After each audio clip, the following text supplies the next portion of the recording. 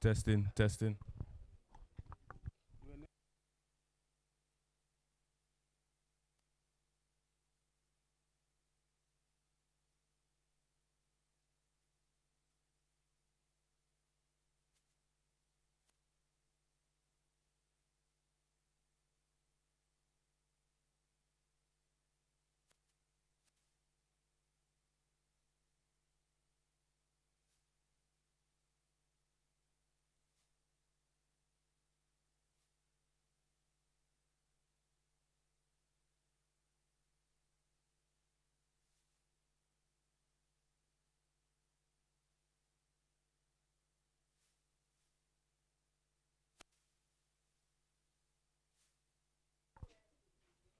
Good morning and welcome again to the Benjamin Spark in the 2026 Winlott Under 19 Super 6 tournament, 50 over tournament. This time it's Grenada going up against Dominica. The story from the middle is that Grenada has won the toss and they have elected to bowl first. And so, of course, the local side is having the first knock. Of course, it looks to be a very good pitch to bat on. Still appears like there's some preparation moisture there. But of course, after the first hour, usually such moisture dissipate through evaporation. And of course, the surface gets better for batting. The openers, as usual, Armstrong, Alex Armstrong, and Darwin Lewis, the left-hander, will be first in, of course, the first deliveries. And at the top of his mark, it appears to be Aaron Edwards, a tall fellow, and he'll be operating from the northern end for Grenada, of course, looking to make some early inroads and put early pressure on the local side. Meantime, it will be Darwin Lewis, who did not get too many in his last match. The match before, he got some 30 odd, I think, but the very last match didn't score much. Hopefully today he can change his fortunes around and put up his hand for Dominica. Very splendid day for cricket. Here goes the first ball of the match. Short and slow, wide outside the off stump, but not wide enough, of course, to get the attention of the umpire. So the ball seemed to have delayed off the surface there. That's clearly an indication that there is a little bit of moisture lurking beneath the surface.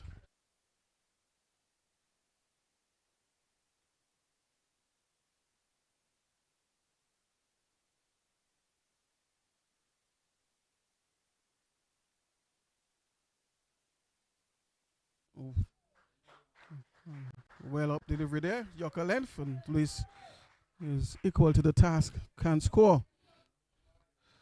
So of course Grenada will be looking for a victory here,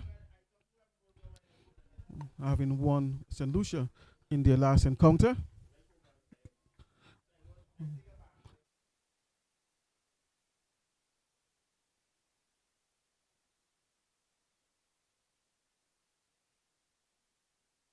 Performance and a beautiful looking shot there, just closing the face, very risky shot on the onside, and the batters will get two. So Lewis really showing some batsmanship there, some technical prowess, very well balanced at the crease, watching the ball very closely, allowing the ball to come under his eyes and closing the face at the last moment. So very good sign there by the left-hander.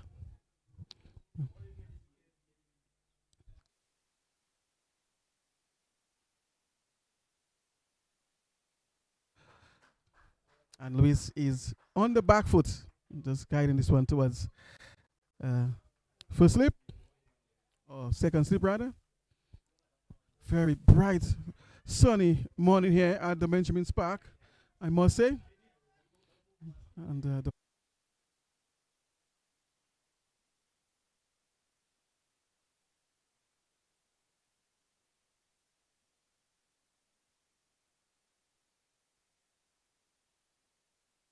Lewis is forward stylishly, button pad close together, just showing some technical prowess on this occasion there, and he can score. Of course, there are only two men outside the 30-yard circle. We are during the power play period now. So in 50 overs, there is something called power play.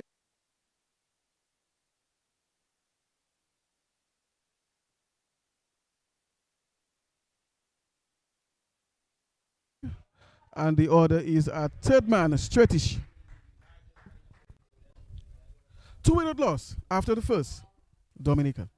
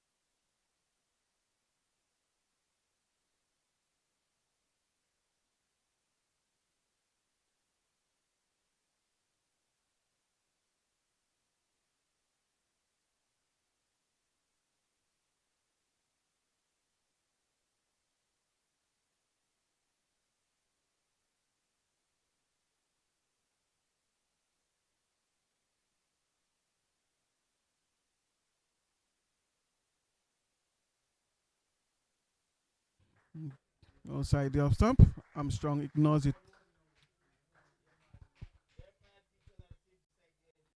So for Armstrong,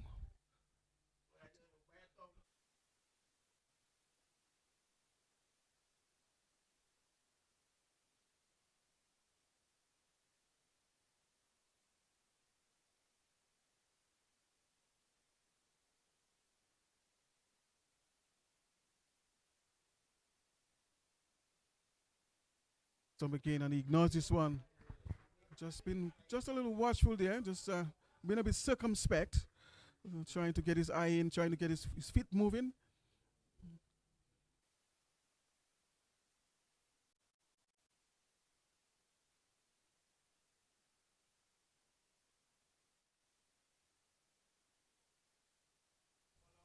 To try and go over the infield. And that's one of the advantages, of course, batters have in the power play.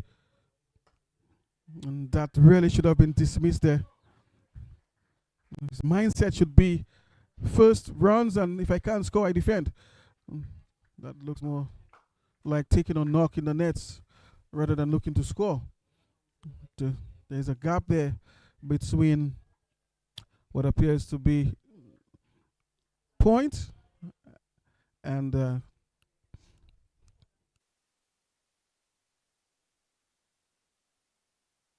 good ball there, well lined, good length, and just keeping the batter quiet on this occasion.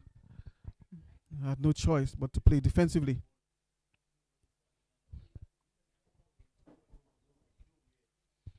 So Grenada already looking good in their second over.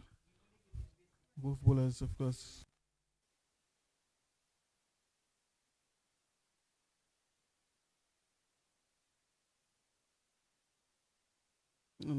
Not a good ball, but just driving Armstrong, not able to pass the man at mid wicket. Shot mid wicket, that is. Lovely day for cricket here at the Benjamin's Park. Lovely sunshine.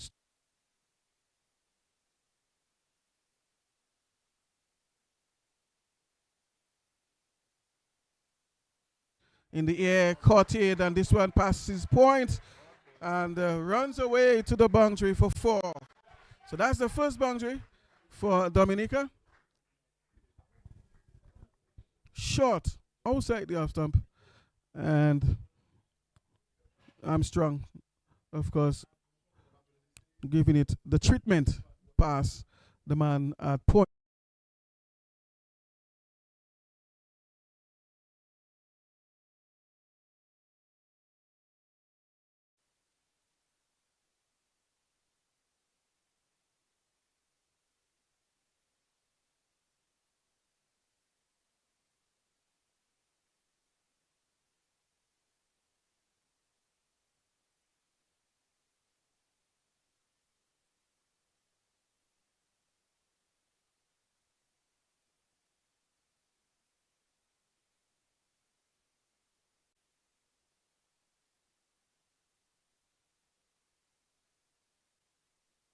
Up and Lewis is looking to drive, just pushing this one down the ground.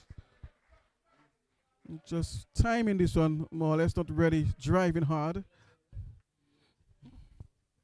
And Lewis seems to be a bit more circumspect this morning compared to yesterday. So really looking.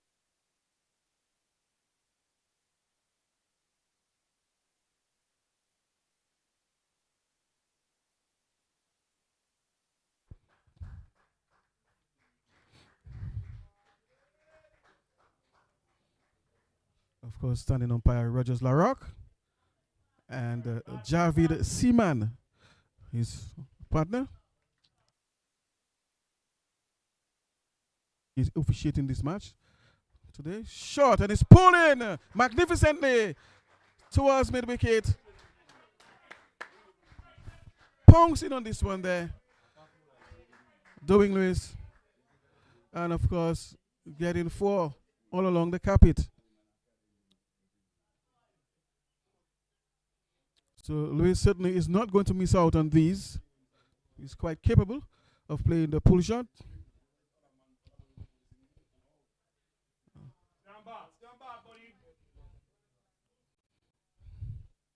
Edward.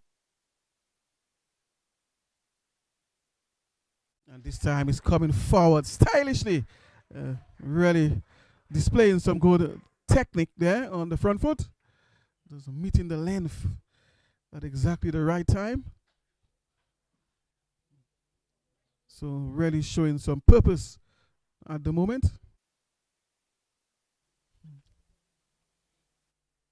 Seems to be concentrating very hard. Edwards. Shot and he's pulling again, and this time even better, all the way to the fence. What a superb stroke that was.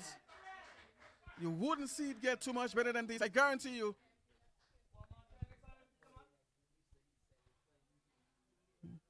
Edwards can't afford to be short to this lad at this moment. The mood in which he is, the form, really playing, of course, every delivery on his merit. Stay tight, buddy. This is within his ability. He's very good at the pull shot. And so if Aaron Edwards misses his length, prize. Aaron Edwards, back of a length and looking to pull, but not making contact on this occasion. So this one was a bit slower, delayed off the pitch. And of course that takes us to the end of the over.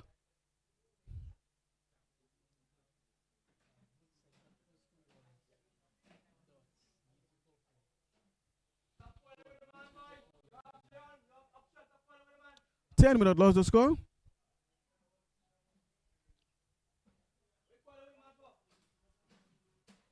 course, we just want to say good morning to the folks down there in Grenada.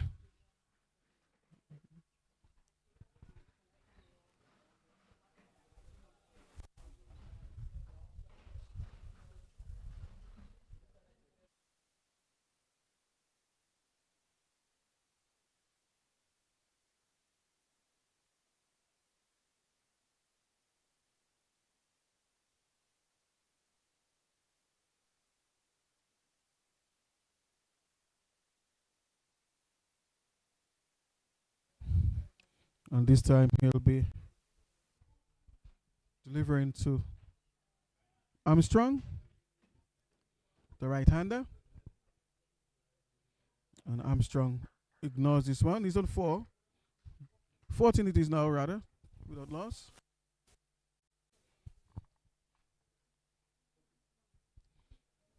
So Armstrong just looking to bad time and cash in whenever he's able.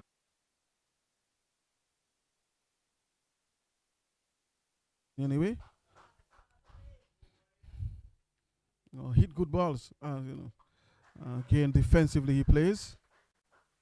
So he's quite happy with just occupying the crease. So he's not the type of player who will hit good balls away for 4.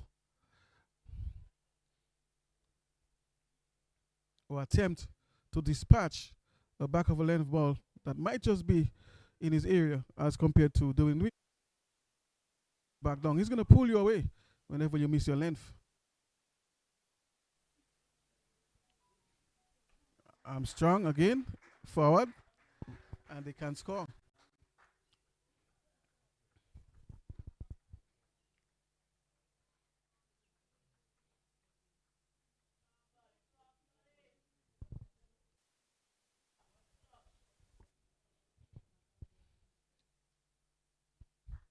Edwards from the southern end. Tallish line to Armstrong. And this one goes across the batter at good length. And Armstrong, of course, ignoring it.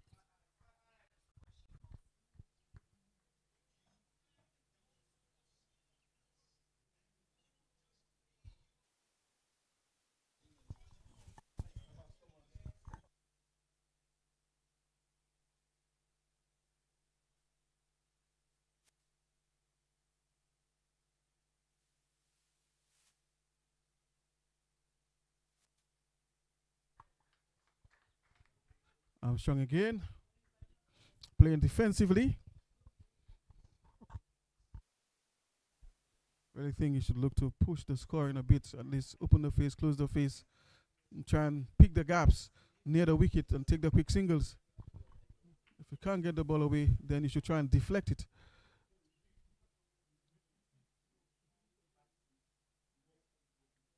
Take the quick singles. And really should be looking to open a bit more on that one and pick the gap between extra cover. But it's now 14.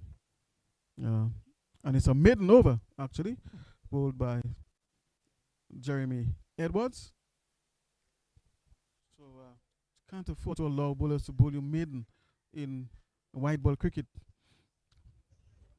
To try to really keep the score ticking over, pick the gaps, open the face, close the face. You can't score runs near the wicket as well. And I think that's something that he has to improve on his game. And keep the score ticking over. Putting a lot more pressure on your partner. Bowler to you.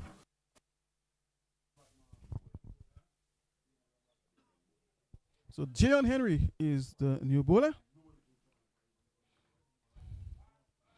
Will be operating from the northern end, number 13. And he's coming in from over the wicket. Short, and Lewis is pulling again. Bread and butter for the lad. And it's the third 4 that is hitting through mid-wicket in that fashion. You can't afford to pitch there to him. You would have thought that while he was looking before he was brought on, he would have learned that lesson. But it seemed as if he had to experience it himself.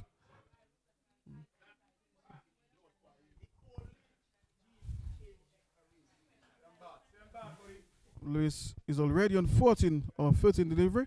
Has a good strike rate of 107.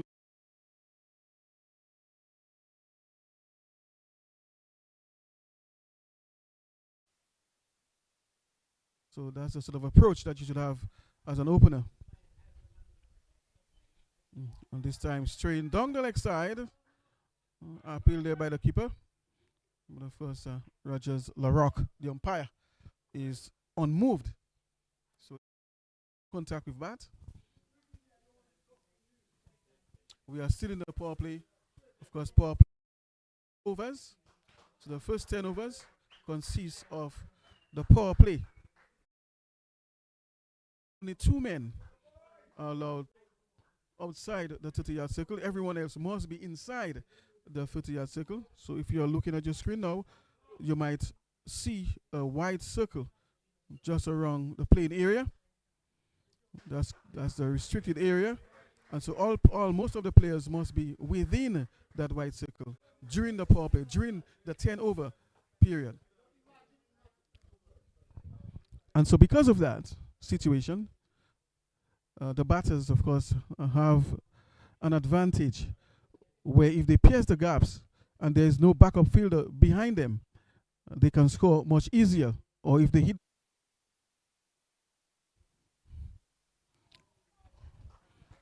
And so that is why it is so important for the opener to take advantage of the power play situation.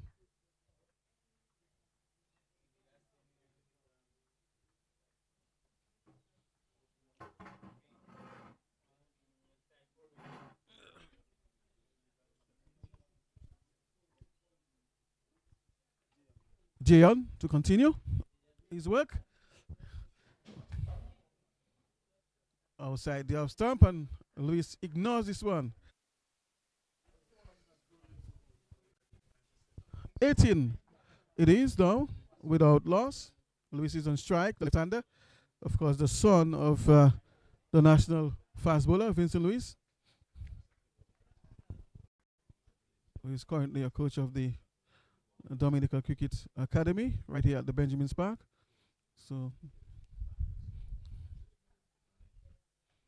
a good line, good length, and Luis is equal to the task on the really displaying some technical prowess there with the bat, and rightfully so. That's the end of the over. It's now 18 without loss after 5.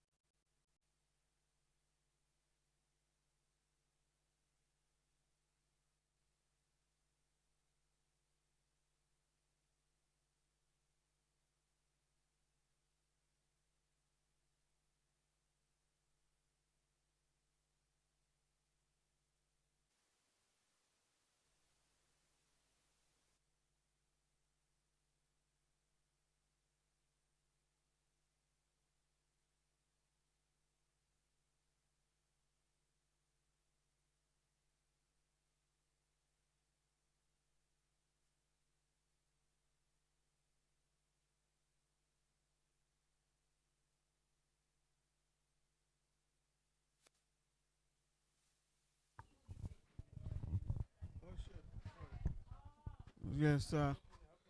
So Dominica losing their first wicket there. 21 for the loss of one. Armstrong was beaten there by a fantastic delivery at good length, just drifting slightly away from him, forced him to play. And of course, the keeper making easy work at the back. So Dominica losing their first scalp. 21 now for the loss of one. Dominica.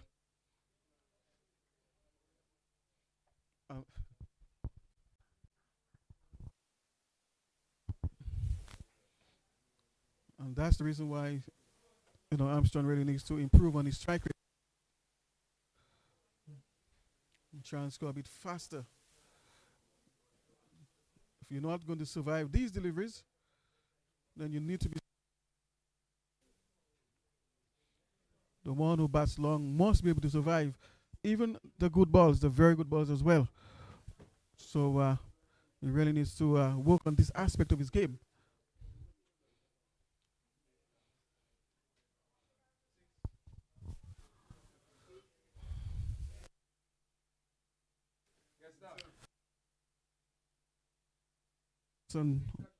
Opting to bat first, to bowl first rather, giving Dominica the first knock. The Windward Islands under 19 tournament, 50 over tournament, sponsored by, of course, Dominica coming from a defeat yesterday. We'll be looking for a victory here today. Luis again attempting the pull shot, but not negotiating well.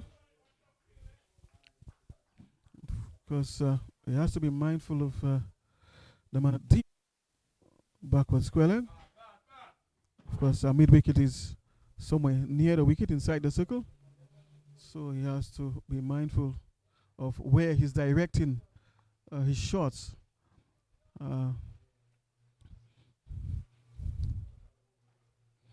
Luis always has a positive mindset, just looking to push the score along. And this time allows you to go by outside the off stump. Good length ball there.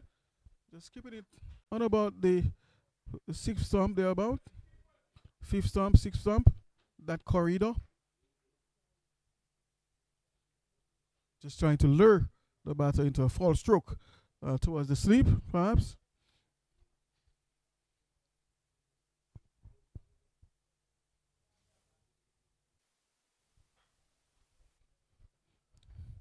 And this time straying down the leg side as the umpire does some exercise now. Rogers Larry.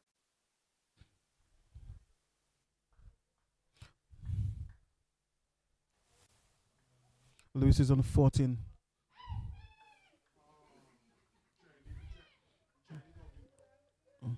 Gion is into his second over now. And he's operating from the northern end.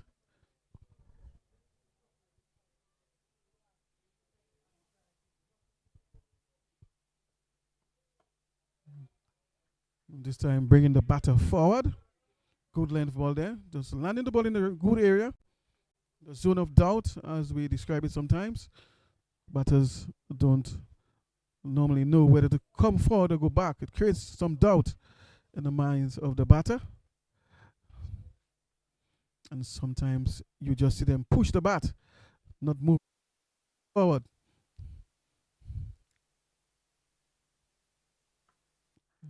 Back of a length and just turns this one around the corner for a single. Good looking stroke. And keeping the score ticking over, importantly. This brings, of course, batter into strike. That's Aiden Burton, of course, the man who's in form.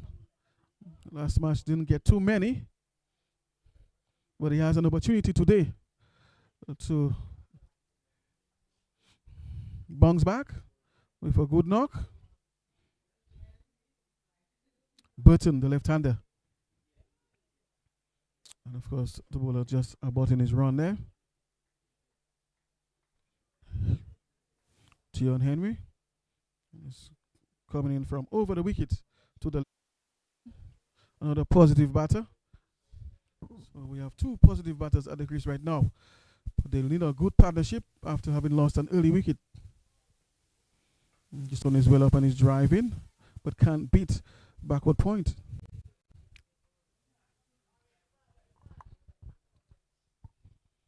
Yes, the sun is out in all of its glory at the moment. Brilliant sunshine and perfect conditions for cricket.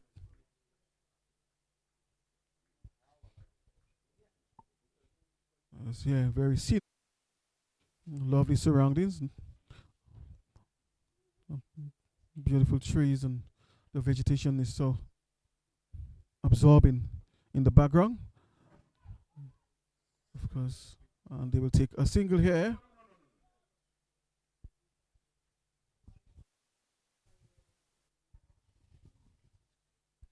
And we can see, of course, some of the seabirds, as we call them locally, that hovering over the western sky from over the sea, the Caribbean Sea. Of course, it's now 24 for the loss of 1.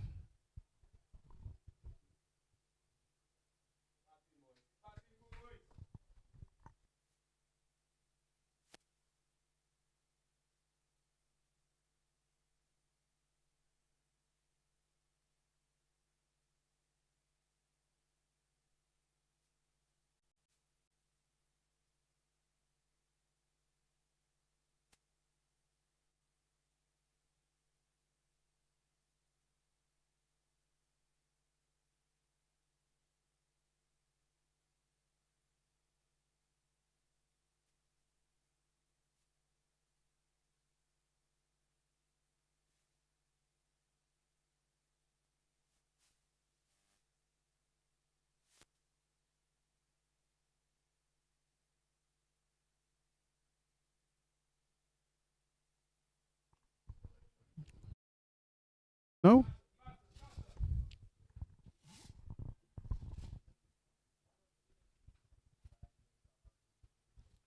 Outside the off stump, and he ignores this one again. Luis, of course, looking good so far for his 15 of 22 runs, balls rather.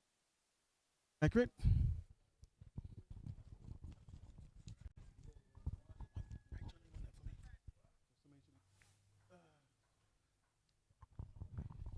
Darwin Luis, the left-hander, 15 of 22 deliveries. Looking to push the score, give Dominica that very good and needed start.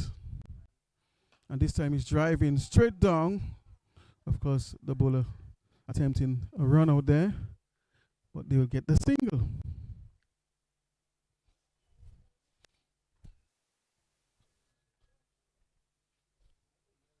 Yeah.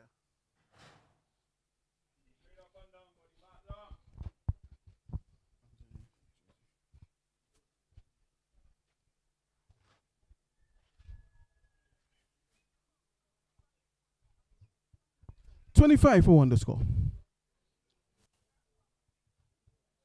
Jeremy Edwards. Let's see.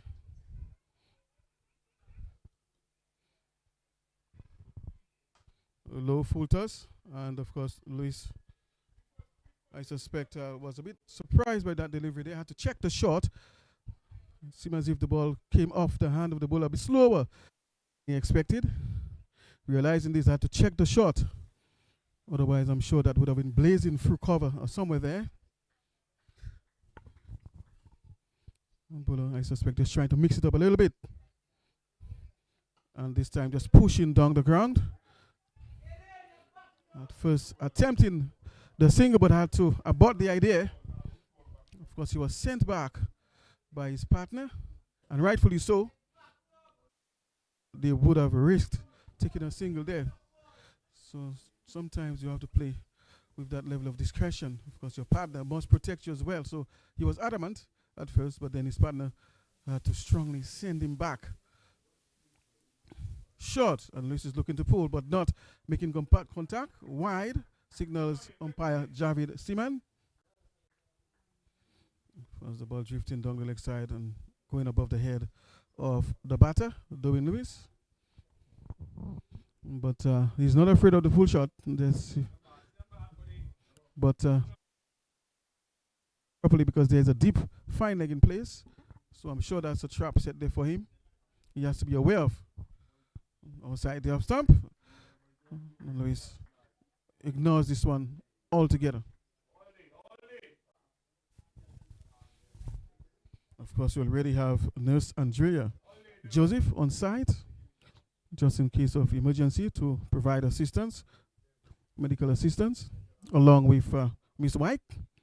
So both are on site. This one jumping there, bouncing a bit more than he expected, almost a Jaffa-like delivery. And it's now 26 for the loss of one at the end of the over.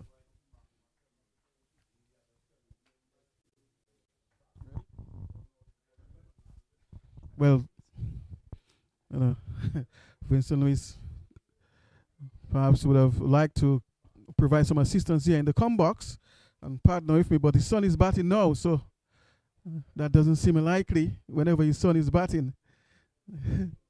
His focus is on doing this.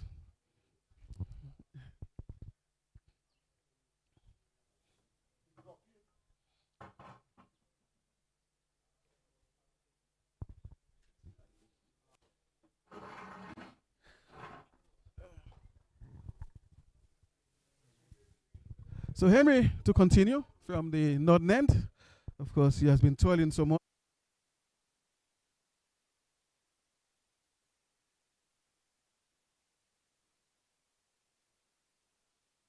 First wicket, and Luis just working this one around. Go to the boundary, and it does. And of course, it's 4 more to Luis as he moves to 19 now, 30 for the loss of 1.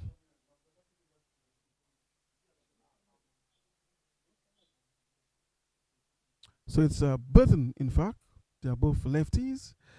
So it's Aiden Burton, the taller of the two. So Aiden Burton is the man who just got that boundary. And that takes him to 6, of course. So far, healthy strike rate of 120, 6 of 5 deliveries.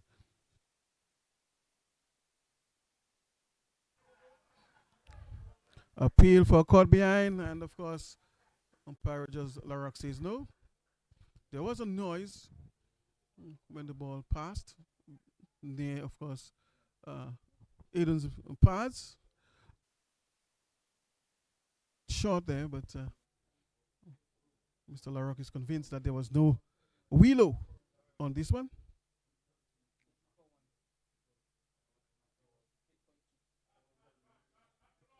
$31 for 1 the score, as 30 actually for 1 the score, as Henry down the leg side again. So Henry is having some difficulty with his line here, and another wide. Really needs to calibrate a bit better. They perhaps needs to reduce his pace a little bit and concentrate on finding his. It is more important to be accurate as far as lines than pace. So perhaps he needs to just settle down, get his line right first. Because currently there are 2 left-handers in the crease, so it can't be the combination of left-right that is inducing that sort of alignment. In the air towards mid-on, the ball falling short, and the batters will get 1. So really straight on, just landing the ball outside, just on about the off stick, top of off stump. Try to get his body to fall in that direction. So his mechanics, he needs to adjust his mechanics, his bowling mechanics, so to speak. He's bowling from over the wicket to the lefty. And he's driving Luis, but straight to mid-off. Misfield there, and the players at first were attempting a second run, and now they'll get it. Another overthrow. The fielder, and after throwing it in, there was an error, of course, at the back of the stumps, and finally allowed for the run. So just a little lapse there in fielding by Grenada.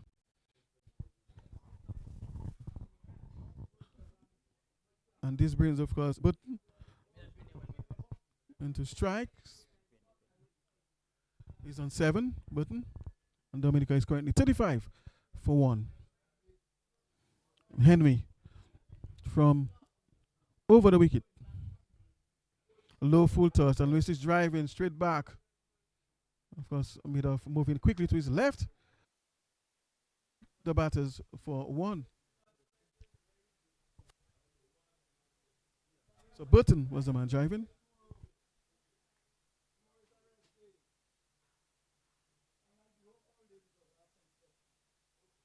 Luis is on strike now.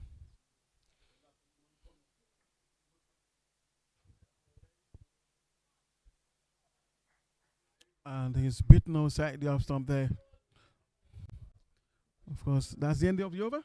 And after 9, it is 36 for 1. So that's the ladies here at the Benjamin Spark between Grenada and St. Lucia and Dominica. Of course, Grenada winning the toss and choosing to bowl first. You are watching the Winlott Windward Islands under 19 50 over tournament sponsored by Super 6.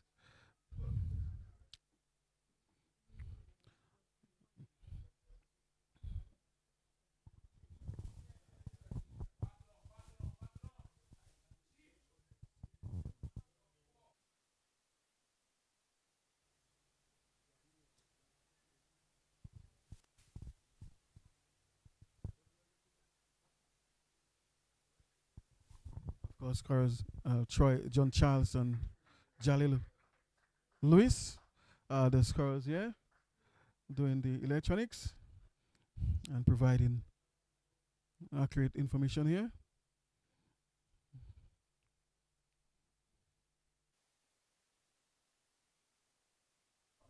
Of course, Jalil is a teacher of the Portsmouth Secondary School and now offering services here in this tournament as a scorer, as well as Mr. Mike, also a teacher at the Portsmouth Secondary, and providing services here with the medics.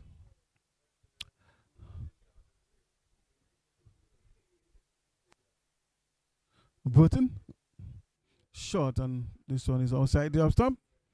Little extra bounce there, sort of a somewhat tennis bounce. First Burton watched it very carefully and ignored it. One slip in place though, one slip, a deep third man, straightish, backward point. There's a man at cover point, cover, mid off, deep fine leg, or deep backward square leg rather, and short mid wicket. We are into the 10th over, of course, the final over of the power play. Again, it's ignored outside the off stump. So Jeremy Edwards is the man who picked up the first wicket. He's into his 5th over, conceded so far only 9 runs. Economy rate of 1.9, just under 2 runs. So has done a very good job here so far for Grenada. And again, outside the off stump wide signals the umpire this time. That's umpire Javid Siman. And there seems to be a bit of a tennis bounce on that side of the wicket. Off stump. And again, that tennis bounce up in the air and the ball falling in no man's land. So that bounce seems to be making life difficult for the batters. A sort of tennis bounce just outside the off stump of the left-hander, especially on the northern side of the wicket. But we'll see how it plays as time continues, as it dries up more. And of course, that brings us to the end of the over, the end of the power play. And it's now 38 for the loss of 1.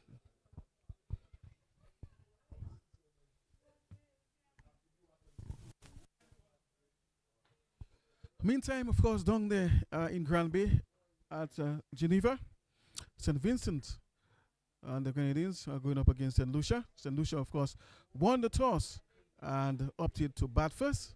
St. Lucia is currently at 29 without loss after 6.3 overs. So that's the situation. 29 without loss after 6.3 overs.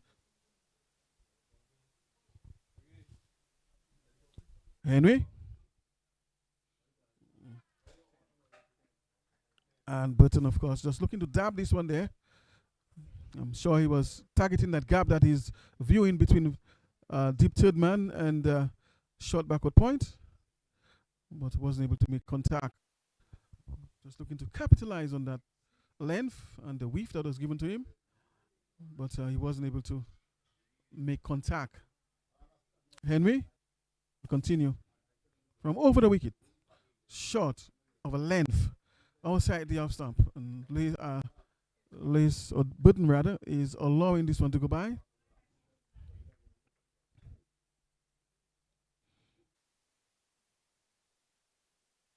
Getting a bit of a troubling bounce there, and you don't want to risk it, especially when the ball is that close to you, too close to court, and with a little bit of bounce. This one going right through the batter on this occasion. Almost had his man there. He has to be careful not to attempt to play too much across the line, but instead play down the ground. And if he wants to target mid-wicket, close the face. But if a straight is bat, so he has to adjust his technique there that the ball doesn't go through while he's trying to target mid-wicket.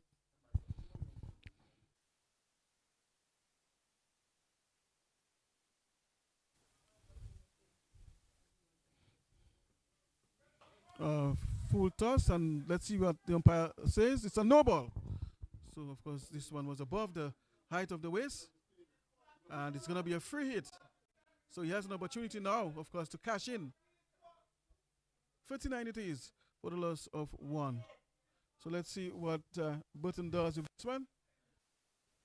Let's see if he can take advantage of this free hit.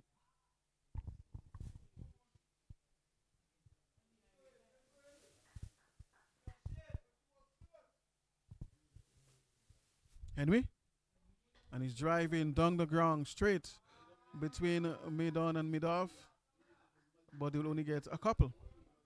So not really getting the contact to get the ball away to the fence. But of course, I'm sure they'll be satisfied with 2.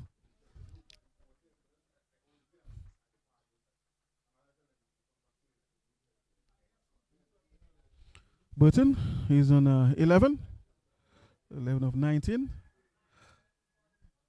He's looking to forge a partnership there with his partner, Dominica Lewis, who has been there from the start.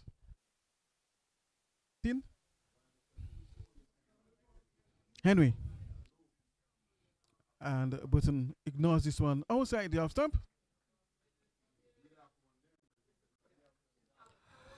So both batters, it appears, are really looking to forge a healthy partnership now. Having lost an early wicket. Alex Armstrong only went for 6. And of course, ever since this pair has been really making efforts to rebuild that damage that was done, to repair rather that damage that was done, and build a partnership. So of course a partnership of 20 by this pair since the fall of the first wicket, and after 11 it is 41 for the loss of 1.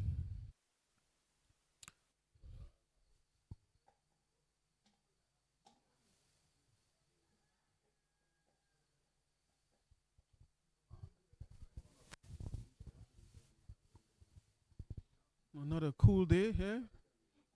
Of course, there's a gentler breeze blowing here at the Benjamin's Park, and the sun is streaming down beautifully at the Benjamin's Park.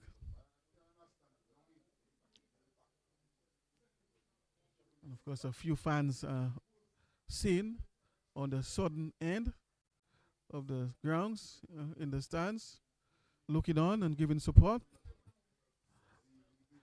And I'm sure more will come in to watch the match as Edwards continue. Left-hander is driving through the offside, but we'll only get one.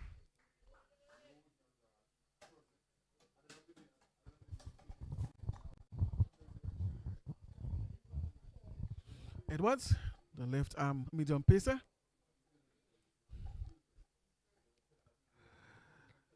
Has one wicket so far, so he's the only one who has taken wickets so far. It's over. Full toss. Looking to drive, but not really getting the contact that he was looking for. But of course, will settle for the single.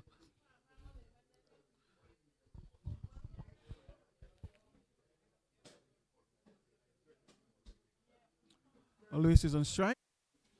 He's on 19. And Luis is driving, but straight to man. Straight to cover.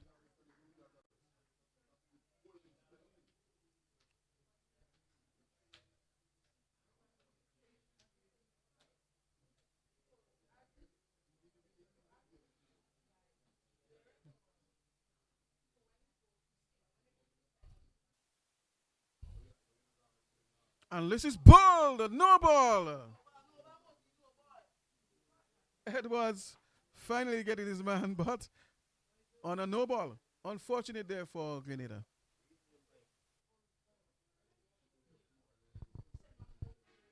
So Luis, of course, is a very lucky man here. He gets a life. Luis gets a life of a no ball. So hope he learns from that and make the necessary adjustment. I think he needs to adjust his footworks.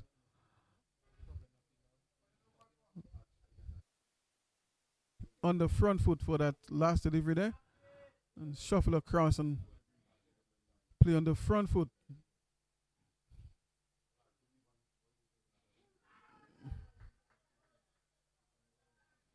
And now he seems to be losing his concentration.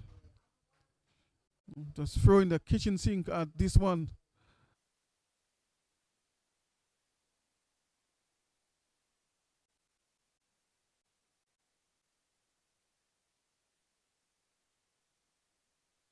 Bowling is not the easiest at the moment. The wicket is not really favoring the batter because of the bounce. The tennis line.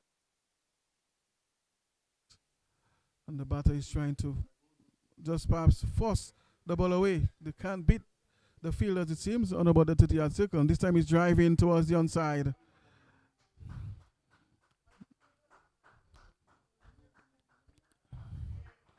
And they will get a couple.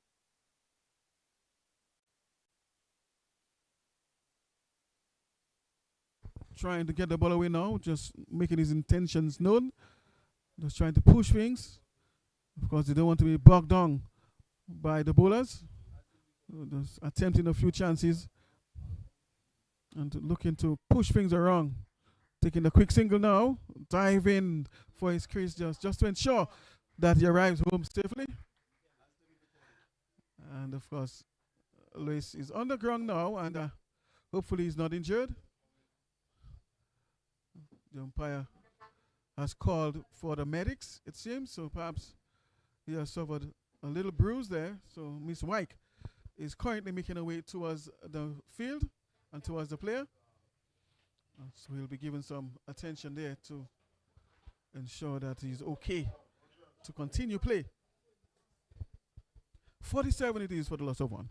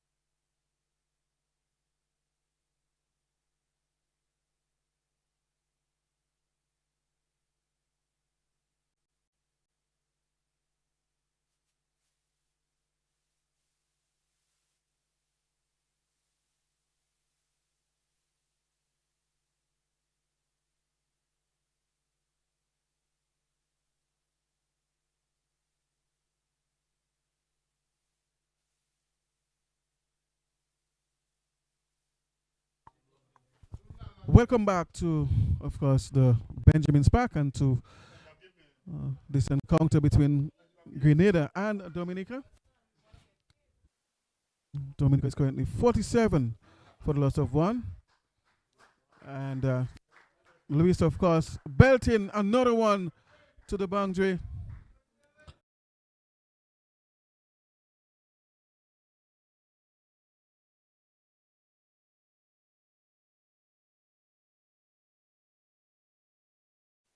There on the surface to this left hand. It's easy pickings for him.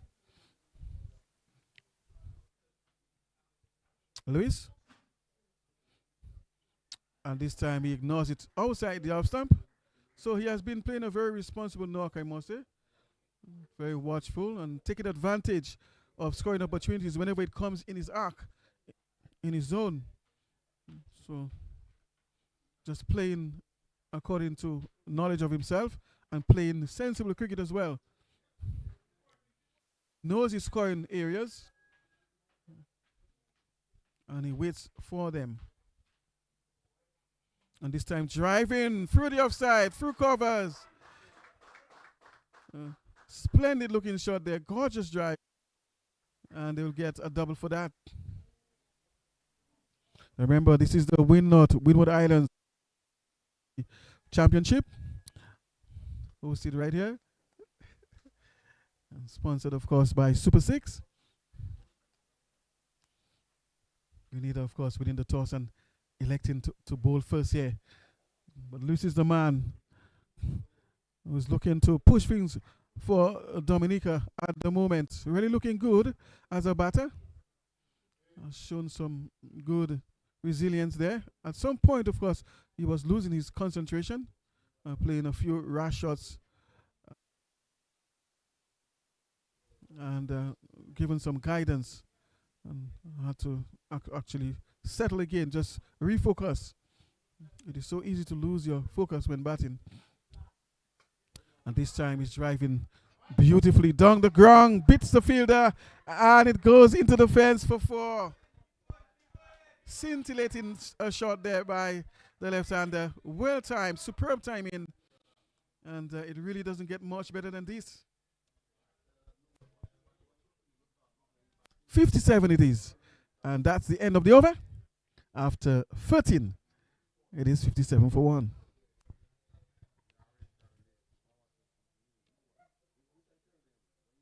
So Dominica having a much better start today here. Of course, the top order are performing much better than compared to yesterday. And rightfully so. Because Grenada will be looking to take a few more wickets. We might just see the introduction of slow bowling by Grenada. So Aravinda Bishop, there's something about that name that I fancy. Really sounds like one of the Oriental players of Sri Lanka or even India. Aravinda. And I heard a comment there at my back that he bowls like Bishu, the former West Indian spinner. He has a similar bowling action.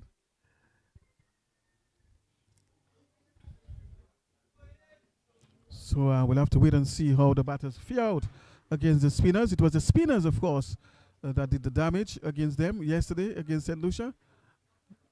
And, of course, one of the fast bowlers who picked up a few wickets as well. So this appears to be the off spin from the front of the arm outside the off stump, and he ignores it. So Burton is on strike. He's on 12. So we'll have to wait and see how they fare out against the spinners on the surface. I suspect it might just be spin friendly. Shot outside the off stump. Wide signals umpire. Appeal for caught behind. And the umpire, of course, maintains his signaling of wide. And no attention, of course, is given to the appeal. They are also looking towards the square leg umpire, Rogers Larrock, and no response in their favor. And they are still pleading with the umpire, asking questions of the umpire. They were, they were very adamant, very convinced by their.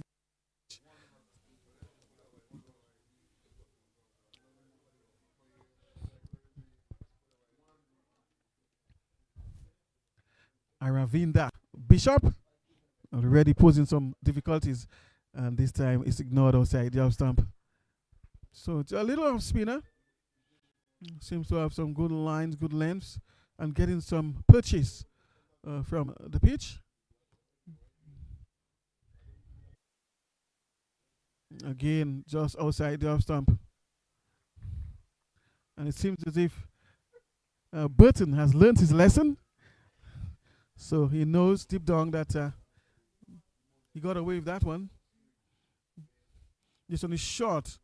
And even the short and wide ball wasn't taken advantage of. Perhaps he could have tried to dab this one and make something out of this one. Given that it was that short, he had time to shuffle across. This one is closer to him and it beats him at better length, of course, going through his defenses. So he seems to be having some difficulty, that is Burton, with this particular off spin.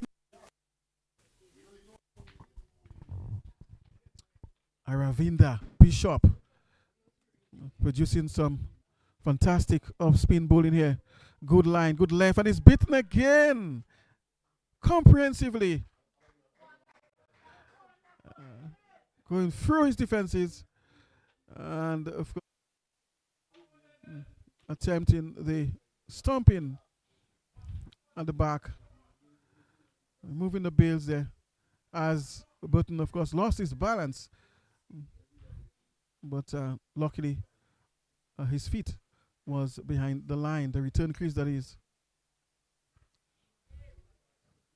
So Aravinda Bishop, flighty delivery and stifling drive there, not quite getting hold of it, and that brings us to the end of the over.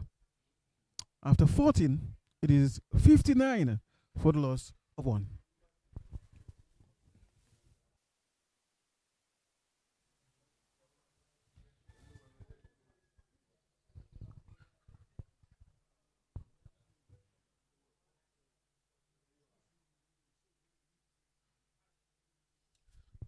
So I suspect the captain might just switch to spin on both ends, realizing obviously that the batters are having some difficulty with the slow bowling. So he might just go with spin on both ends.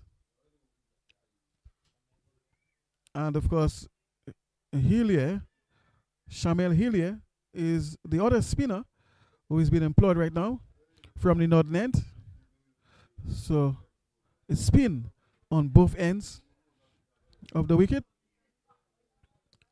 And so they are just looking to, of course, pick up some wickets here, realizing that the batters are having some difficulty, particularly Burton.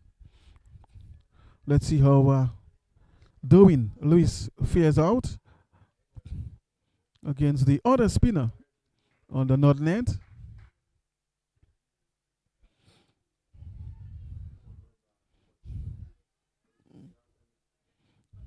Hillier between the umpire and the stumps.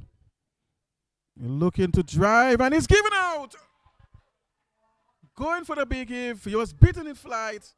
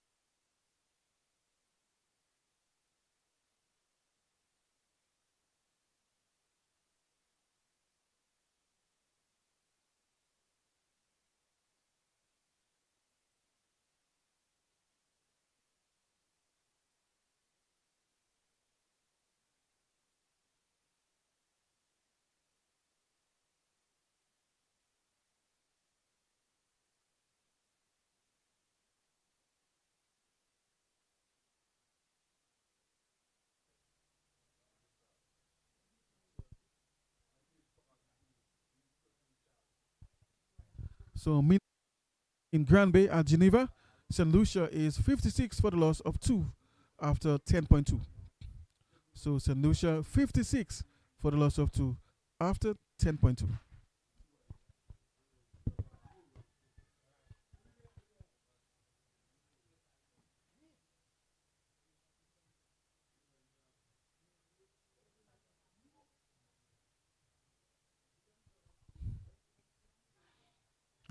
And immediately he's off the mark. Just showing some finesse there.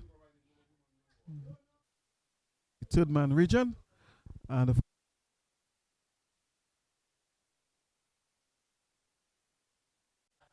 so Fontaine is off the mark. Just using his crease, going into the depths of his crease. And just chopping this one towards the third man region. Showing some dexterity with the bat there. And this time ignores this one outside the off stump. So appears to be another off spinner. That's Helia. Chanel Helia.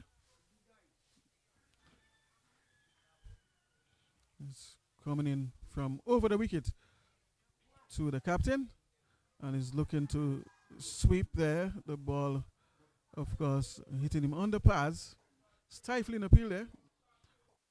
And of course, an extra will be given to the local side, as was signaled by Rogers Larocque.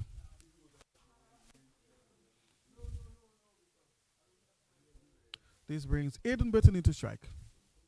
Aiden, of course, has had some difficulty. Let's see how he fares against the other spinner, off spinner that is. Full toss and he's driving, but he'll only get one through the offside.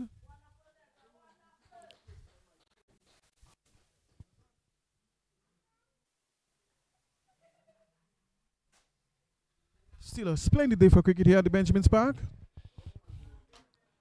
And it has been sunny all morning. Hillier from over the wicket.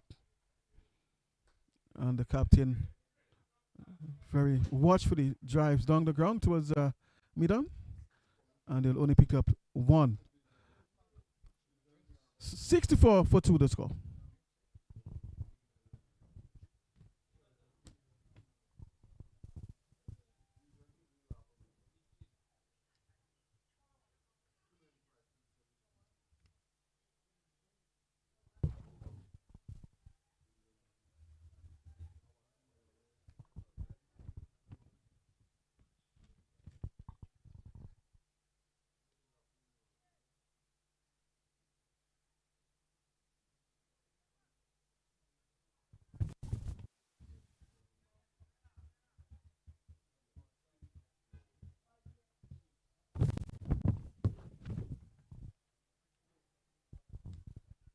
Ravinda Bishop will continue operations from the southern end. And he'll be, of course, serving up to the captain, Lucinho Fontaine, who's already off the mark. And he's on 3. A very consistent batter.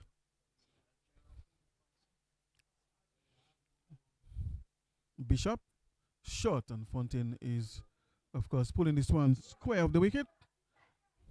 And of course,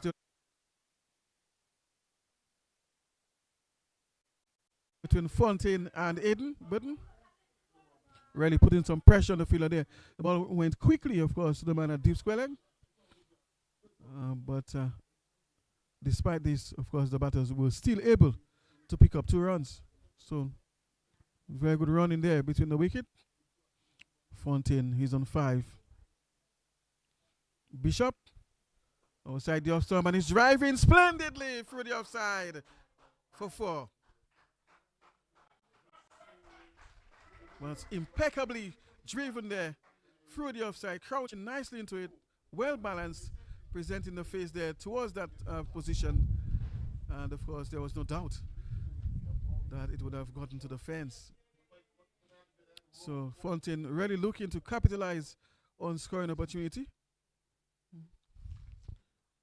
Of course,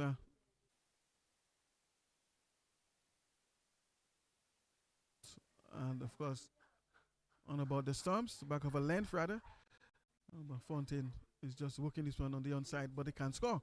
So, of course, Fontaine, of course, there with the bat.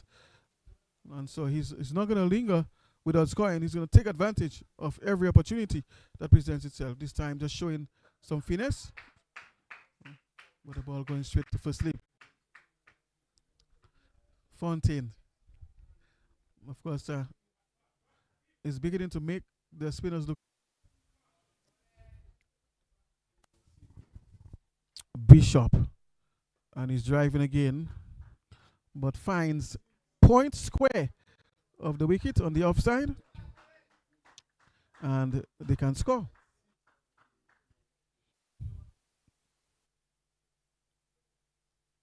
Bishop from over the wicket. Good delivery, good length there. Just cramping Fontaine for room, and they can score. 70 for 2 the score after 16.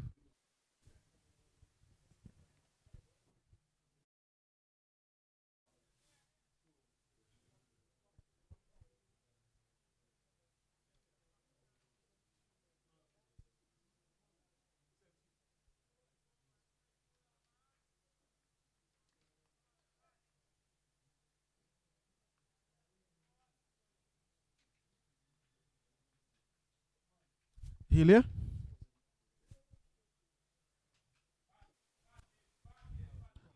He's back into the attack from the Nodland, and he's serving up to Aiden Burton, making his adjustment. Bowling to the left-hander and going back to bowl to the right-hander. So that change from left to right and right to left usually challenges the concentration of the bowler and his calibration, so to speak. And he's pulling this one, but the ball is rebounding from a short mid-wicket off his legs, and they can't score. So Fontaine, of course, is looking ambitious, so to speak, at the crease at the moment, but also looking to play a responsible knock as usual.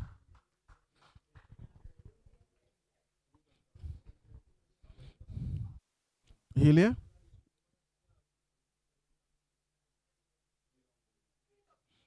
And Fontaine is pushing defensively.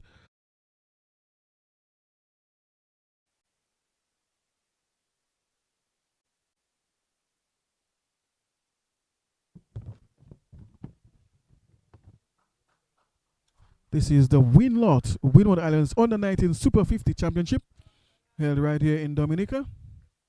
The host side, of course, taking on Grenada. Grenada winning the toss and opting to bowl first. And again, Fontaine looking to exploit that gap there in the gully, but can't score.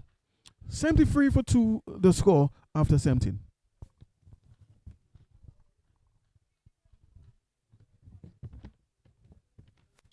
Meantime, down there at Geneva in Grand Bay, St. Lucia is 77 for the loss of 2 wickets. So St. Lucia is 77 for 2.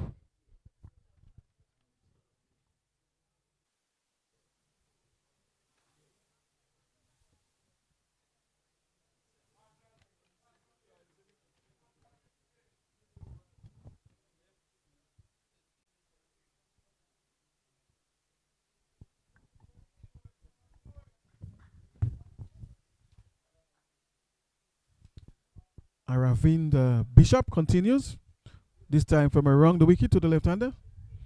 And he's beaten, all ends up, squared up somewhat there, bounce and turns. So really, Bishop is posing some difficulty to the left-hander, Burton. So he has to really concentrate much harder to Aravind, because he's the one that has been bothering him. And again, it's bowled! Bishop castles Eden Burton. Previously, He was beaten through the gate several times, the ball going over the stumps, but this time, of course, the ball colliding into the timbers, and Burton has to make that slow walk back to the heart. Dominica losing their third wicket. 73 for free. It is.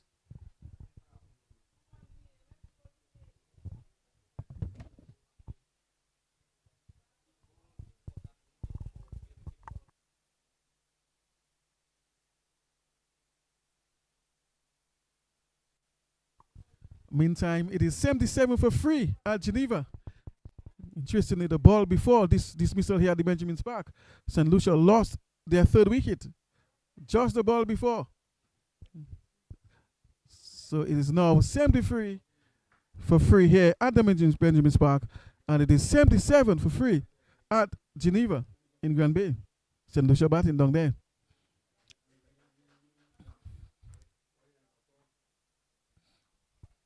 So Aravinda Bishop really has been troubling the left-hander, that is Burton. We saw that in the previous overs that he bowled to him, and he was really looking threatening, and finally really had him castled in that last delivery there. So seems as if Bishop is his nemesis, literally his nemesis.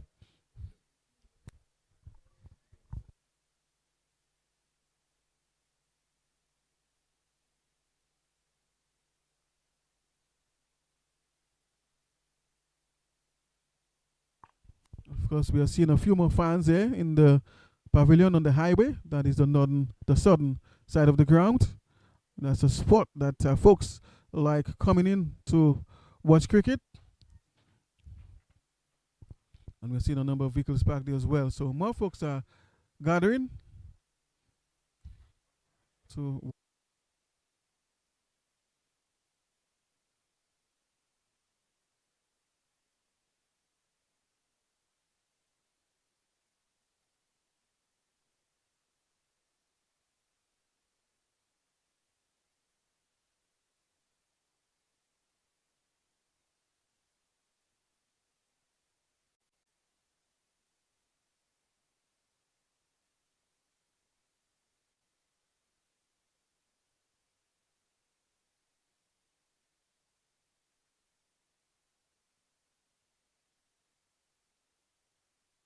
Really beating the batter. All ends up going past the outside edge. The batter was squared up somewhat there by the movement of the delivery. So he seemed to be really getting some pitches there. That's Bishop. And again, outside the stump at good length. And that takes us, of course, to the end of the over. 73 steal for the loss of 3.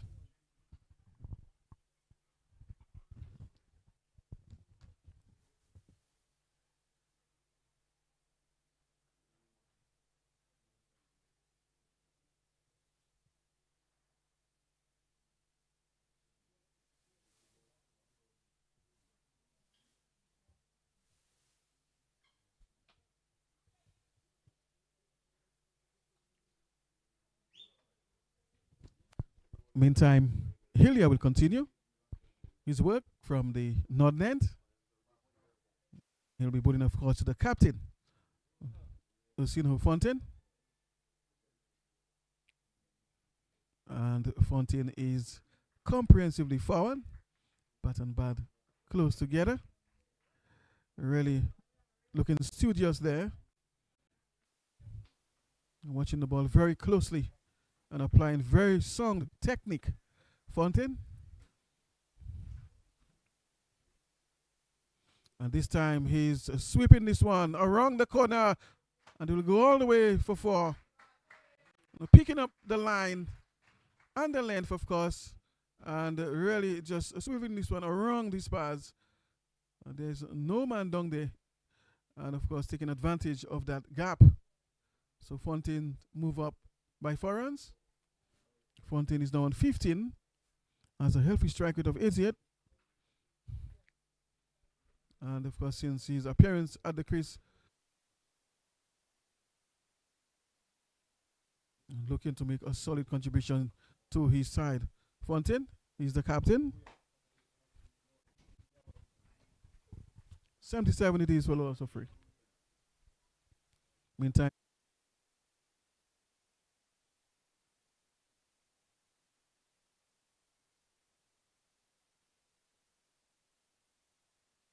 resistance now and also milking the bowling. So he's making it look much easy. Fontaine. And again, swivel this one around the corner. Good looking shot there. And we'll get another boundary. So, of course, Hillier just missing his line and his length again. Drifting slightly down the leg side. Fontaine just helping this one around. And will earn another boundary. For the loss of free. Fontaine pushing the scoring. And is now 19 of 19. A strike rate of exactly 100. Hillier. Let's see what he has up his sleeve this time.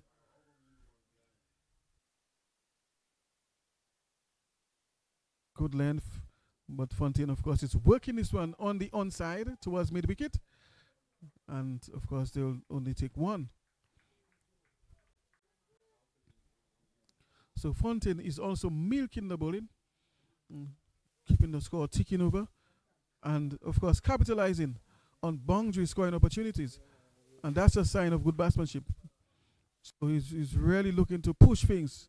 Doesn't want the innings to be stagnant at all in any way. Meantime, of course, Eden Britton will be looking, of course, to do his share. Good delivery there. Rather, it's Christmas, Kellen Christmas, pardon me. And, of course, that takes us to the end of the over. 82 it is for the loss of 19.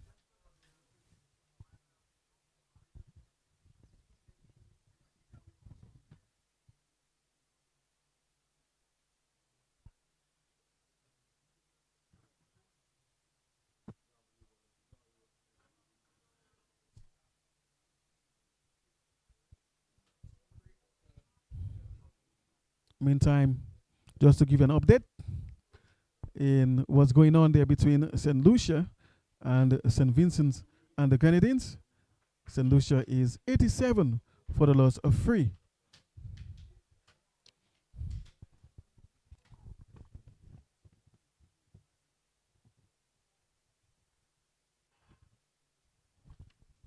Aravinda Bishop continues his work from the southern end.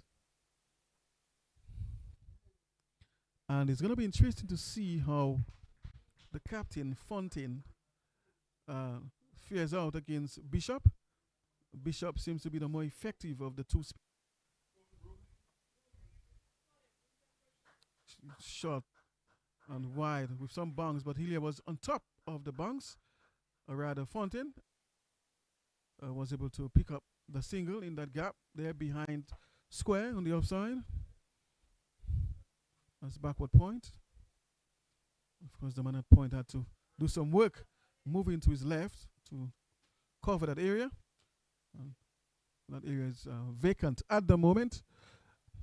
Of course, this brings the left-hander into strike. That's Christmas. Bishop in the air. And it's dropped. Caught and bowled opportunity.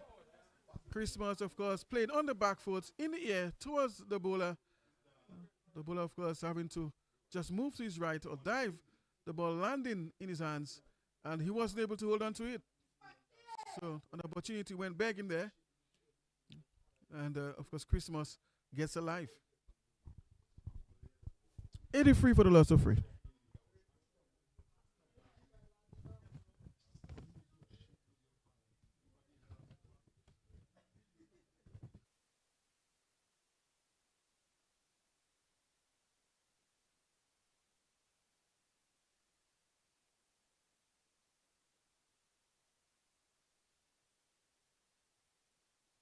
Was looking to take a quick single, and they will get it. Just put in some the fielders, and you could see a few of the fielders disappointed in their teammate. Really felt that that should not have happened. But batters really have to learn the art of adjustment. They have to have that philosophy. Expect any ball as a batsman. Chance of a run out there, and the batter is diving into his crease, and that takes him safely home. So good running there, and good sense of what is happening. Of course, realizing that he was in danger, dived with the length of the bat in front of him, of course, and that did the trick. So he was safely home. So, and that's what I'm talking about. As we just saw, of course, Christmas, realizing that he was in a bit of a danger there, some distance away from his crease, needed to put on the dive, and he did so.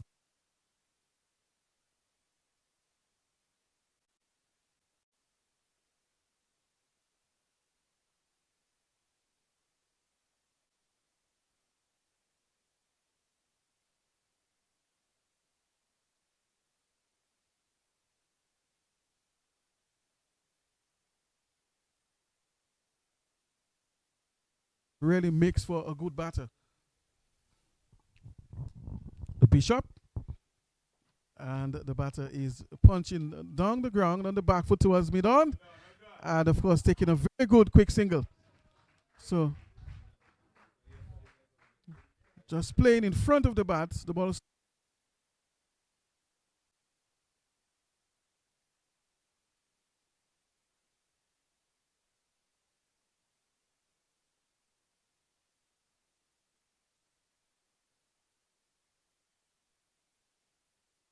chance of a catch, and the ball falling between the two fielders. The man at deep mid wicket and the man at square leg, and of course, Fontaine not timing this one properly, and almost getting caught there in the deep. 86 for the loss of 3 after 20. So 86 for the loss of 3 after 20. Of course, those of you who are just tuning in, Grenada, of course, won the toss and elected to bowl first. And currently, the local side are 86 for the loss of 3. Of course, the captain is at the crease now, Fontaine, number 1.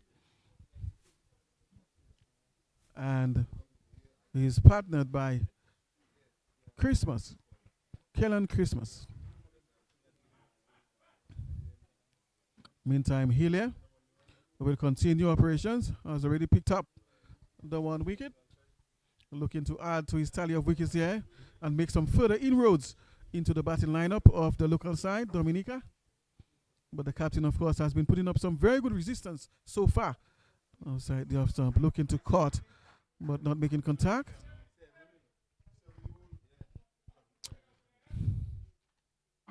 Very splendid day for cricket here, and perfect weather for cricket. Bright sunshine here at the Benjamin's Park, and a cool breeze, of course, is blowing from the northeast. Fontaine, meantime, just working this one around the corner and taking a single. So Fontaine, of course, has the right approach at every opportunity he gets, and of course taking the occasional boundary.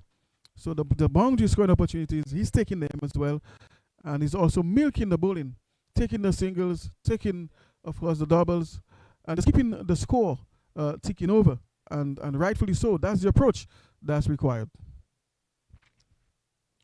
Of course, joining me is Vincent Lewis in the comebacks, as of course the left-hander Christmas takes a single towards the onside. Good morning to you, Vincent Lewis. Morning to you, Crampton. Morning to the viewers. Having some lovely cricket at the Benjamin's Park today, Crampton. Yeah, so far, lovely cricket, as you quite rightly said. Of course, Vincent Lewis, you must be disappointed now. Your son didn't score too many. How much did he make? Not enough, Crampton. I know you are disappointed, but he had a good start. So he was still looking to push on things, played some fantastic shots, seems to be very capable on the pull shot. I was quite impressed at watching him play the pull shot. So he's not afraid of the fast bowlers at all. And the bumper. Yes, Crampton. I think he has a lot of work to do against the spinners, though. Keep throwing his hands against the spinners. Yes, certainly. So I'm sure there's enough time for that. You are there. I'm sure you can take him to the nets and do some work on him as far as batting spin. And this one is dropped through the hands of the man standing at short mid wicket. Really struck this one powerfully, and I think that's what saved him. Yes, Crampton. In cricketing terms, we say man don't catch bullets. That was hit ferociously, Crampton. Yes, you really. This is interesting. Man don't catch bullets. That's a nice way to put it. Christmas is in the attack now. Elegantly just punching this one towards the offside. And of course, that brings us to the end of the over. 90 it is for the loss of 3 after 21. Of course, Lewis going for a 32 of 41. So it was a decent little knock. It's a good contribution to the scorecard. But I'm sure he'd have liked to get his half century after such a good start. Yes, Crampton. I mean, nothing was troubling him. He was batting well. It was the first ball of the off spinner. He didn't look. He didn't see what the ball was doing, and he just fired and got stumped. Yeah, so he needed to be a bit more circumspect. Just have a look, assess the spinner, assess how he plays off the surface. Get his bounce, and then after that you make your own calibration. You for the spinner as it were, and that's where discretion comes into play. The thinking cap. So cricket is not just about being able to drive and pull and defend. You also have to have your thinking cap on. It also requires thinking, thought, discretion, analysis, so to speak. It's not just for the commentators. Yes, the cricket pundits, but also those out there in the middle. They have to have their thinking cap on, both bowlers and batters. It's like a cat and mouse game. You're playing against. Not for the weak-minded, Crampton. And you have to be mentally tough as well. Seriously. I remember once there was a lad that I was batting with, and it's not me, it's my partner. A very good opening partnership. We reached about 80 without loss. And, literally he left the wicket and went. You literally could see in his body language he was on the pitch. He had lost his concentration totally. I had to walk up to him and keep walking up to him to keep him on the pitch mentally. So, concentration, mental toughness is very key to batsmanship as well. A very big aspect of the game, Crampton. And talking about concentration being a big aspect of cricket and especially, batsmanship, what would you suggest to young cricketers to build their focus? How can they build concentration? What things can they do in order to build concentration? A lot of the past guys would say reading does help with concentration. So you could read books, you could find books that you enjoy, topics that you enjoy, and then you read.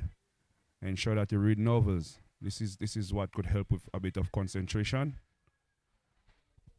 And just speaking to people who has played the game, trying to pick their brains, trying to find out how they did it, and then implement that into your game.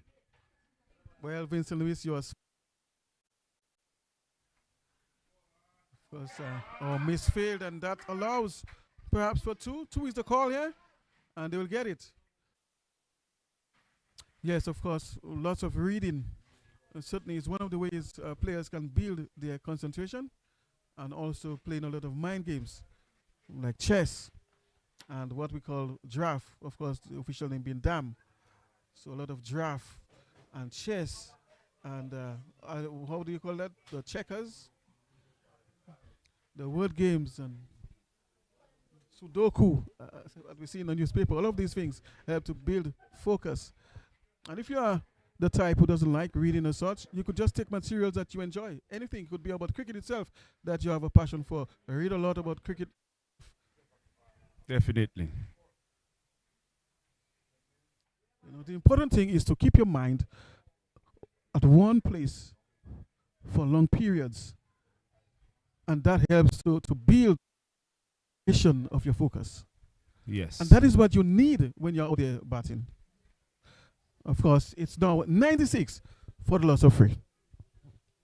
You know, so yeah, so I'm sure you'll be working on, of course, your son's focus, and of course his technique as well, his approach to spinners, so that he doesn't end up falling often whenever he faces the spinners after a good start. Yes, Crampton. Definitely. So your work is cut out. And perhaps you might have to bring in other coaches as well to help him with that particular flaw in his batting. See a new bowler coming into the attack right now.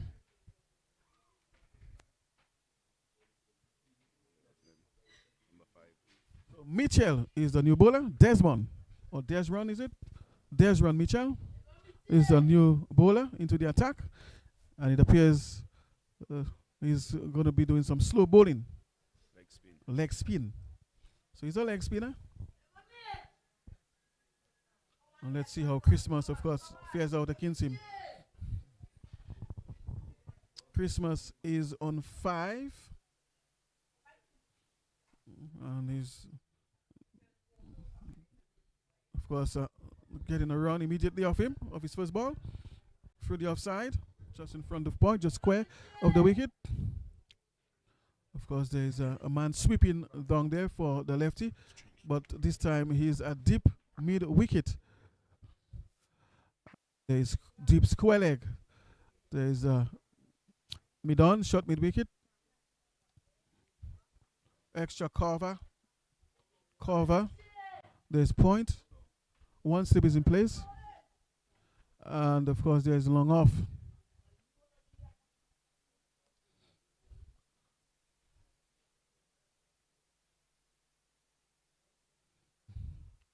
Mitchell. Driving, fronting, just pushing towards the offside.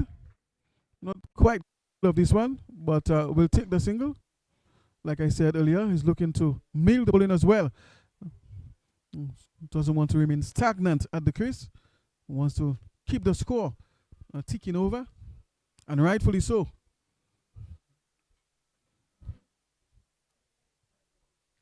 Mitchell. And of course, Christmas is beaten the outside. Good length ball on about the 6th stump, there about 5th, 6th stump.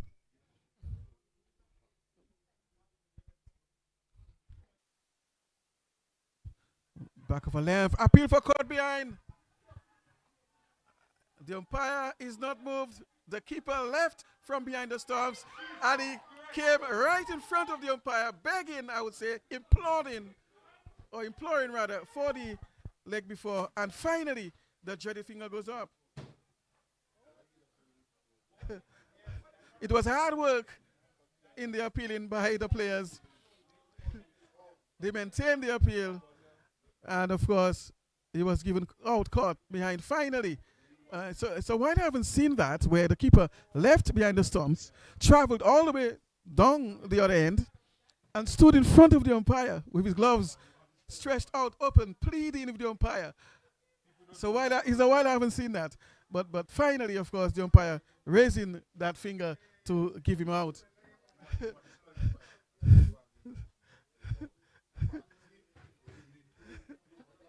So it seems as if the standing umpire was given some assistance by the square leg umpire. So it was given out by the square leg umpire.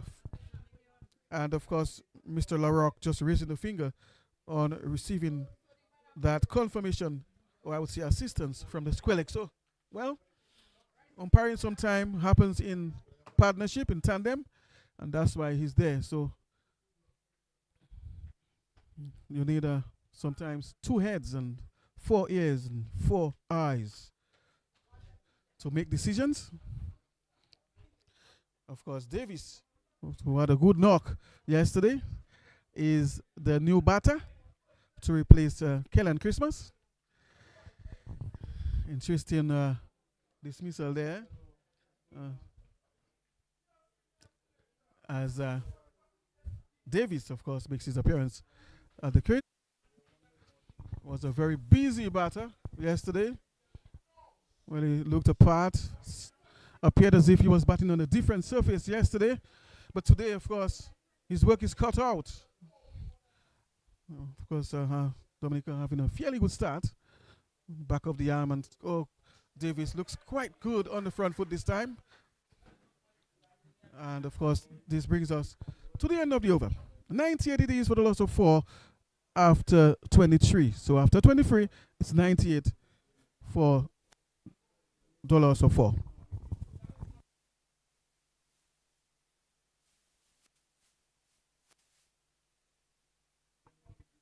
Meantime, of course, down there in Grand Bay at Geneva, St. Lucia is 104 for the loss of 4 after 19.4 overs.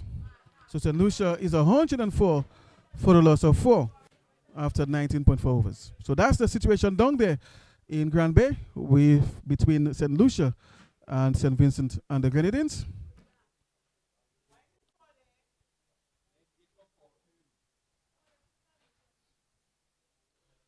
Of course, the captain is on strike still and has done well so far in terms of his productivity with the bat, his efficiency with the bat. Meantime, Aravinda Bishop will continue. In the air, that seems to be another spinner here. Let's just confirm it here. Oh, Bishop who continues.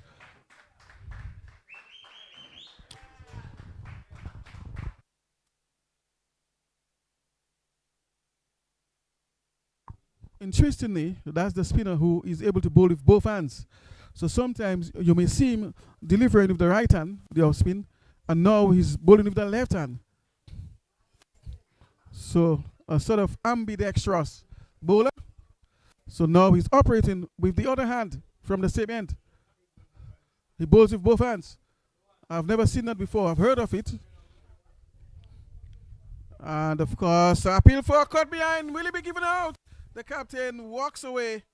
And of course, the umpire is also unmoved. So very good delivery there by Bishop. Aravinda Bishop is now bowling with his left hand.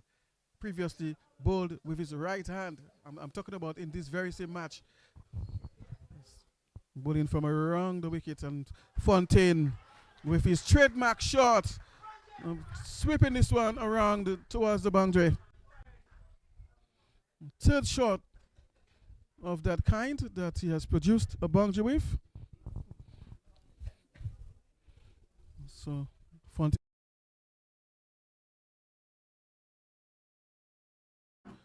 He's now on 33. Fontaine. And of course, he's not yet off the mark. Bishop from the southern end.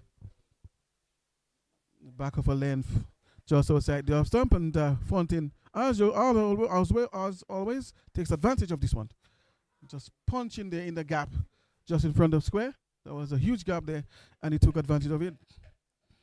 So Fontaine is actually doing the right thing, just keeping the score ticking over, and of course capitalizing on the boundaries whenever they present themselves. Continues with the left hand this time, and now he'll be bowling to Davis, Neil Davis, the little right-hander who looked so good yesterday. And this time he just watches this one go by outside the off stump.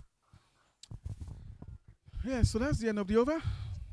And Dominica is currently 105 for the loss of 4.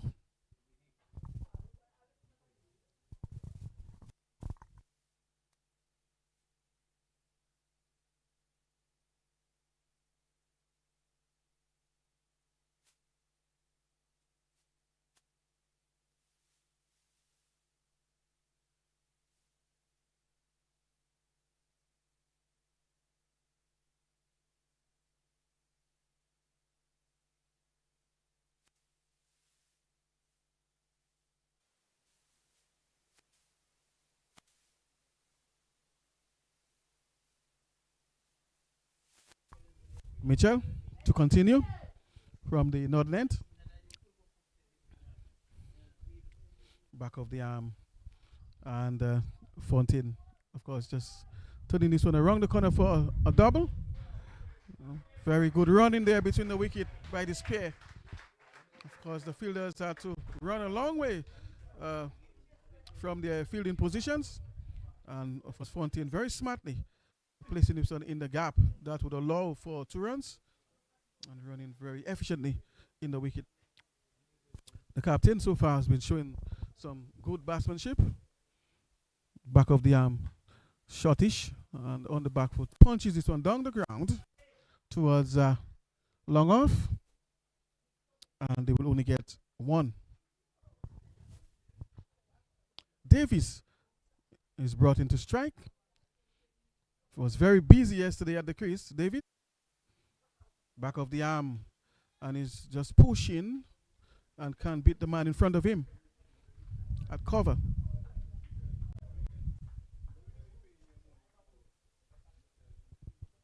Mitchell, short.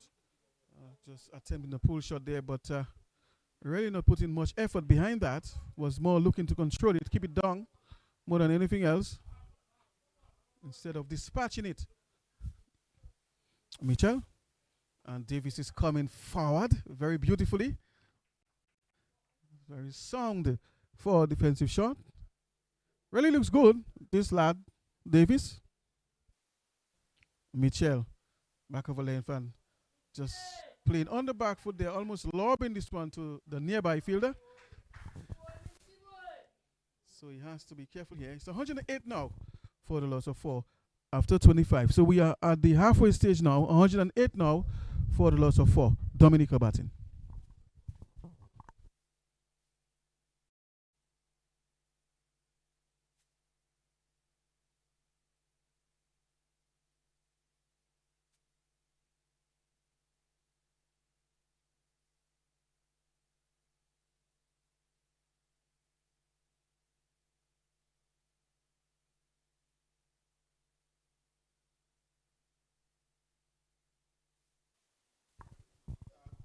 Meantime, of course, down there, St. Lucia is 112 for the loss of 4 after 21 overs. Theo Edwards, the captain, he's on 26.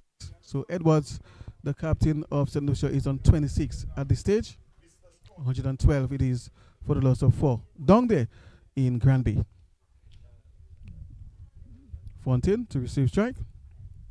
Full toss, and he's driving down the ground towards long on. And they will very quietly cross over for a single. So Hillier is operating on the opposite end now. So previously bowled on the northern end is now operating on the southern end. That is the Indian River end, the highway end, the road that leads to the Marigot area, the airport. Of course, Davis was so brilliant yesterday. Always busy at the crease. To the his captain will need him, of course, to produce another such innings with him. And this time he's very watchful, just allowing this one to go by outside the off stump. Hillier, meantime, will look to take a few more wickets. Has already picked up 1. The off spinner. And this time targeting the leg stump, but Davis is equal to the task. On the back foot, just punching towards the onside, short mid-wicket, and can score. Brilliant sunshine here at the Benjamin's Park. Short, and Davis is pulling hard. And he will get 4 for it.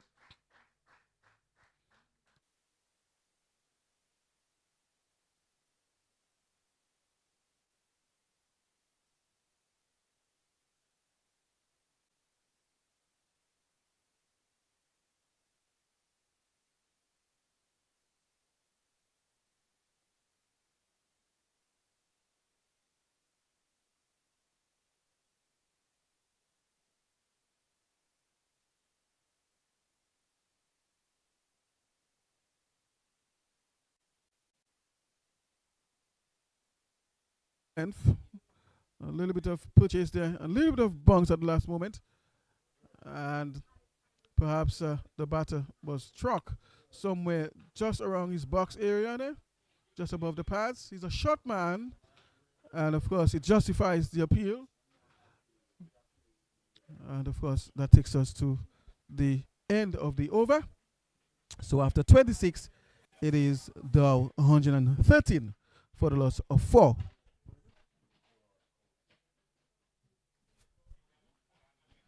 Of course, it's time for drinks, and we'll take a short break as well here in the comebacks. And of course, we'll be back in just a few minutes from now. So stay tuned as we continue to bring you the live action right here at the Benjamin's Park between Dominica and Grenada. Don't go away.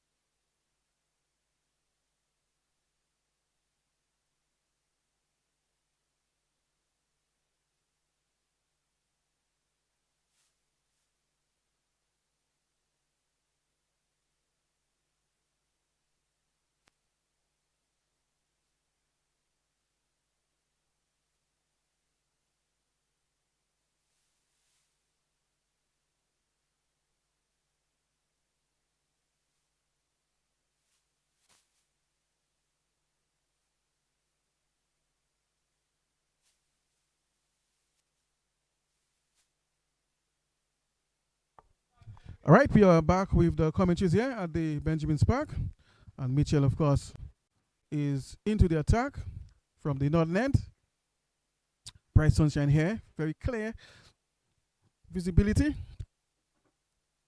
As Mitchell continues from over the wicket to Fontaine, who punches towards the offside and picks up a single. So straight away, Fontaine, of course, is continuing to push things along, milk the bowling, and this brings, of course, the busy Davis into strike. Shots, and Davis is on the back foot. The batters attempting the single, but aborting the idea, of course, sent back there by Fontaine. The ball going straight to the man there on about the 30-yard circle at mid-off, or between mid-off and cover. Outside the off stump, Davis just ignored on as it sails past his off stump.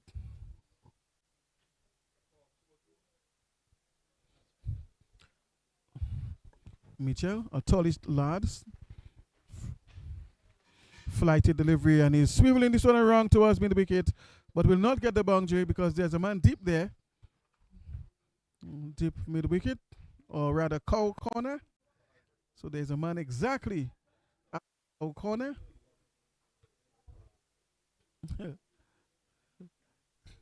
Back of the arm, good length, and just punching down the ground beautifully of the back foot, and we'll get one. So the batters are really just playing some very good cricket there, just milking the bowling and taking the occasional boundaries and keeping the score moving. So of course it's 116 now for the loss of 4 after 27 overs. It's a 50 over match. This is the Windward Islands Super 50 tournament, sponsored, of course, by Super 6. And the story from the middle was that Grenada won the toss and had decided to bowl first. Of course, after assessing the pitch earlier this morning, where there was some preparation moisture. So there was a bit of moisture, and of course the bowlers decided to have a bowl to try and exploit the conditions. But the pitch has since dried up, and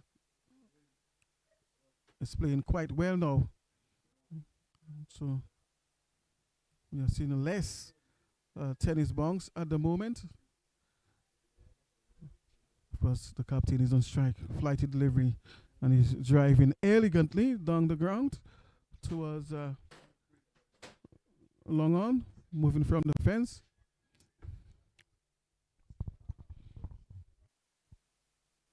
And Healy, of course, is the man in operation. Chanel Healy, coming in from the southern end, that is the highway end. Flighted delivery, and Davis is driving, but straight to man, and almost getting him run out there. Quick single taken there, risky, putting some pressure on the fielders.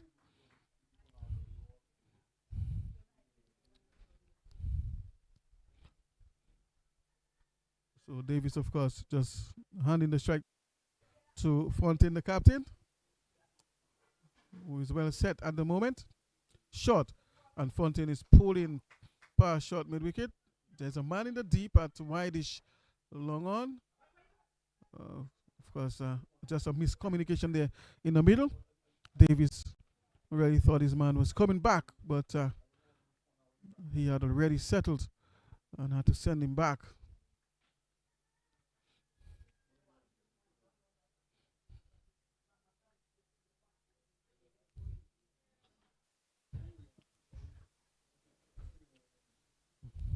Was only one sleeping place, backward point. There's a man deep at cover point, so there's a sweeper down there. So there's a man between cover and extra cover. Good ball there, good length. And Davis is just pushing back down the track, and they can't score. Davis. Really forging a good partnership there with his captain. Very busy little batsman, and his pull. And the batters will scamper through for one more. So two more to the total. And it's now 121 for the loss of 4 after 28.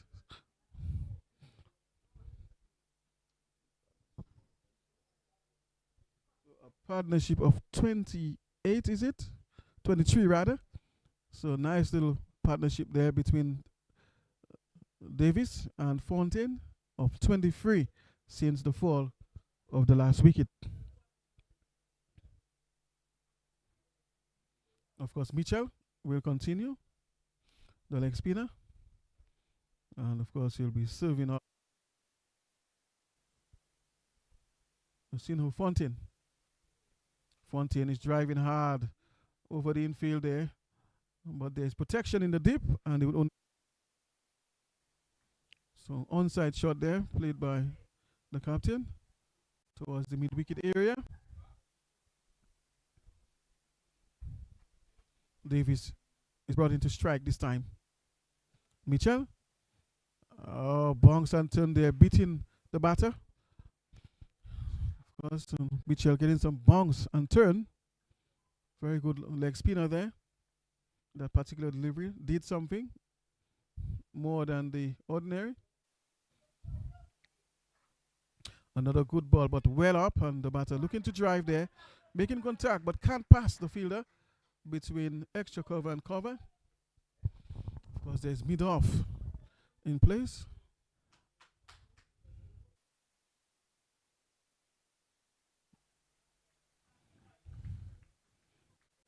There's mid-on. So there's nobody on the fence in front of the bat.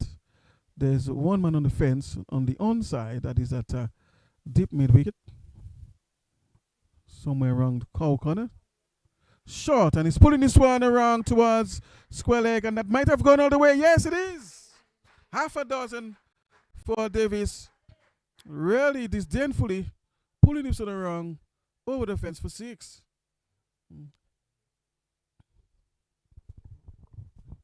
Capitalizing on this one there, that short ball. And that is what needs to be done, of course. Of course, batters must be winning and ready.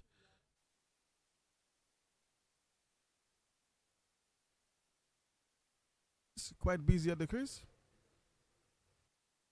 He's driving again, but this time finds a man just inside the 30-yard circle on the onside. And of course, that brings us to the end of the over. 128 it is for the loss of 4 after 29 overs. Of course, Fontaine is on 43 of Nian Davis is on 14.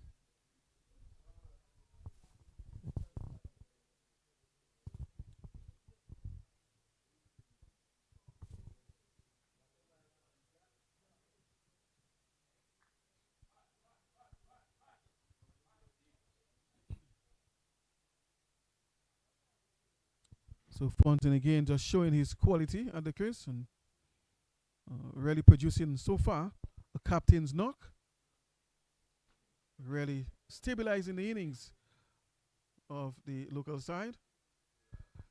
He's on 43 now. Hillier, Fontaine driving, but straight to man.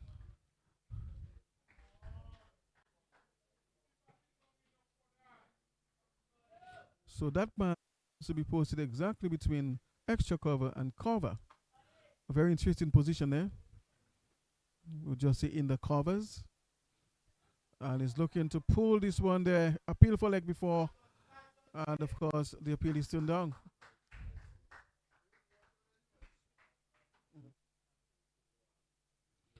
Yes, just looking to sweep, rather. Or slog sweep. That's also another way to say it. Slog sweep. Yeah.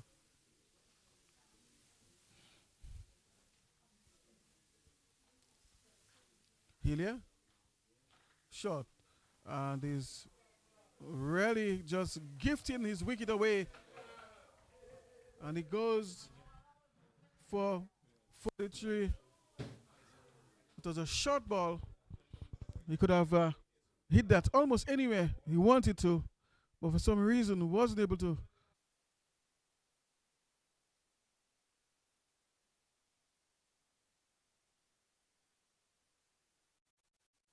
In their fifth scalp for 128 in the 30th over.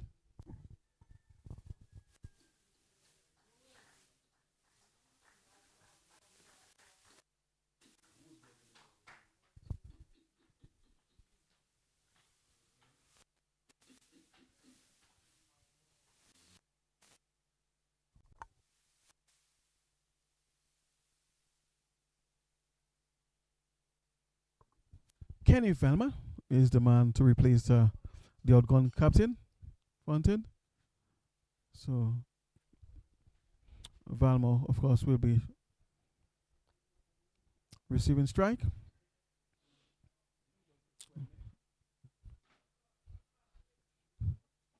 So finally, that partnership of 30 was broken between Sino Fontaine, the captain, and Davis, Niam Davis.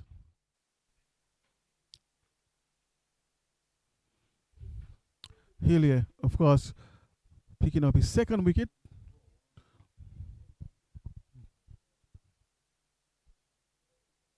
And he's into his 7th over. Flighted delivery, of course, the ball just dropping on him at the last moment to really look like a big full toss, but the ball descending very quickly at the last moment. Perhaps if Valmo had used his feet, but perhaps it's too early for him to do such a thing, facing his first ball.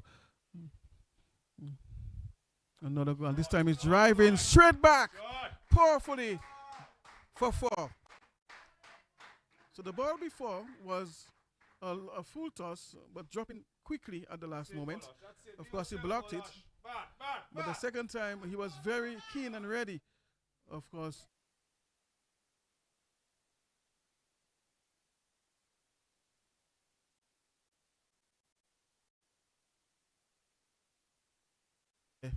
Valmo. Of course, so they are now lengthening mid-on. So he's moving from the circle towards the fence, and mid-off has been straightened a bit as a result of that last shot that was played. Hillier, flighted delivery, and he's driving.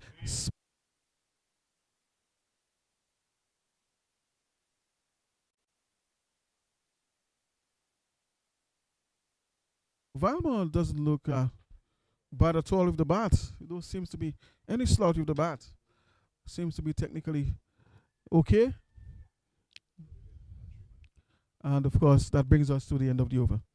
133 days now for the loss of 5 after 30 overs. So we are now heading into the 31st over.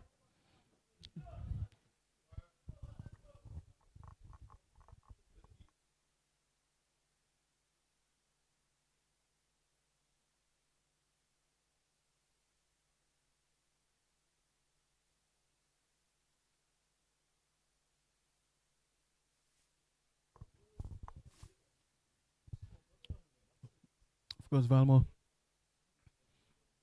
will keep the strike in this new over. Meantime, Mitchell, Desron Mitchell will continue his work from the northern end. 5. Let's see how he fares out against Mitchell, the leg spinner. And he's on the back foot. Just pushing away on the offside. And they can't score. So it's going to be interesting to see those two. And he's driving straight back to the bowler. So, of course, Valmo really is looking to push things around. So, playing some shots now. And this time he's brought into defense. The ball just bouncing a bit from back of the arm. So the spinner, Mitchell, is getting some bounce as well, and a little bit of turn. That last ball made, of course, Valmo somewhat uncomfortable. Flighted delivery well up, almost yoker length, and of course, the batter can't do anything much with it. Mitchell. Shortish. And Valmore looking to play on the back foot, and they will take a quick single. On the onside. Not really getting a hold of it. Don't get the contact that he was looking for. But managed, of course, to produce a single. This brings the busy Davis on strike. Hit some fine shots earlier. And this time he's coming, oh my goodness, fantastically forward. Really looks good, Davis. And that brings us 34 it is now for the loss of 5.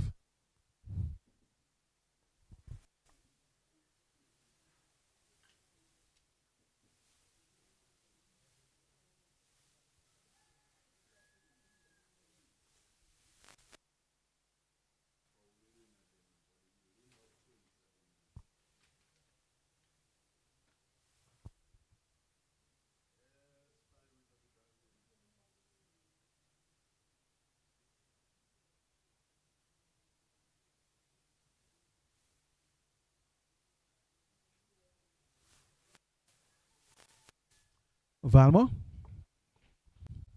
to receive from Hillier, who has picked up 2 wickets already. And this time Valmore is just pushing gently towards the offside, and they can't score.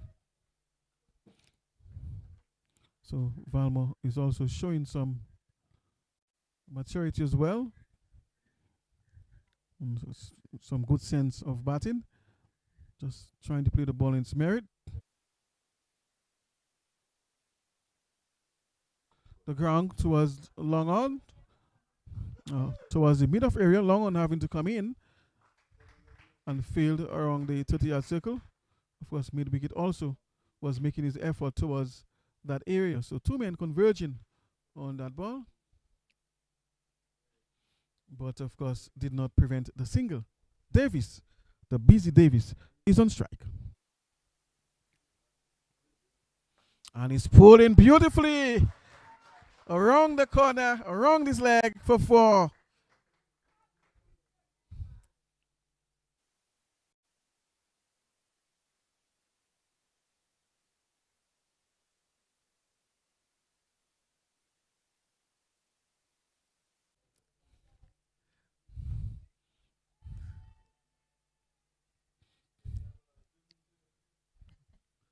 Ever since he came to the crease, has been looking to really take advantage of any opportunity that comes in his arc. Displayed some good technique as far as defense, and also some good sense as far as aggression is concerned. Hillier has something to think about now after that last boundary. We'll have to wait and see what he has up his sleeve this time. As we are seeing, of course, the primary school students approaching there, coming from the St. John's Primary. So, of course, the batters are scampering through for an extra. And, of course, Valmore is brought into strike. He's on 7. Davis is on 19. Just a little partnership of 12 since the dismissal of the captain, Fontaine.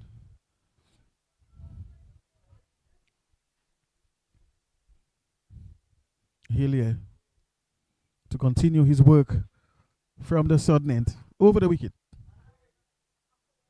Flighted down the ground he comes, using his feet, and of course getting a single. It's good to see the batter using his feet there on this occasion. Just leaving his crease and going down the track and driving straight down, presenting the full face of the bat. Very good sign there. And this brings, of course, the busy Davis in the strike. Short, and he's pulling around the corner. Might have been some bat on it. We'll have to wait and see. But the batters are coming back for the second. 2 is the call there. And they'll get it wide, as is signaled by the umpire. So Davis was looking to swivel this one around, but didn't attack the ball going through. of course, for 2 extras. Hillier just missing his line on this occasion.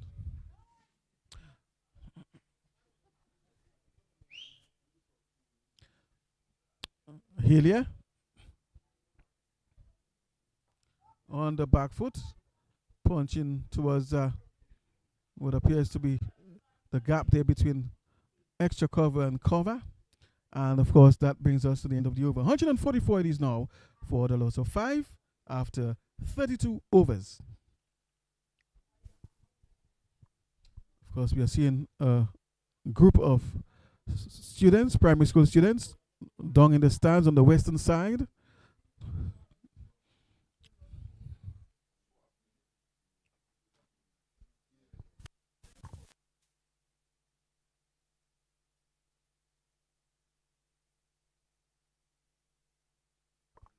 All right, just to give you an update of what happening down there in Grand Bay at Geneva, St. Lucia is 142 free for the loss of 6. Is it? Oh, splendid shot by the right-handed Valmore.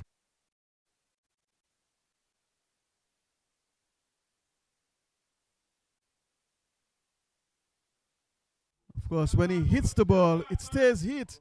Valmore. So 143 for 4 is the score down there in Grand Bay at Geneva. St. Lucia batting 143 for 4 after 26. Theo Edwards, the captain, is on 42. Of course, just come back here right here at the Benjamin's Park. So a lovely partnership building here between the two, between Valmore and the busy Davis. Small man by in stature, but not small. He means with the bat. Really has impacted the innings here. That little man. Mitchell, back of the arm, and it comes forward. What a stylish defensive shot. Very reliable technique there. No gap between bat and pad. And the ball finding the middle. Mitchell from behind the hand. And he's on the back foot. That's Davis. And very quickly, they will scamper through for the single. Dive in, Davis, of course, just to ensure that he gets them safely. And rightfully so. Of course, it was a risk. He had struck the ball straight to the fielder there at mid-off. And, of course, he needed that dive to ensure that he would not be run out. Mitchell. Outside the off stump, Valmore ignores it. Outside the off stump, one slip in place. There's a man at point, cover. Of course, mid off, so cover point. In the air, could be out, and he's out! Valmore goes. And he's very disappointed, of course, and I'm sure his teammates alike, because he was really going very well. And, of course, he was undone there by that delivery. It's a wide ball. It wasn't a very good ball by...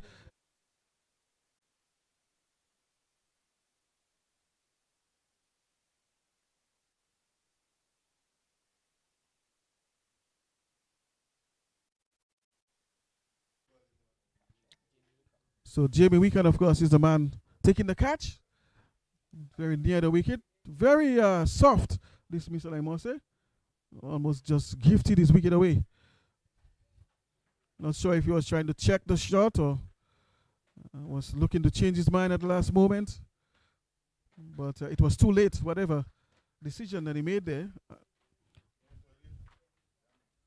Perhaps he would have been better off attacking it rather than trying to change his shot. Of course, meantime, down there at Grand Bay in Geneva, Theo Edwards, of course, is dismissed.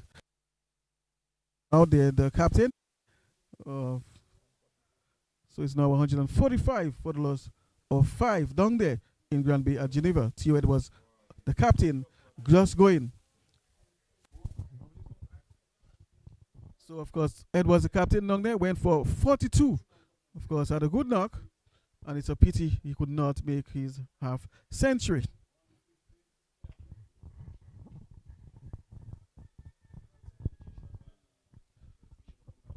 Of course, Joseph is at the crease now to replace Valma. Joseph. I think it's the son of Glenn Joseph, is it? The son of the former of the Dominica Cricket Association. But it's the Busy Davis who is on strike now. And it appears to be Bishop, who has picked up 1 wicket and bowled 6 overs so far, who will continue operations. And Davis, of course, is on 20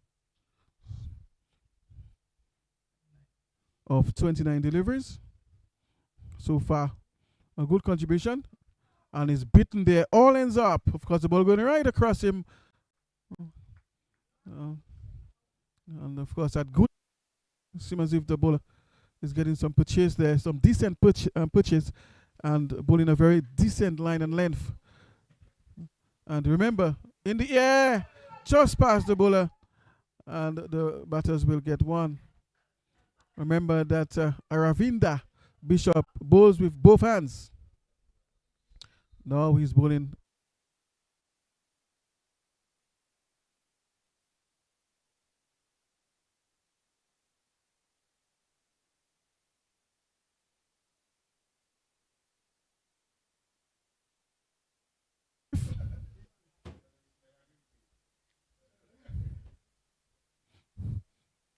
And Joseph just punches down the ground, finds a man in the cover region, and can score. First Dominica 151 for 6. Joseph, of course.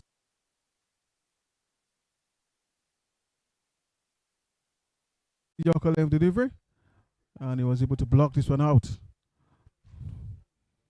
So, of course, a very good ball there, very smart delivery for the new batter, whose eyes. Bishop, back off a length, and he's bitten outside the off stump. Good, faster delivery, and drifting away from the right-hander. And, of course, with this, it's now 151 for the loss of 6.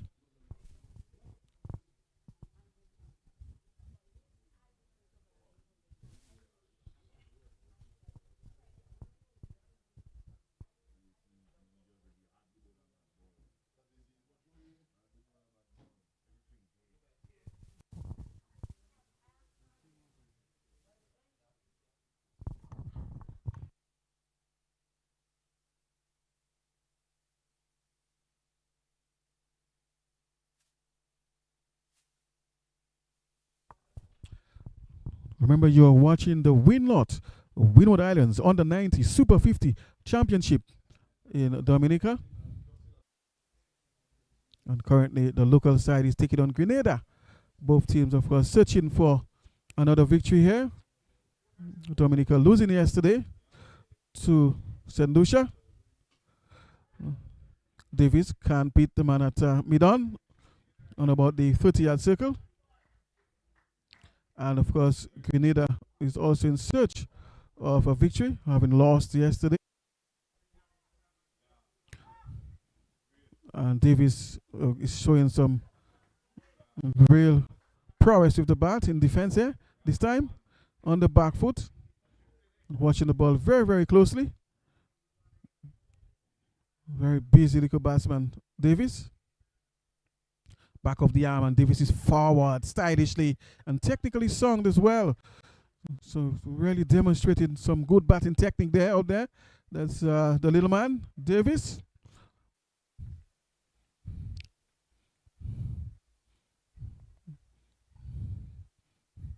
Shortish, and Davis is pulled in, but we'll only get 1 for it, as he can't beat the man at mid-on on about the 30-yard circle. And of course, this single brings Joseph into strike. Still a splendid day for cricket. Lovely sunshine here. He's coming forward. And just push it down the ground. Michel the bowler himself doing the fielding, and they can't score. In the air, could be a chance of a catch. No, the ball falling short near the wicket. Joseph almost getting caught. It's a no ball as well, so it's going to be a free hit.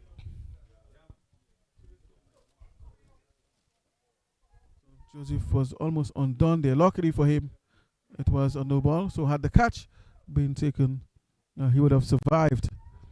But he has an opportunity now, of course, to cash in on this free hit. Mitchell going for the big heave. Ball coming off the inside edge, not really getting hold of it, and they would only get one.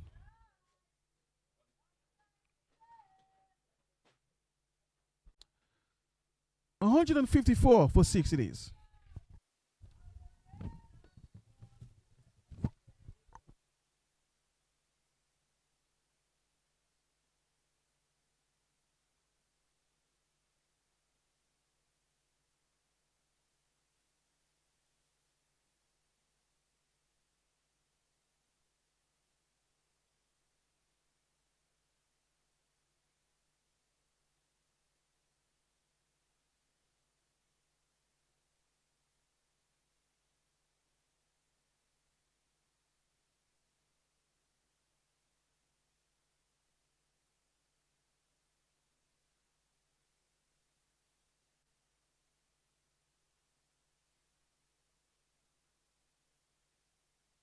Joseph.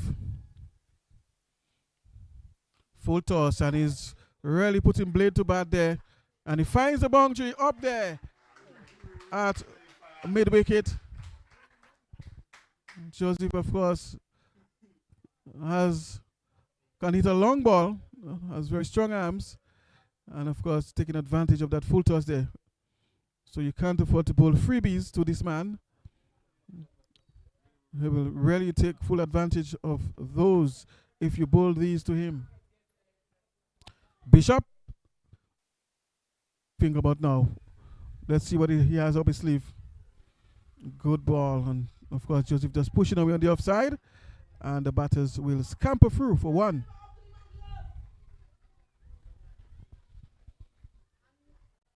$159 for 6. It is now at the Benjamin's Park in this encounter between Grenada and Dominica. Of course, Dominica looking to post a competitive total on the board. Meantime, Grenada looking to wrap up the innings of the local side. Aravinda Bishop picking up only the 1 wicket so far. And Davis is brought forward and they can score. So Davis is on 22 now. And the run rate is currently 4.5 runs. And of course, a projected score of 224 runs. So the projected score is 224 at this current run rate of 4.5.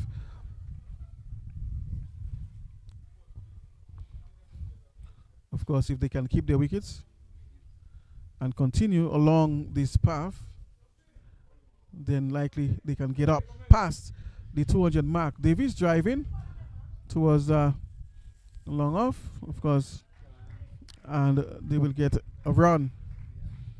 Joseph is brought into strike now. Let's see what he has in store with the bat. Bishop, and of course he's kept quiet with this delivery, the Yorker length, and of course that takes us to the end of the over. 160 it is now for the loss of 6 after 36.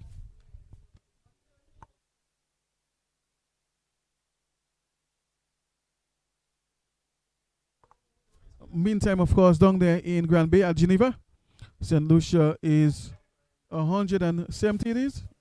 147 rather. So it's the 147 for the loss of 7. And they are in the 29th over down there in Geneva. So that's the ladies update as far as that match between St. Lucia and St. Vincent and the Grenadines. Meantime here, Dominica is 160 for the loss of 6 in the 36 order. So I think it's over number 36 ball so far. Yes. Mitchell, well up delivery. The ball striking the Storms on the opposite end. And of course, they can't score. So the umpire has a little bit of work to do there in fixing the Storms. Meantime, Mitchell is bowling his 8th over. So Mitchell is into his 8th over. Shortish, and Davis is on the back foot on 1 foot, just punching down the ground towards long on, and will quietly cross over for the signal. So Davis really has kept his hand there. Joseph. And Joseph is coming forward. A little doubtful of that ball. So he's not completely certain of Mitchell. Can't really read him yet, but they'll have to do some hard work there mentally to try and work out the leg spinner. Seems as if he doesn't trust the bounce of the ball of the pitch. He has not yet adapted to the playing conditions. Short and very late, looking to cut, but not making proper contact on that occasion. Mitchell? No side, the off stump. All ends up. Pushing forward there, and the ball going past the outside edge. And of course, with this, it is now 161 for the loss of 3 after 37. So 161 for 6 after 37.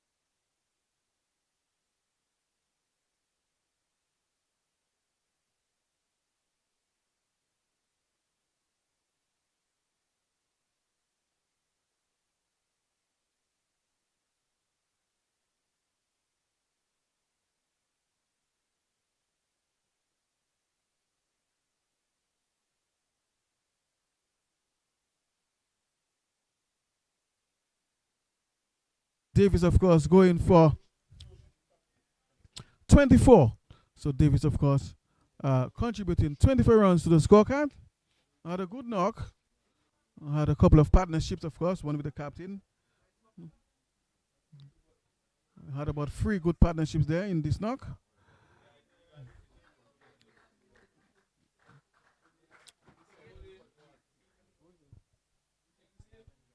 So Dylan John is his replacement, number 10.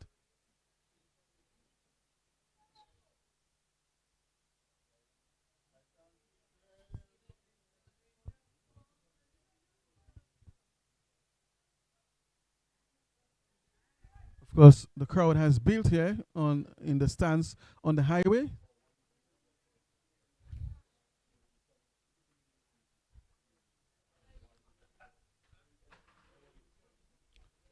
As Dominica continues battle here against Grenada at the Benjamin's Park.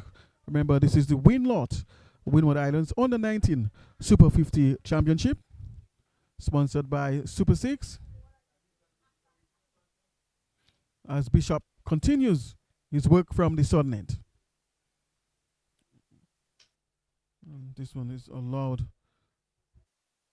Stump is wide as Seaman does some exercise.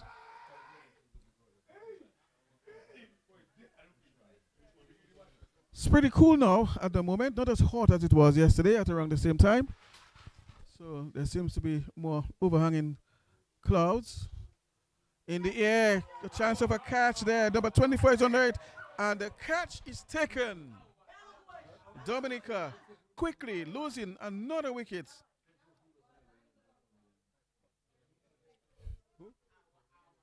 So Edwards, of course, Jeremy Edwards taking the catch to dismiss Dylan John. So didn't stay very long at the crease, didn't trouble the scorecard. And of course, Dominica suffering another dismissal.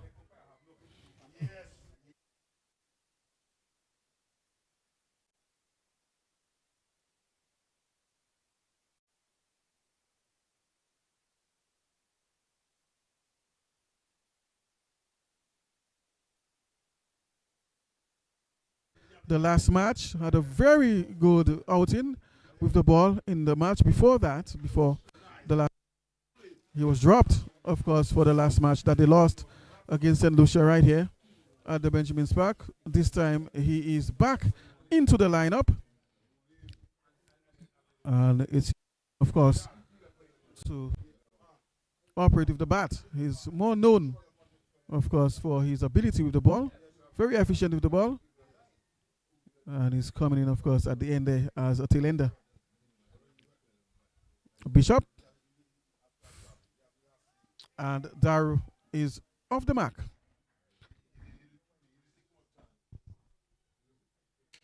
So Bishop has 3 wickets now in his 9th over. So 3 for 35 in his 9th over.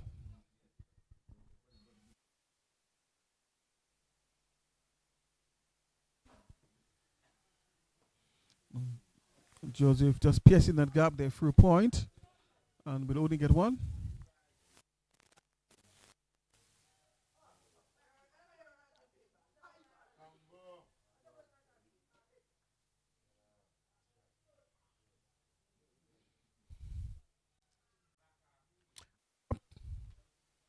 Looking to add a few more to his tally of 3 wickets. Beating Dar outside the half stump.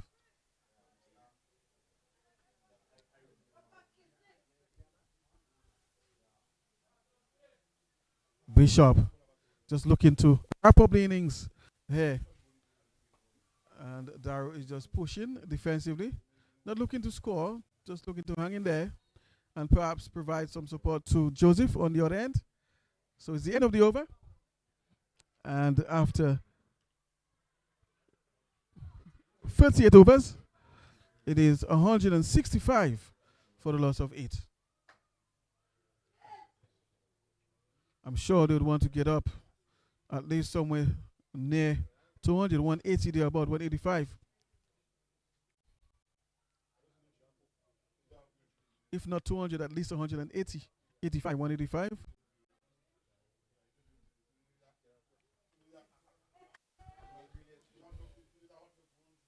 If they can score another 25 runs from here, I'm sure that will be good for them. Off the edge, through the third man region, no one is there, and the batters will get 2.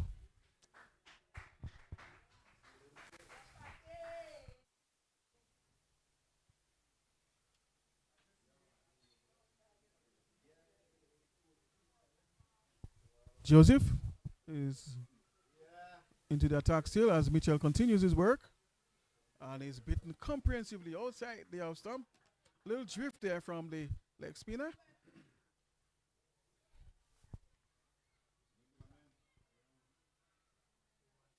Mitchell. And Joseph again is brought into defense here and can't score. So Mitchell is putting it tight here. Back of the arm. Drive in over the head of the infielder. And they will get one. Daru is brought into strike. Let's see how he fares against Mitchell.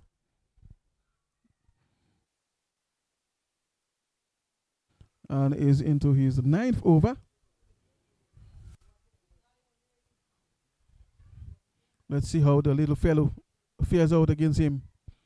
He's more known for his bowling. And he's driving, but straight to man. Pleasant looking shot, but can't beat the fielder. Just in front of points. And he's coming forward. Looking good so far. Presenting the full face of the bat. And that takes us to the end of the over. 168 it is for the loss of 8.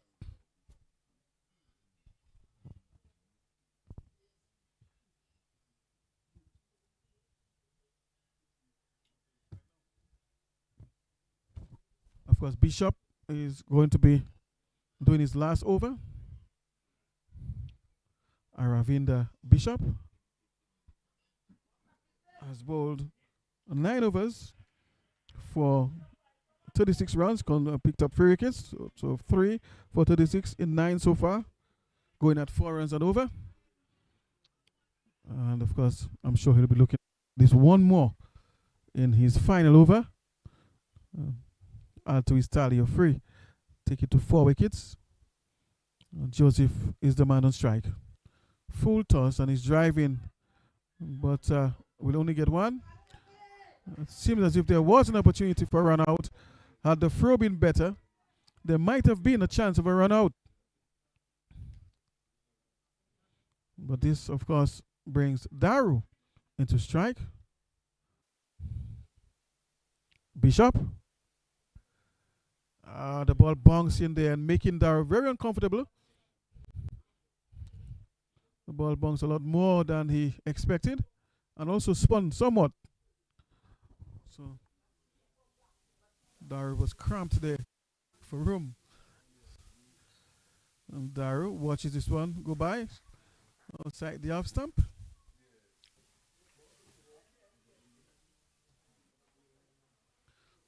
Daru.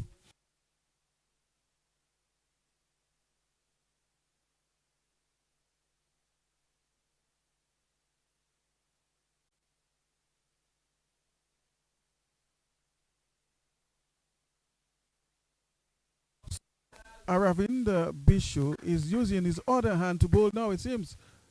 Bishop is bowling now with his right hand. Mind you, we are talking about the same bowler that we just saw, bowling with the left hand. He's now bowling with the right hand, the off spinner. So he's sort of an ambidextrous bowler. Flighty delivery there, the off break. And Daru, of course, is playing correctly on the front foot and can score. So that's it for Bishop. That's his 10th over, the end of his spell. And after 10, of course, he has taken 3 wickets and conceded 37 runs. All right, so 3 for 37 in his 10. That is Aravinda Bishop. So that's the end of his spell. And of course, I suspect we might see a break or have the umpires decided against that. So we'll have to wait and see what the umpires decide, whether they're going to take lunch or, of course, he's signaling another power play. So the power play is being signaled right now. Of course, Rogers Larocque indicating, and of course, we are taking a drinks break. Okay, so the umpire, of course, just signaling that the players could have a little drinks break. So we are seeing drinks being brought to the players.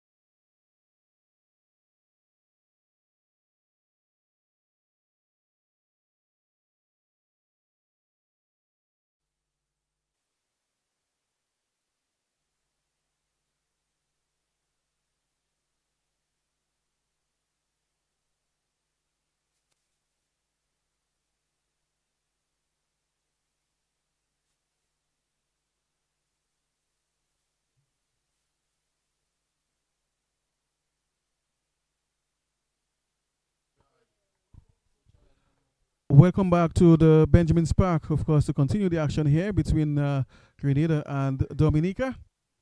And of course, just coming from the drinks break. Dominica is 169 for the loss of 8 wickets.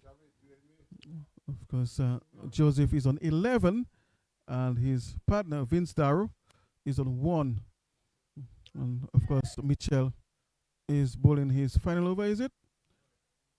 And Joseph is beating all ends up there, just looking to push this one there, and was beaten there, losing his balance, of course. The keeper looking to take advantage of that by removing the bails, but of course Joseph was well grounded in his crease. Of course, Mitchell just looking to add to his tally of wickets, operating from Northern End. He has already picked up 2 in for 29.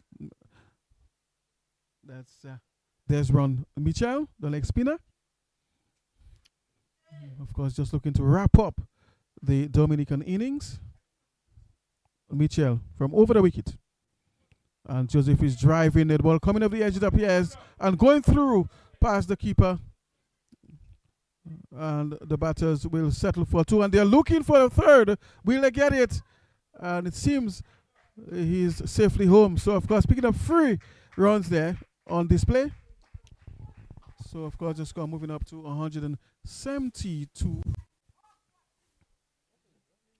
172 for the loss of 8. Of course, it was an edge. And the ball going past the keeper and first slip. And there's no one, of course, behind there. No third man. No straightish, I would say, third man. Mitchell. Flighted ball and working this one towards the square leg area. Just in front of square. And Darrow, of course, picks up another run. So the tail now is just wagging a bit and trying to see how much more runs that they can add to the aggregate for 173. Now, short, and Joseph is on the back foot. Looking to cut and defend at the same time. The shot was just a little awkward looking. Mitchell. And this time, better looking shot, of course, on the front foot, but can't get value for it.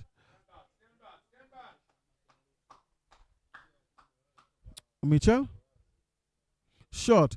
And Joseph is pulling towards the onside. Not getting hold of it as he would have liked, but will still get a little value for it, at least one. And of course, with this, we come to the end of the over. So it's now 174 for the loss of 8 after 41 overs. So that's the end of Mitchell spell. After bowling, of course, 10 overs. Picked up 2 wickets. So Mitchell, 10 overs, 2 for 34. Going at an economy rate of 3.4. So, so far, so good for him. Not bad at all. And of course, another bowler will have to replace him. Jeremy Edwards is the bowler, who is coming in from the southern end, that is the highway end, the Indian River end. Jeremy Edwards, the left arm medium fast bowler. And he'll be looking to clean up things there for Grenada. And Joseph is the man on strike. The son, of course, of the former president of the Dominica Cricket Association. And of course, the sun has really opened out now. As you will see, the sun has opened its eyes. And clear sunshine here, bright sunshine at the Benjamin Spark, as Dominica continues its battle against Grenada. This is the Winlott Windward Islands Super 50 tournament, hosted right here on the Nature Isle of Dominica in the north and south of the island, the 2 extreme ends of Dominica.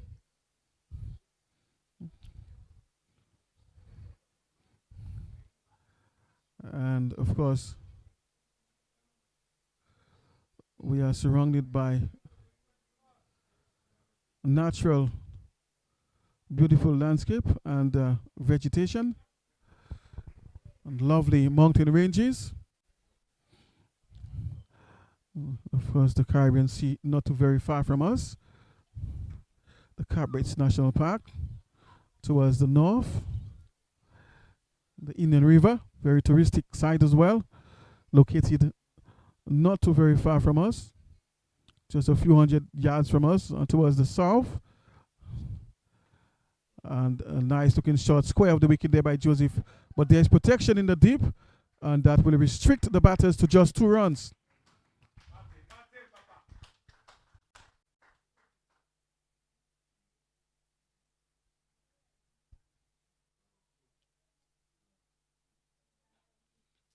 And of course, it's supposed cool.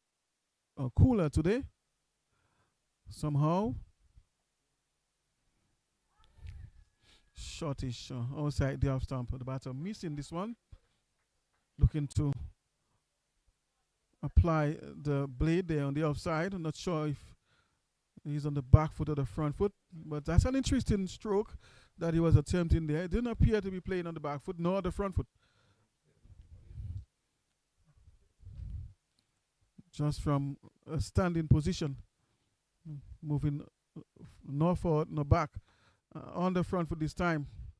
So that is a ball he could have played on the back foot as well. So interesting stroke there by Joseph.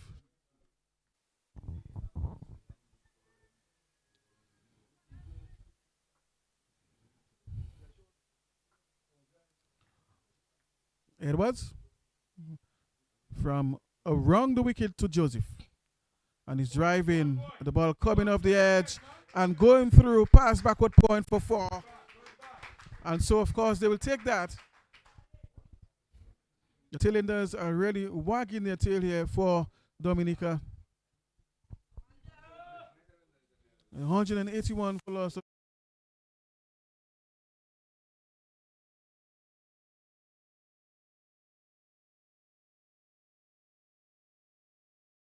The order. Edwards. Was mid wicket. The call is 2. And they'll get it. So the tail is wagging very nicely now for the local side, Dominica. A partnership of 20 between Joseph and Daru. Very significant contribution so far by this pair. Edwards continues from around the wicket from the southern end. And Joseph is beaten there by that delivery. The ball going across him. And that takes us, of course, to the end of the over. 183 days now for the loss of 8 after 42 overs. 8 overs left in this innings. Can they survive overs and take the score to 200 or past 200? We'll have to wait and see.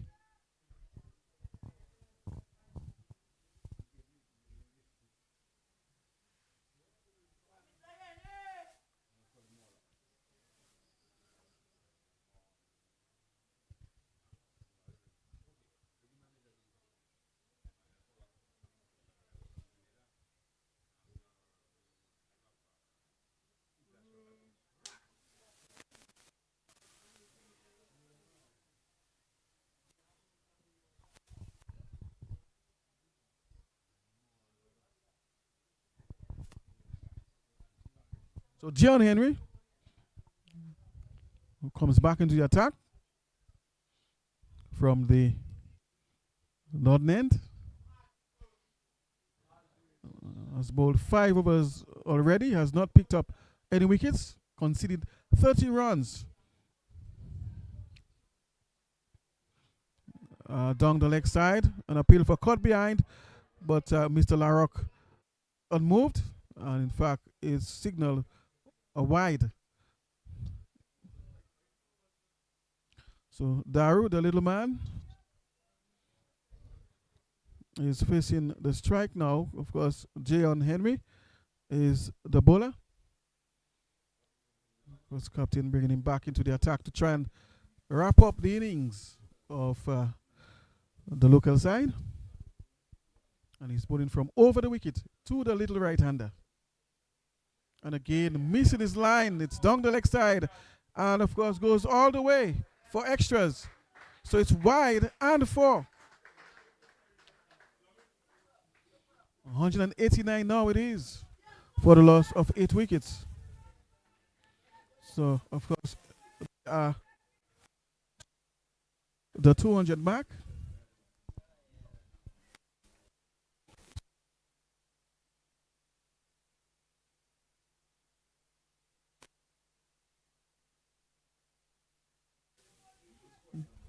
That's how tails really should wag.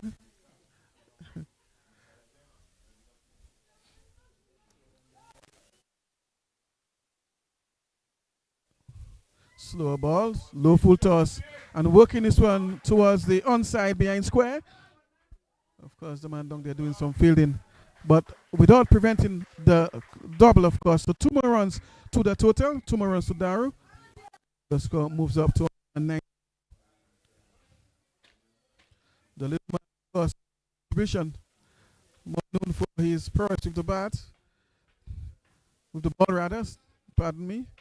Of course, had a performance in his last showing, and today showing some ability, and it's bold.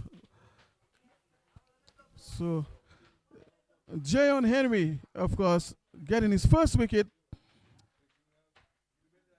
and Darrow has to go. Dominica losing another scalp, 191 now it is for the loss of 9.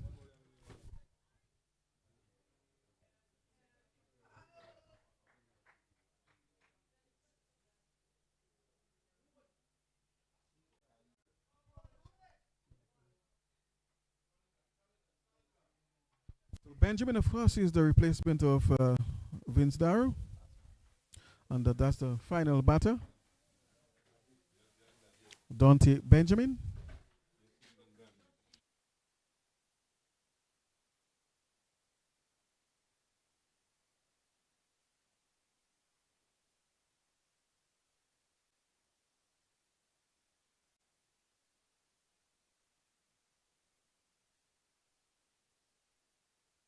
To wrap up things for Grenada and try and restrict the local side to below 200.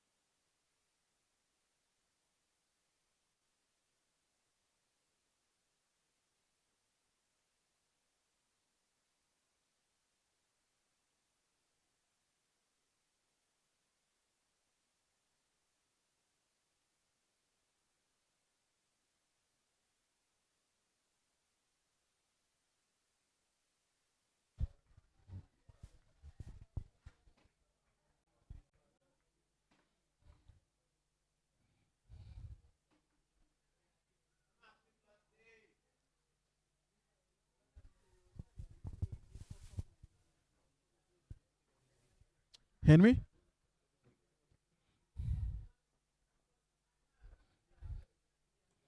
edge towards backward point, and of course the batter will take a single on that.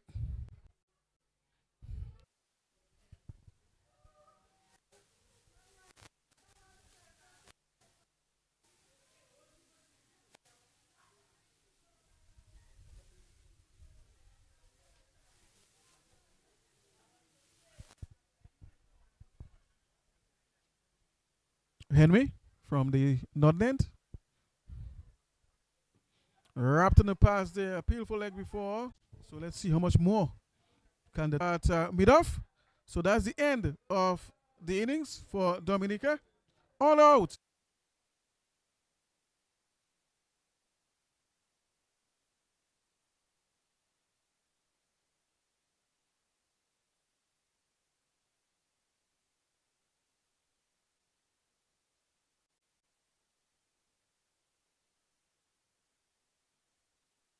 A short break. And when we return, we'll bring you, of course, the rest of the action of this match. Stay tuned. Don't go away.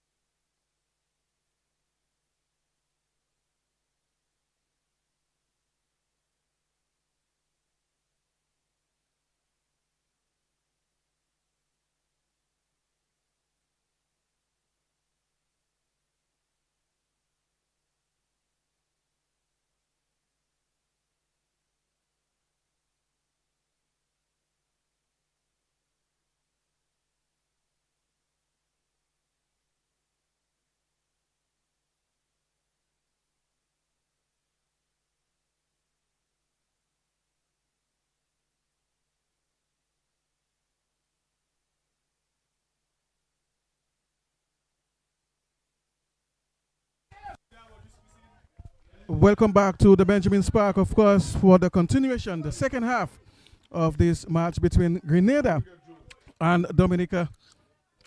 Dylan John, of course, is the man opening the bowling for the local side. And, of course, Grenada will need 193 for victory. Of course, the openers are in for Grenada. That is Charles and Jordan John. So that's Luis Charles and Jordan John are the openers, of course, for Grenada. And they are in search of 193 for victory. Delivery. The batters are taking a quick single there. Attempt of a run out, it appears. Of course, but the batters doing a very fine job there at running between the wickets, putting early pressure on the opposition. Of course, pressure on the fielders can also force errors, misfielding, and of course that can lead to extra runs. So you have to show that urgency as well when it comes to picking up the quick singles and the doubles. And there goes another run as a result of misfielding. So Grenada, 2 off the account already, 2 in the account. So they are 2 without loss. And Dylan John, of course, was charged with the responsibility with the new ball to make some early breakthroughs, operating from the northern end. So Dominica has to defend 192 if they are to come out on top today. John, appeal for leg before. The ball chickering away on the onside. The appeal is still on for leg before. And Mr. LaRock, of course, turns it down as he does a little bit of leg exercise now, signaling leg by. So already John is asking questions of the batters, and rightfully so. Of course, you have to make full use of the new ball, land the ball in the right areas, and allow the pitch to do the rest. And so far, in his 3 deliveries, ball so far, he has done so of 4 deliveries. John, good length ball again, just troubling the batter there. So John is on target and already posing difficulty to the right-hander. That is Jordan John. It's never easy opening the batting. The ball is new, swinging and moving around, very hard. And so it's a bit more difficult to negotiate it. That's why opening the batting is a specialist position. You have to have training in batting in that particular position because of the nature of the ball and the way that it moves. Of course, that's the first over. 1, it is 3 without loss. Grenada batting. And right now, of course, the sun is not streaming down as it was earlier, but it's pretty cool here. Some clouds in the sky overhead.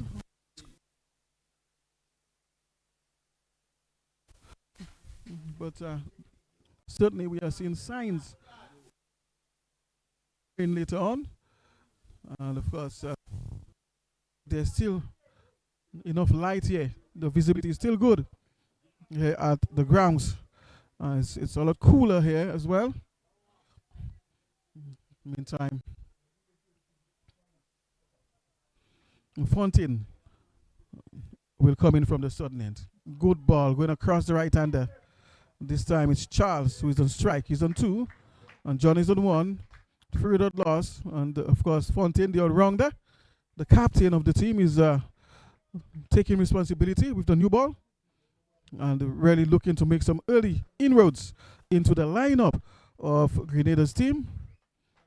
Of course, remember Grenada is in search of 193 So Dominica essentially is defending 192. And Fontaine, the captain, of course, the man who possesses a golden arm as a knack for picking up wickets, is, of course, looking to give his team a good start in the field.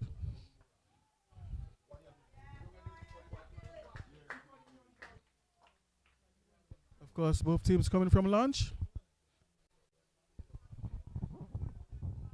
And a little break there. We've got a little rest, at least 35 minutes rest, thereabout.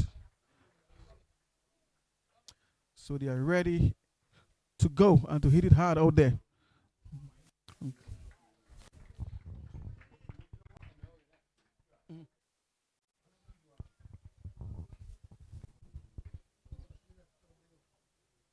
Fontaine, genuine all-rounder, first contributed 43 thereabout with the bat earlier. The Dominican innings. So he's very key in this lineup, has a very important role, not only as captain, but as a batter and also as a bowler. So he has three important roles playing in this lineup. That's Usinho Fontaine,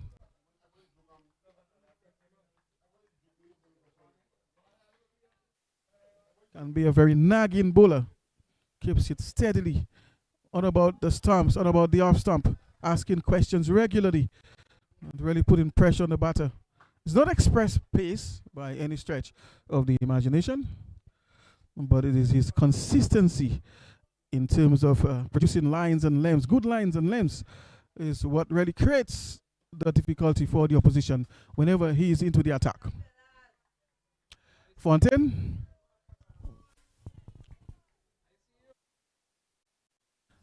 From over the wicket now, and again asking questions of the batter. Could only defend. 3 without loss. Let's go.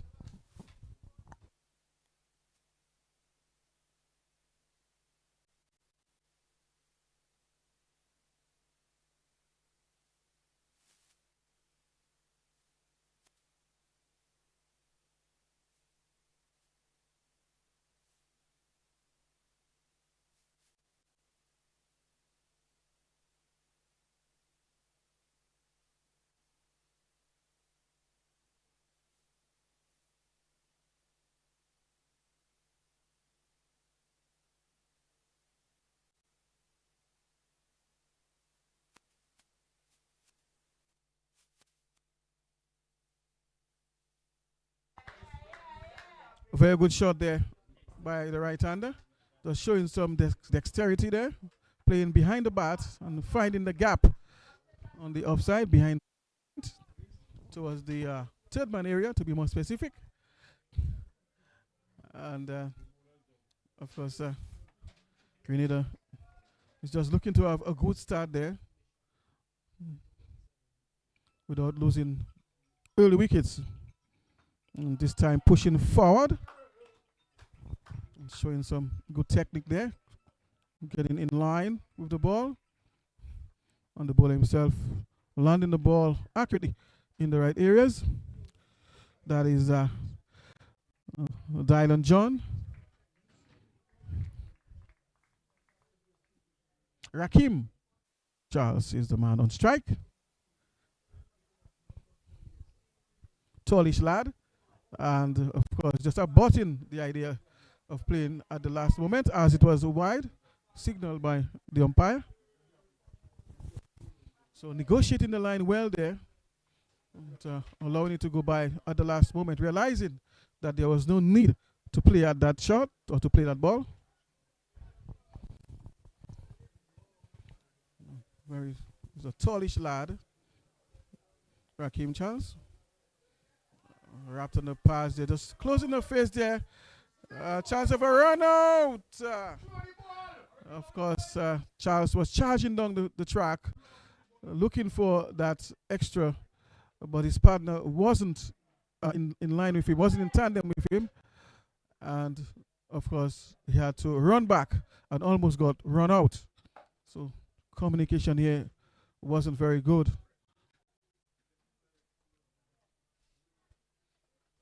So Grenada surviving that last delivery, that last play, without losing a wicket. 5 without loss the score. Of course, Charles is on 2 and his partner also is on 2.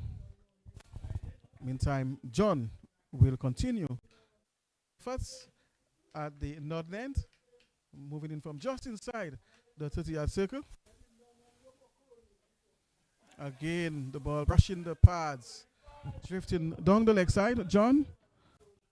And of course, that yields an extra.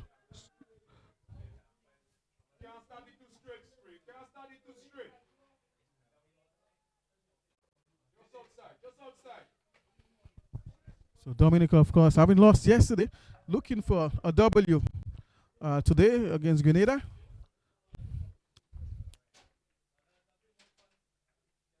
John, not a big fellow, and he's driving the ball, just smacking his partner on the opposite end. But certainly would have gotten value for this, and the ball not been intercepted there by his partner. Tried to get of the way, but wasn't able to. The ball was driven quite hard. John, the man on strike. One slip is in place. Deep third man. Fine leg. And it's beaten there. All ends up.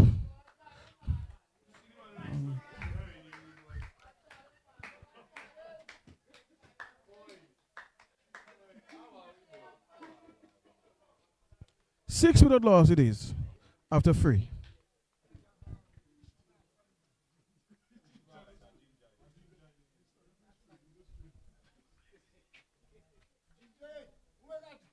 Fontaine, of course, will continue from the south end.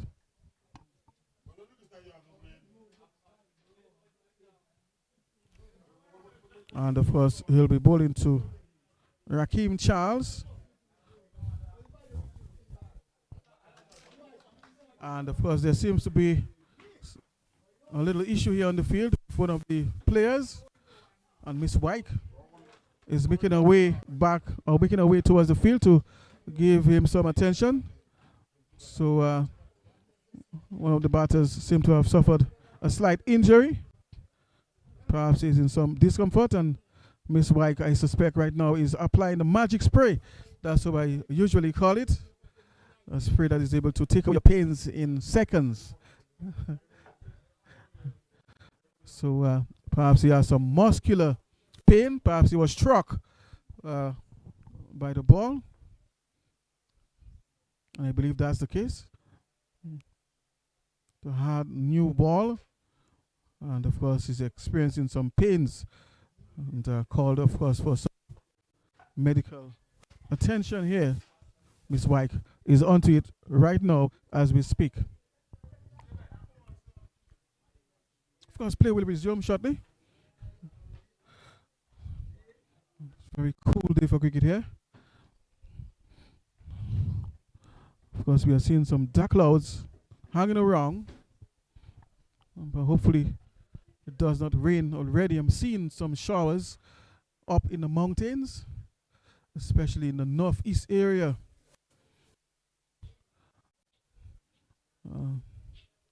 Hopefully, it doesn't get down here at the Benjamin's Park anytime soon, but it doesn't seem that that will be likely. We'll have to wait and see. That play is not going to be interrupted here by any unfriendly weather, so to speak. Right, so the batter has been dealt with. He has been given some medical attention by Miss White. Resumed. Fontaine. Back of a length, and the batter is equal to the task on the back foot. Presenting the full face there, showing some good technical prowess. That is Charles. Tall man, Charles.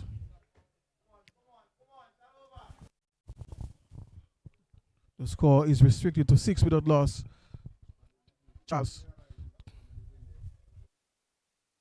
There's one slip in place, of course. There's a man at third man, wideish. There's a deep fine leg on the boundary. There's a man at backward point. There's a man at cover point. There's a man somewhere around the cover area. Shot. Mid off. Mid on. Mid wicket. We are in the power play period, so only 2 men are allowed outside the circle, the 30-yard circle. Shot. And the batter is on the back foot. Perhaps this one, if he was keen enough and quick enough on his feet and with his arms, he could have pulled this one. But perhaps that is for another time, another level in his career. But deliveries like those are smacked away by better batters. It was back of a length, wasn't the quickest of deliveries. And so their batters were tough to dispatch this. Fontaine, good length ball, better length outside the off stump. On about the 5th stump there, about. Of course, the batter picking it up and allowing it to pass by. Very cool atmosphere as a result of the change in the weather.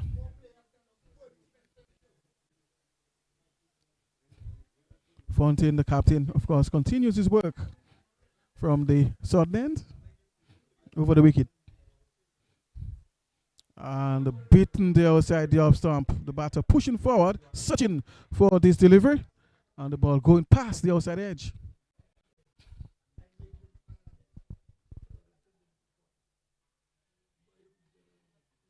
So Fontaine is questions now of the openers, particularly Charles, who is on strike now, well up off the edge, and this one goes down towards third man.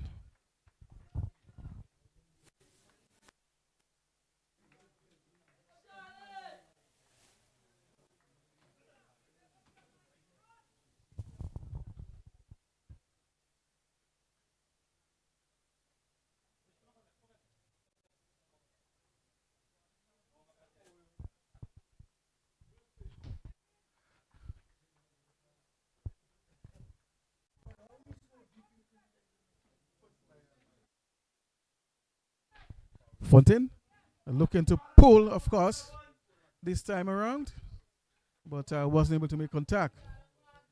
7 without loss the score.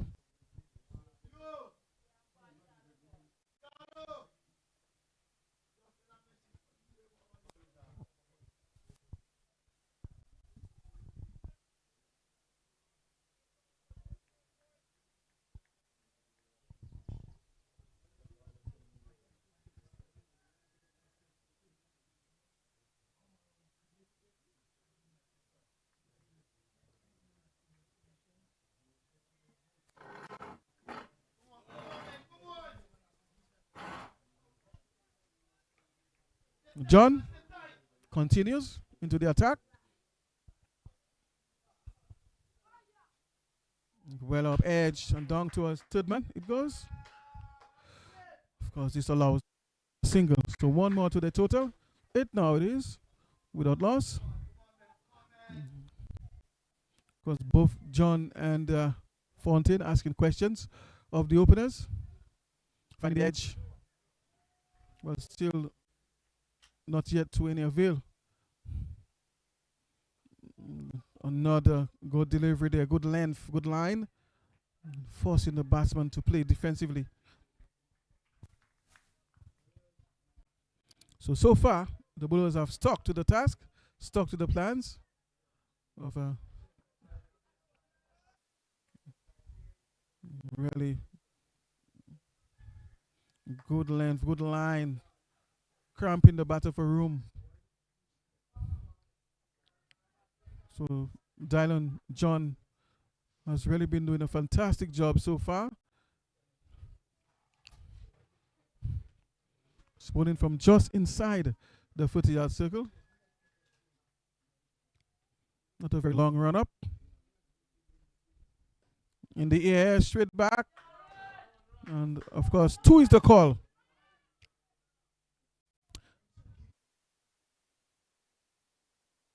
So John just pitching up a little bit there on this occasion, and the batter, of course, taking advantage of that. So just waiting for the bat deliveries. And driving straight back. just a bit aerial, of course. So he has to be careful as well in playing these shots. This time well up and straight back. Midon moves to his left.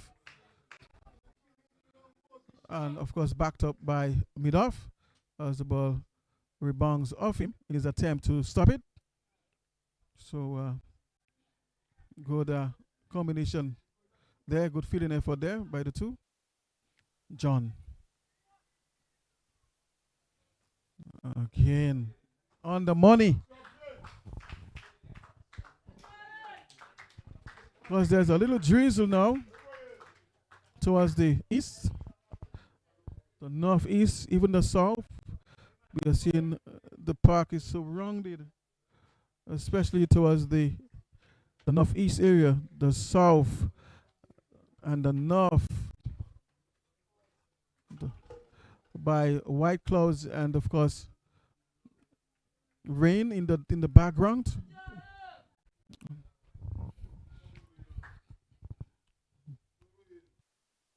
In here wide on this occasion, Fontaine.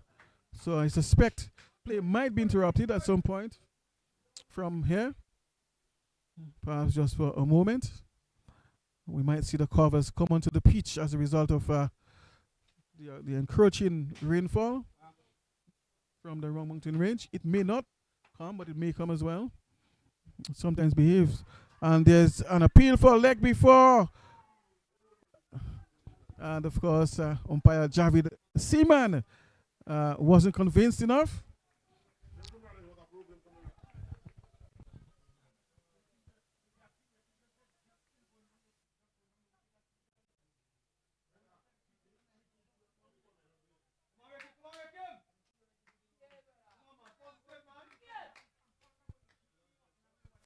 So Charles is the man there. Another good delivery. Appeal for leg before. And again, Seaman is unmoved.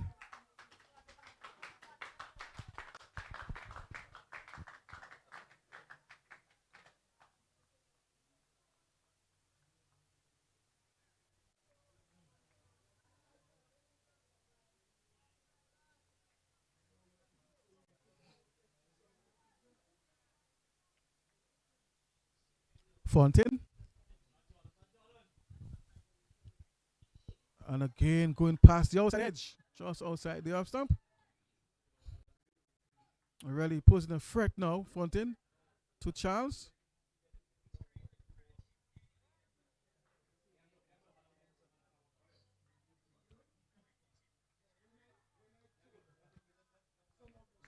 Fontaine from the sun end again. Attempting the drive, but missing there completely.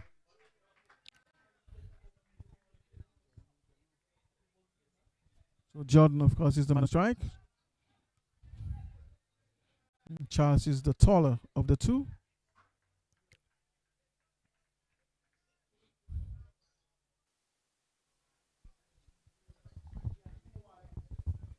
Jordan, number one. Number one is going up against number one. And again, Fontaine beating the bat. Is that edge? Will the finger go up?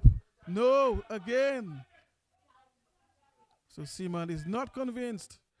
Of course, they thought they had the man. The keeper was convinced, it seems. Fontaine showed some conviction there in the appeal as well. But of course, the umpire was not moved.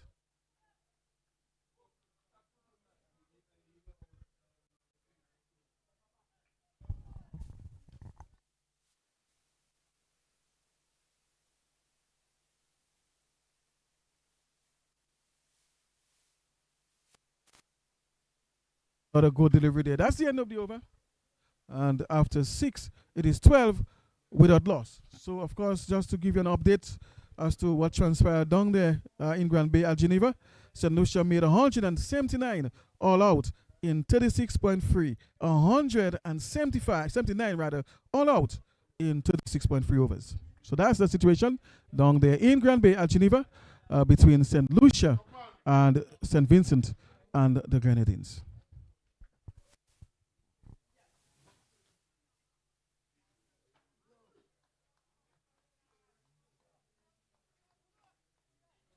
Meantime, here at the Benjamin's Park, of course, Dylan John will continue his operations from the north, and he's, of course, serving up to Charles. Edged, attempting to cut there, but not quite get in the middle. And the ball going down towards third man in Daru. Vince Daru is the man down there doing the cleanup work.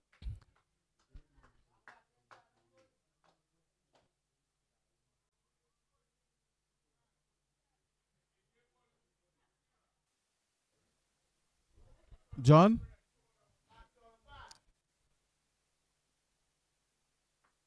Coming forward, but there was some doubt. Wasn't really sure whether to play or leave. And of course, this single brings back Charles into 14 it is now without loss.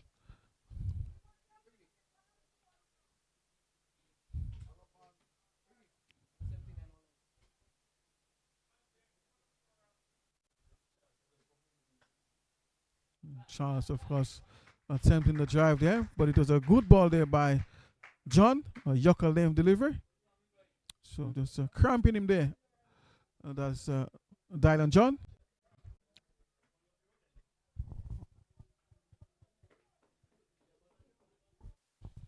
John. And the batter is coming forward.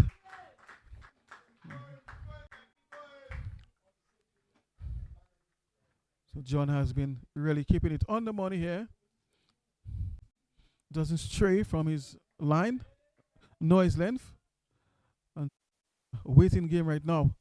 I'm just trying to maintain the discipline of consistently landing the ball in the right areas. This time a little bit more well up, but the batter can't get it away and can't beat the fielder as well at mid-off.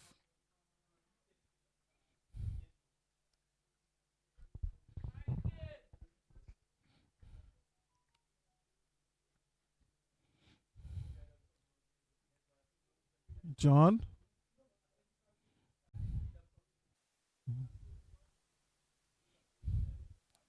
And of course, just aborting his run up there. Making his way back to the top of his mark. Just missing his run. And of course, doing the right thing.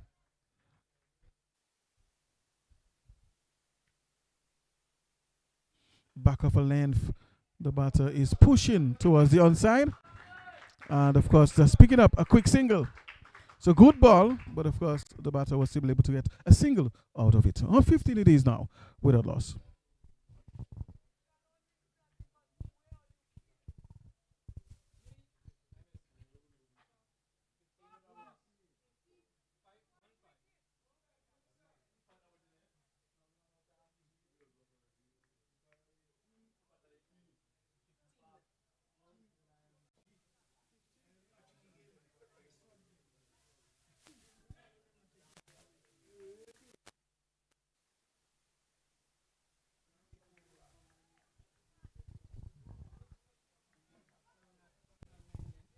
Fontaine, of course, continues. And beating Charles. All ends up outside the off stump. So that channel, it has a channel there that seems to be bothering Charles. Somewhere outside the off stump, on about the fifth stump. That channel seems to be posing problems to Charles. And this time it's closer to him, and he pushes back down the pitch.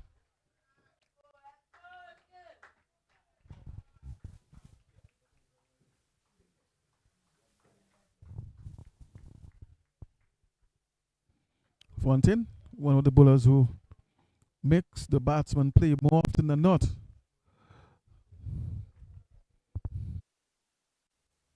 And this time just outside the off stump with a little bit more bounce. The batter just allowing it to go through outside the off stump.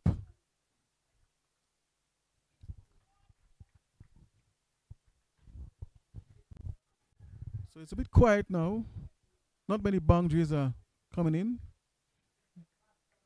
Things are going relatively slow. Fontaine. Shortish. And the batter drops this one towards the onside, just past short leg, or rather square leg, short square leg. So, because for a little man, he seems to be getting some bounce off the surface. Fontaine.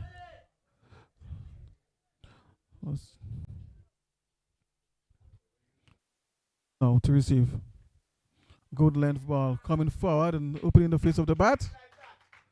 This brings Davis, a third man, into play, and they will only get one.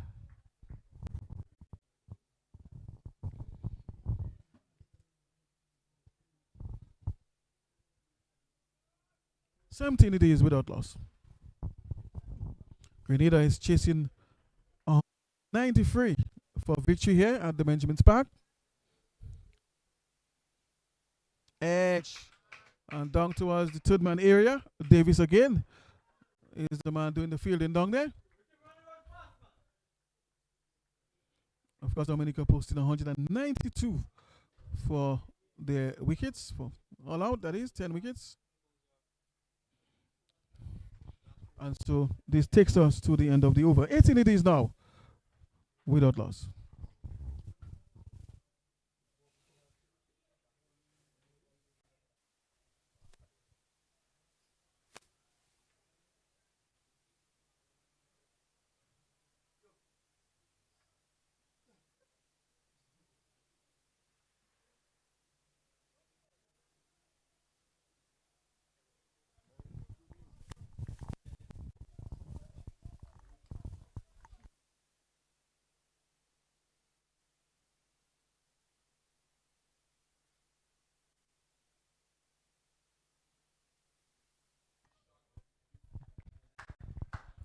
Dylan John continues from the northern end.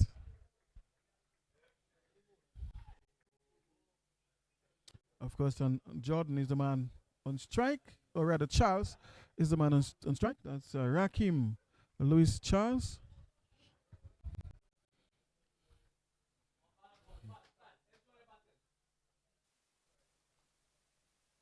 John. This one strays down the leg side.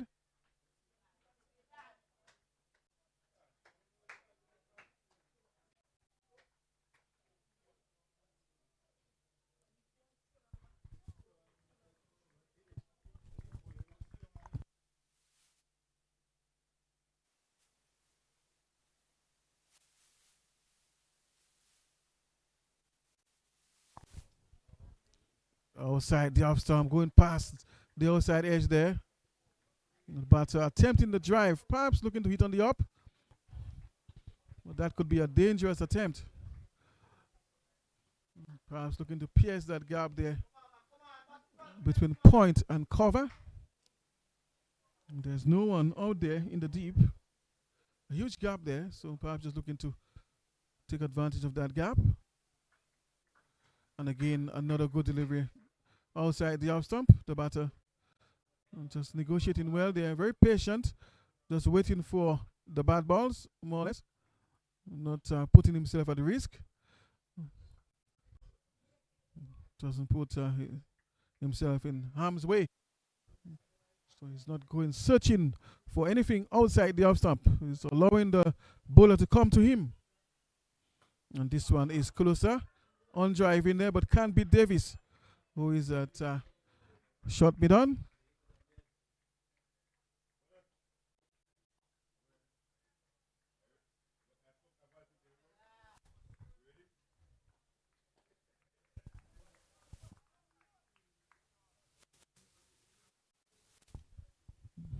Dylan attempting the drive again and beating Orleans up outside the off stump. So Dylan John has been going past the outside edge on a number of occasions now, but hasn't been able to find the edge. So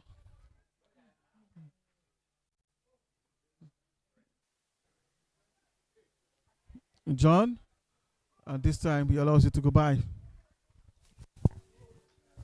19 it is now, without loss after 9.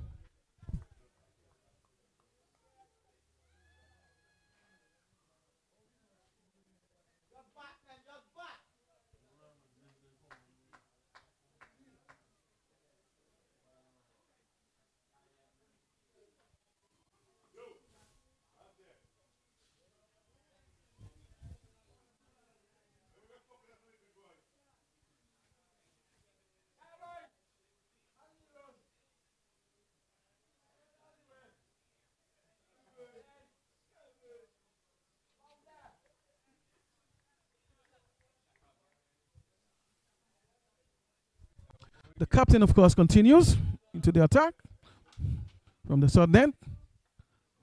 The batter is on the back foot this time, just pushing back down the track.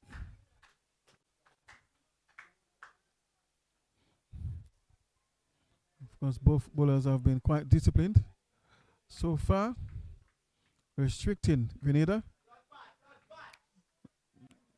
They just have not been able to pick up the wicket yet, but have bowled quite well so far. In the air, is that a chance? And yes, it's a catch. Out caught. Fontaine getting his man. It appears to be Jordan. Caught for 6 at mid-off. And Grenada losing their first count here.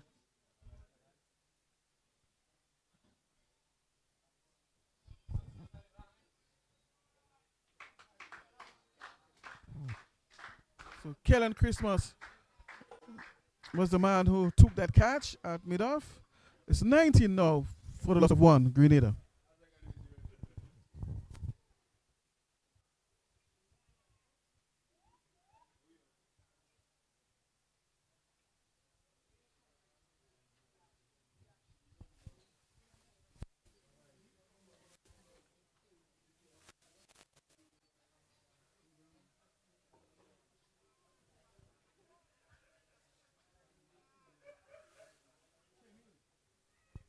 So Camille Abraham is the batter in now, the wicket keeper. So it's a wicket keeper batsman. He's batting at number 3. So he has some responsibility here. So usually wicket keepers are good batters and they possess a good eye.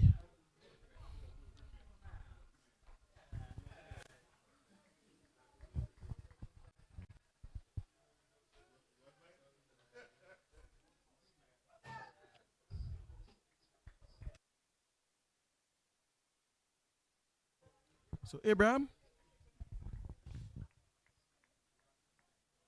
And it appears Fontaine will be bowling to him from around the wicket. So to the left-hander, he bowls around the wicket, just creating the angle. And immediately he's on the money, but of course, they'll get that quick single. So immediately, Camille Abraham is off the mark.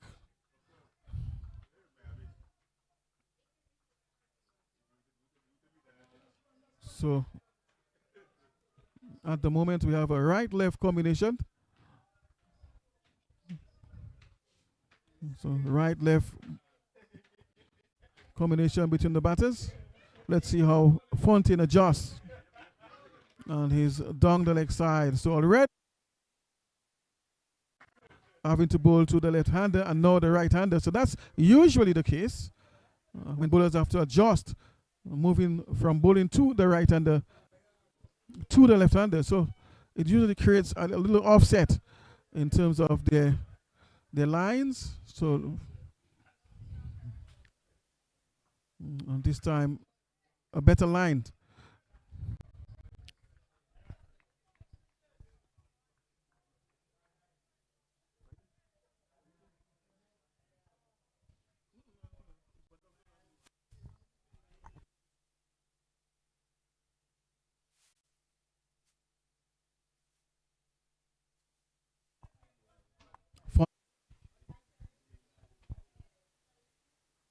And he's written outside the off stump.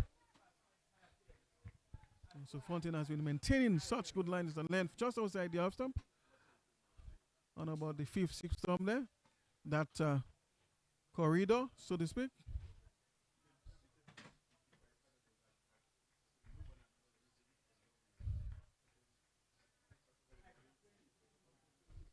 Fontaine again. This time down the leg side. So that's the second time in the over. We are seeing him straying down the leg side. That's not very characteristic of him. Earlier, he was spot on as far as his lines. So it seems as if this new situation with the right-left combination at the crease is posing some difficulty to Fontaine as far as his lines. This time outside the off stump. 22 it is now for 1.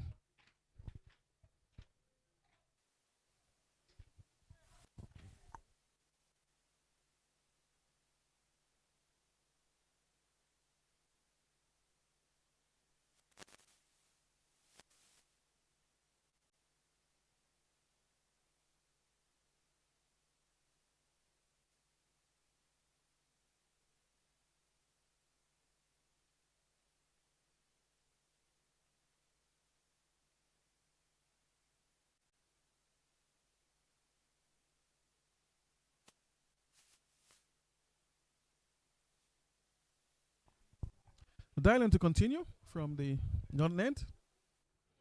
Hasn't picked up a wicket yet. Has bowled 5 overs already, it appears. Did only 13 runs, going only at 2.6 runs and over. So far, very good as far as his economy rate. Only has not yet picked up any wickets. So he hasn't been put away as such. Has been quite economical, but has not yet picked up the wickets. And the sun is out now in all of its glory at the Benjamin Spark. I paid for leg before. Of course, umpire Rogers LaRock says no.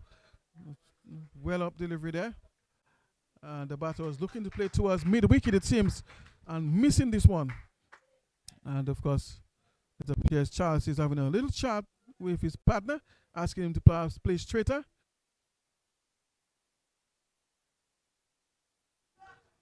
So, and usually when batters just arrive at the crease, it is necessary for them to focus on playing with a perpendicular bat, very straight. And he's driving pleasantly. Bits Davis. And it's running down towards the boundary, but it may not get there. And of course, the butters are. Meantime, Davis fumbles a little bit more on the boundary, but of course, the batter settles for a free. So a very spectacular looking shot there. Very fluent, very elegant looking stroke by the left-hander. And of course, beating Davis there to his right. Of course, this brings Charles into the attack, the tall right-handed opener. And so, of course, it's interesting to see what John is going to produce now. And he's giving out. Leg before, the batter looking to play towards mid-wicket. And of course, according to LaRock, that would have gone on to hit the stumps. The batter missing. And of course, it was quite easy for Roger LaRock to make that decision. So Charles goes. He goes for 9. And it's now 25 for 2.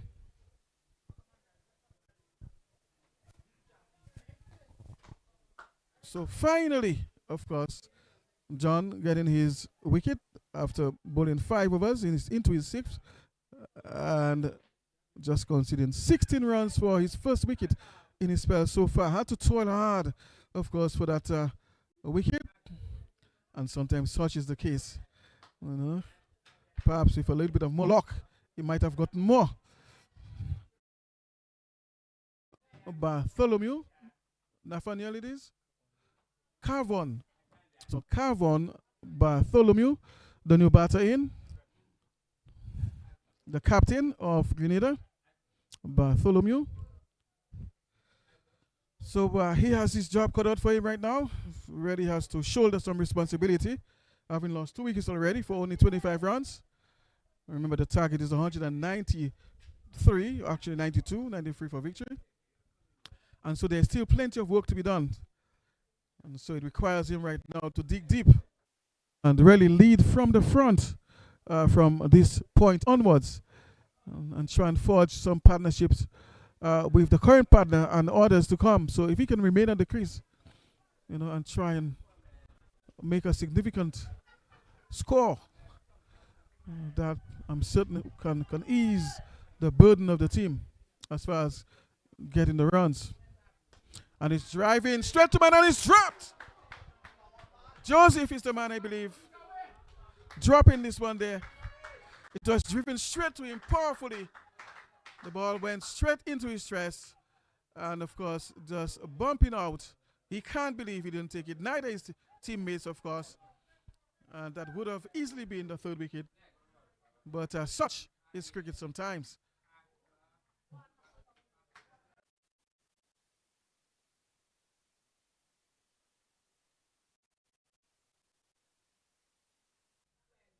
And of course, he's off the mark as well.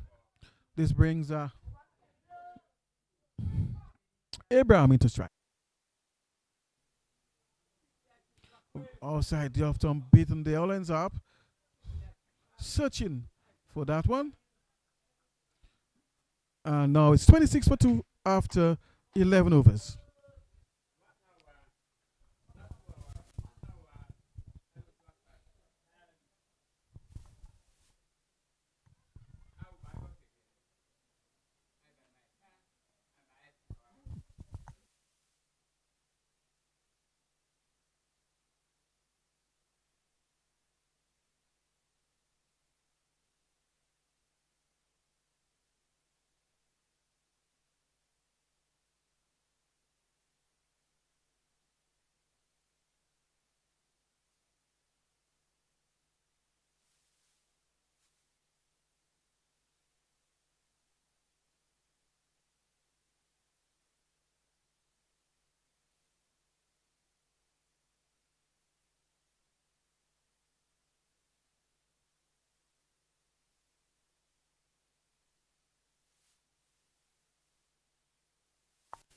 Fontaine.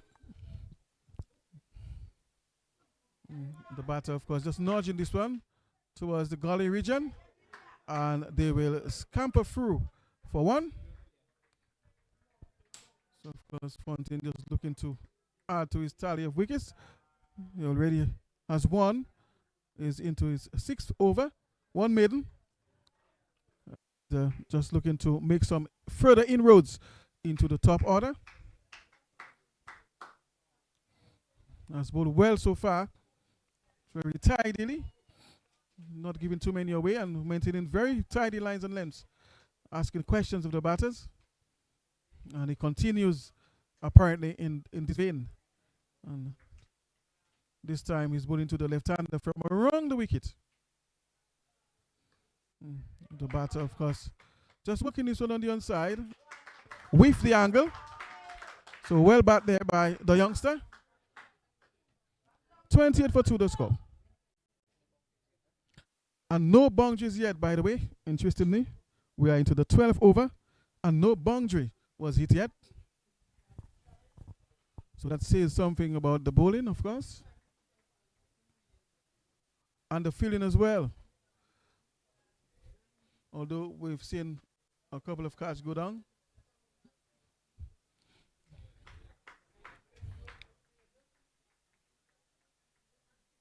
Fontaine. Just continuing to probe around the off-stump area. That channel. And asking questions of the batters.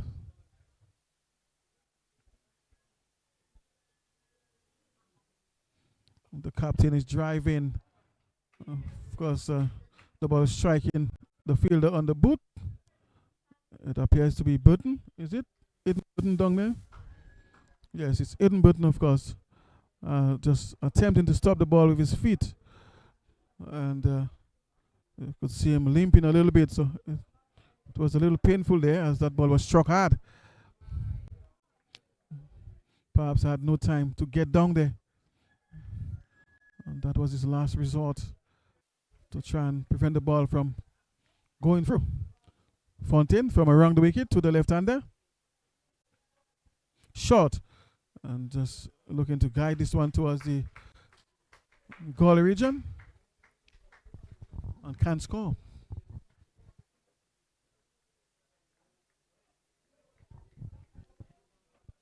Grenada is in a bit of a bother now, having lost 2 early wickets. 29 now for 2, the score. And meantime, Fontaine will continue in search of more wickets, slower delivery. And of course, this one beating the batter there. And that takes us to the end of the over. 29 for the loss of 2 after 12.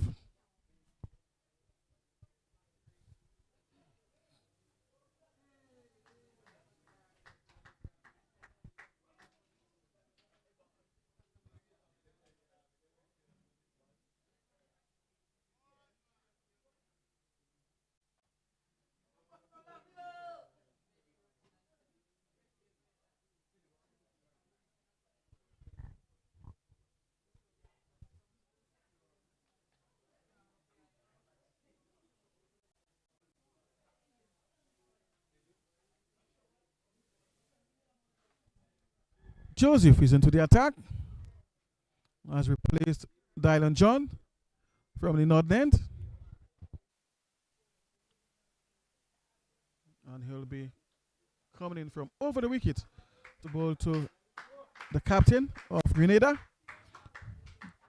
Bartholomew, who is only on free. And of course has a big task on hand.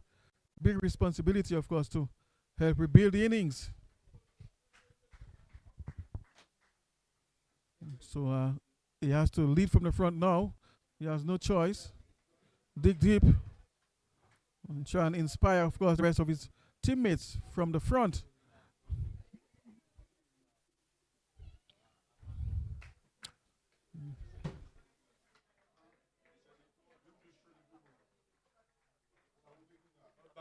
Not bad. Keep it tight. Keep it tight.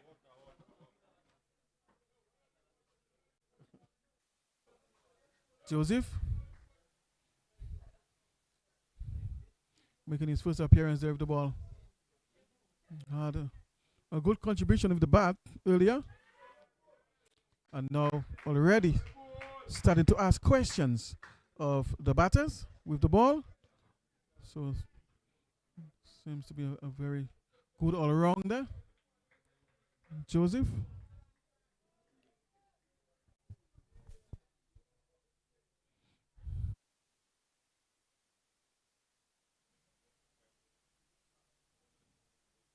Back of a lane from the batter. Just guiding this one down towards third man in the person of Vince Darrow. And of course, they'll just get a single. Of course, I remember young Joseph, when he was a toddler, well, perhaps a little more than a toddler, whenever his father would be training with the rest of his brothers that were older than him, he would just send a ball to him, a red ball, and just let him play with it and toss it around and throw it around. And he would do it in his own style, in his own fashion, while his dad would be training the older brothers. And now he's bowling for the Dominica national, under 19 national teams. Pardon me. So it's very interesting how things begin, the origin of a man's career. Just playing around for ball. And now he's a national bowler.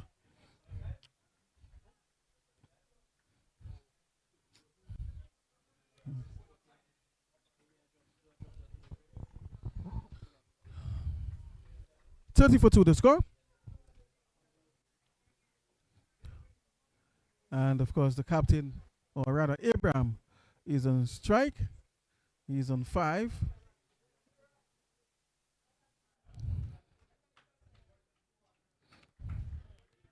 And of course, just looking for some more wickets there to continue adding pressure on Grenada.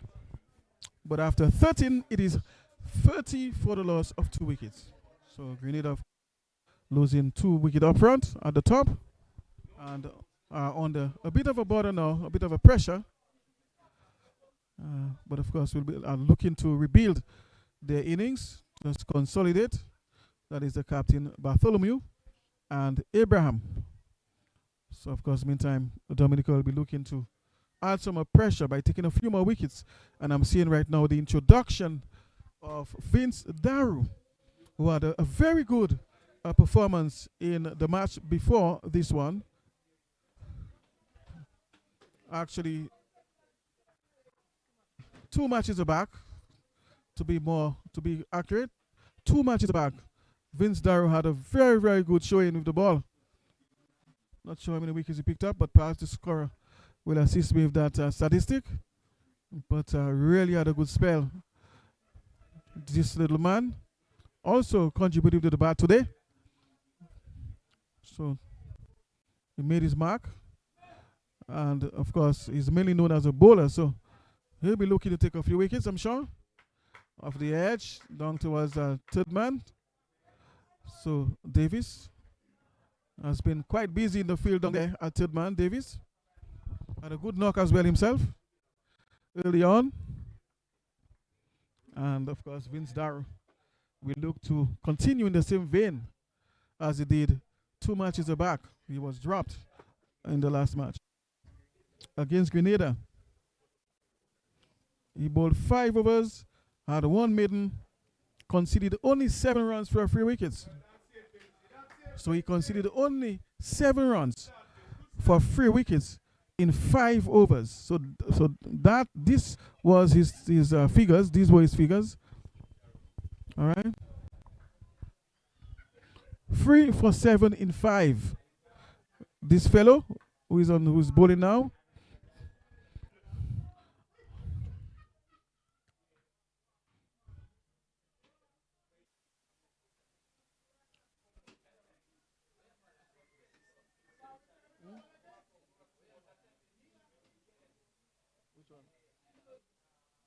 And against St. Vincent, he picked up another 2 wickets and conceded only 2 runs in 1.1 overs.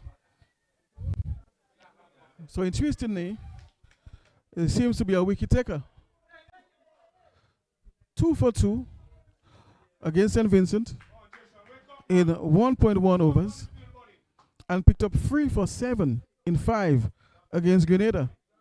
So those were his last showings and they were very good. So he's quite competent with the ball. That little fellow. And again, asking questions of the batter on the front foot. And they can't. So Vince Darrow, of course, was brought back into the lineup, into the attack, mainly as a bowler. And his figures does justify that. Very short run up, small man, but very effective with the ball.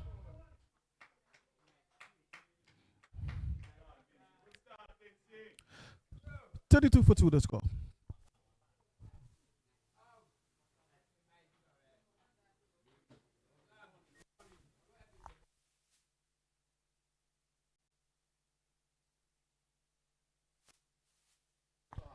So it's drinks now. We'll take a short break. And of course, we'll be back in just a few minutes from now.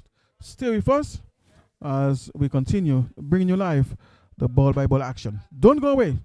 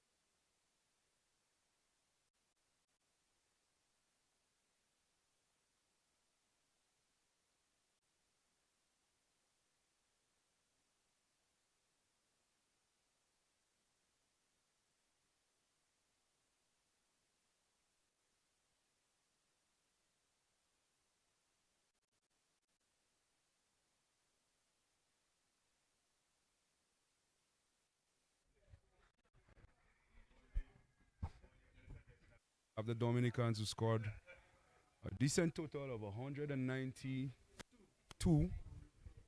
And we have the Grenadians trying to reply 33 for 2 after 14.1. So a bit of a slow going for the Grenadians. But these two at the crease right now, the captain will try to build a partnership and get the team in a better position. Joseph. Brilliant delivery. Beating the batsman. All ends up outside the off stump. Well bowled by young Joseph.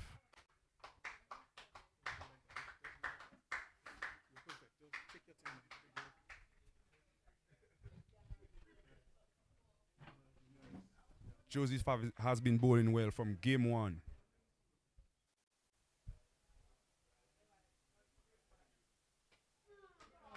That's a brilliant shot here by the captain of the Grenada team. Joseph missed his length, pitching the ball up, and he was onto the front foot, driving it over the cover. 4 runs it is.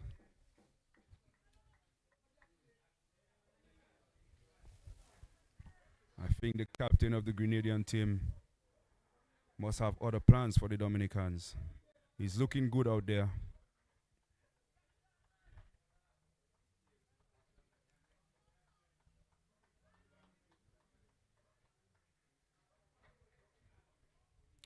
Bit of a slow going for the Grenadians.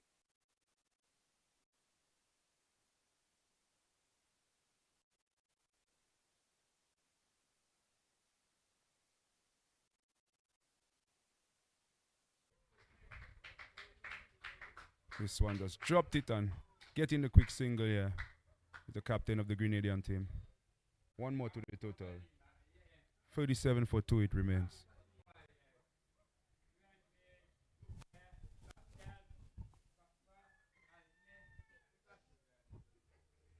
I must say there's a bit of some clouds around the area, but no threat of rain for the time. Joseph. Once again, just batsman just nudging it into the mid-wicket area. Taking off for the quick single. One more to the total for the Grenadians.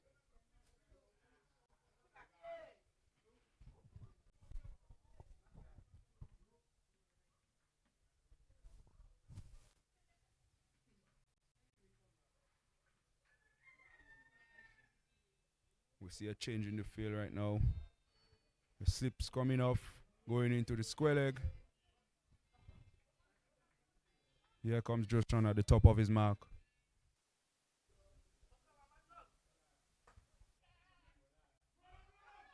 Oh, brilliant piece of fielding here by Ersinio.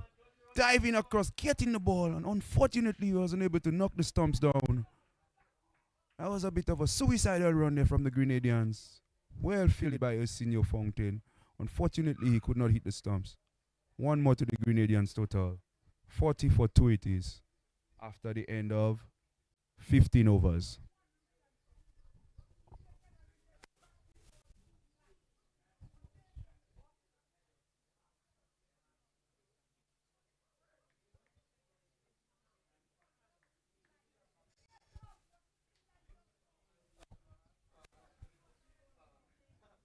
We see Vince Daru on top of his mark. Vince is not the quickest of bowlers, but I'll tell you what, he keeps it tight.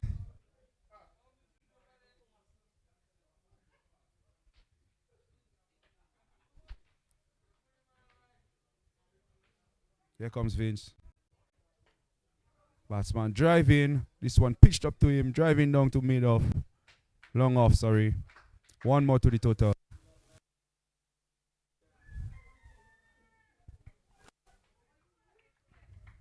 Sometimes when you see a bowler like Vince, you feel like you could get the best of him just because he's small in stature. He doesn't bowl quick. But he's the type of bowler who just keeps it on about the off stumps. Doesn't try to do too much. Just keeps it tight. In comes Vince. Back down. And a misfield here by the Dominicans. The ball going right through the fielder.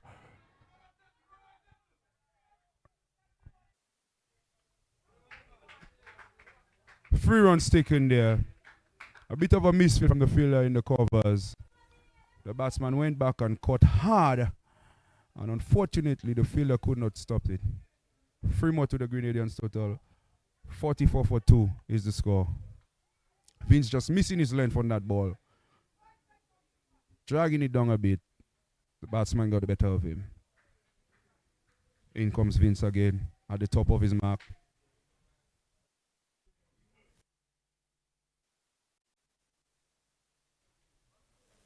Balls well bowled by Vince. Just back of a length. Tucking the batsman up. He could only get bat on that and straight back to Vince. Like I said, Vince is not the quickest of bowlers, but he keeps it tight. Tries his best to bowl straight, wicket to wicket. Once again, on the off stump is Vince. The batsman only could open the face and get one. Good batting, good bowling, some good cricket going on outside there.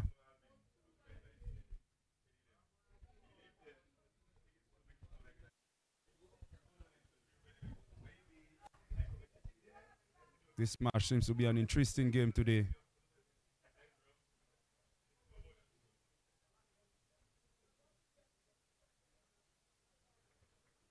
But the Grenadians did well to restrict the Dominicans under 200 runs. They would back themselves to get this total. But the Dominicans would also back themselves to restrict them under the total. Here is Vince at the top of his mark. Balls, batsman caught straight to the field at point. Good stop, no run. End of the over. The score is 45 for 2 after 16 overs.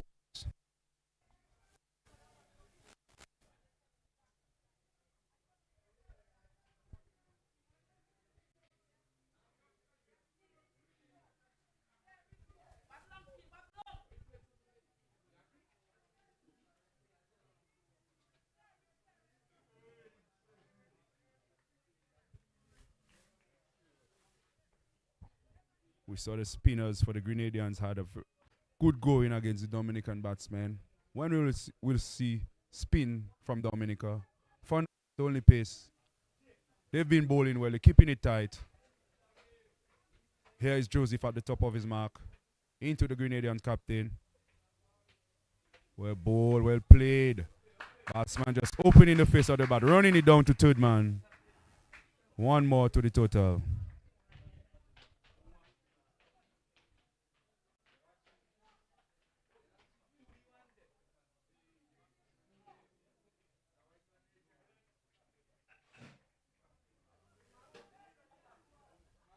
Dominica needs to be taking wickets. Keep taking wickets. This one just a bit short. Batsman trying to punch it through the covers. Only could get the man in front of him. No run.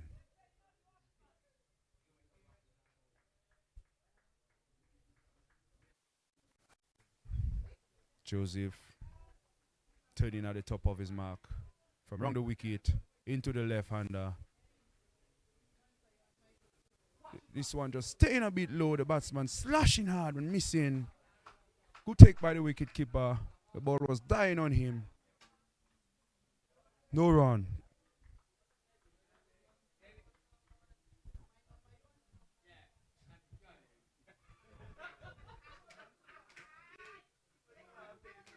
There's Joseph again on top of his mark. This one, a batman is caught in over the point fielder. Into the boundaries it goes. 4 more it is to the Grenadian total. 50 is up after 16.4 balls. Not bad going. Joseph just missing his length from the batsman. Rock.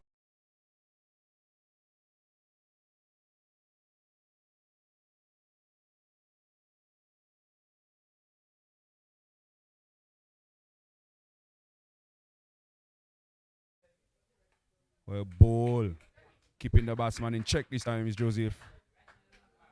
Good length, good line on top of the off stump. Batsman can only come forward and play it straight to the fielder in the cover position. No run.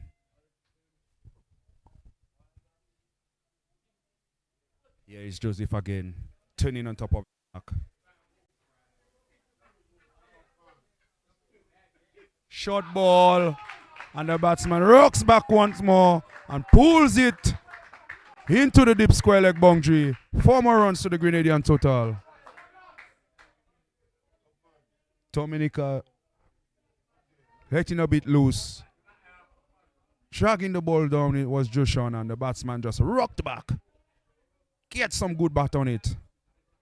The ball raced into the boundary for 4 more. At the end of the over, the score is 54 for 2 after 17 overs. Camille Abraham on 19 and Covan Befelmi on 14 of 18. These two will look.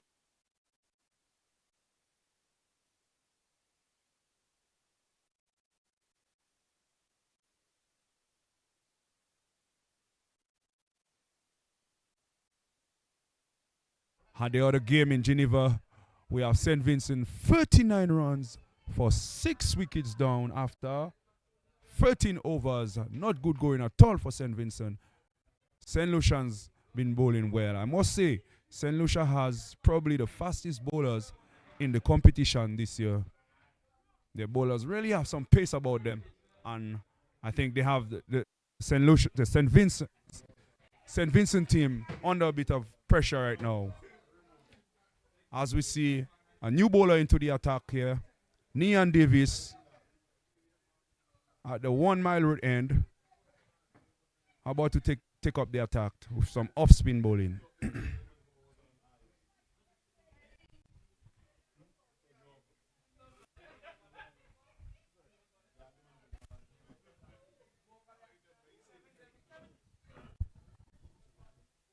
Wickets is the order of the day for the Dominicans. Because I think if the Grenadians keep wickets in hand, they will get to the total. So Dominicans going to have to keep chipping at the wickets as the game goes on. Here comes Nian in, pulls, lovely delivery.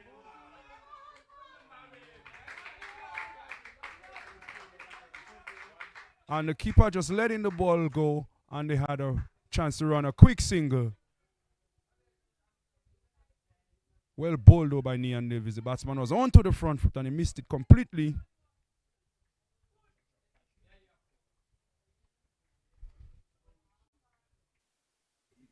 One more run to the Grenadian total.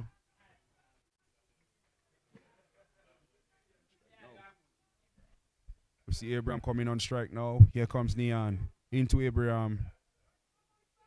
Well bowled. Well flighted. Bringing the batsman onto the front foot. Could only play it straight back to Nian. No run added to the total. Here comes Nian again. Flighted delivery. Once again, the batsman could only push it back to the bowler. The score remains the same. Here's Nian again. Well bowled by the young man. This one just cramping the batsman for a bit of room. The batsman looking to give himself some room to play to the offside. The ball coming in with the angle. From round the wicket is Nian. Here comes Nian again.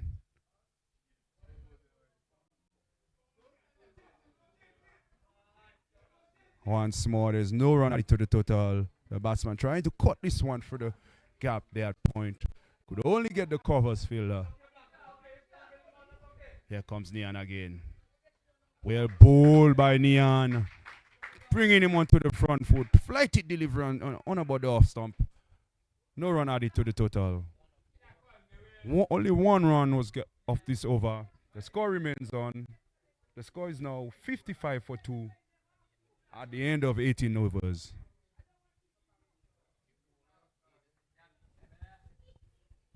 We see the spinners now making their way into the attacks. We have a new bowler at the Northern Link Road, and we have Aiden Burton coming in with his off spinners.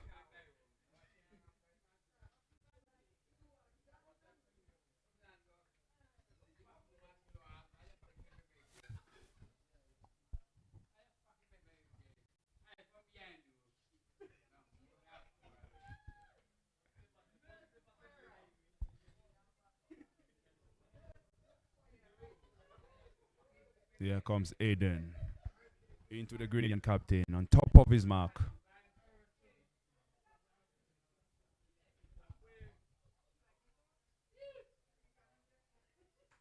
Short delivery. Batsman rocking back and cut it. There's a sweeper on the boundary, so it's only one run. Score moves up to 56 for 2.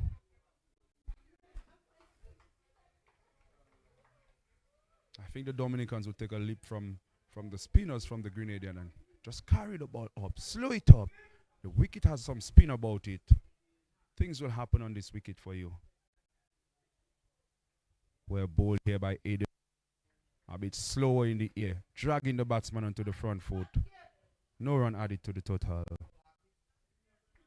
This is the sort of pace that you want to bowl on this wicket. Not too fast, not too slow, but you want to give it some time. Well bowled as we have an appeal from the fielders, but the umpire says steady. No. Well bowled by Aiden. Perfect pace on this wicket. Not too fast, not too slow. Once again, batsman is on the front foot, driving straight to the covers.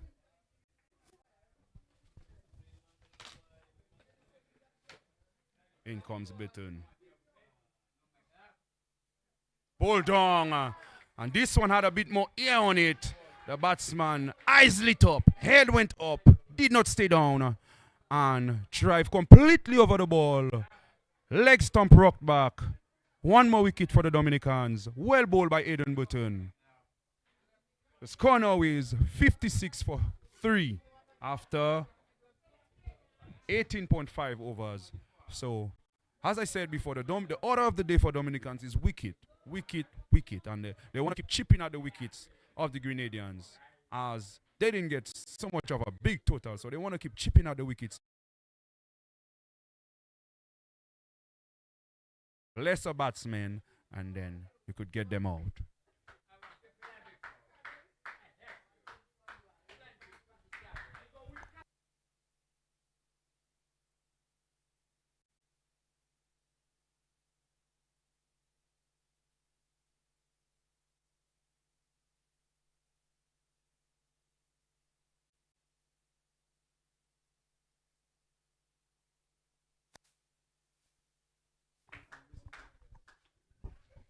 As we see the new batsman coming in now.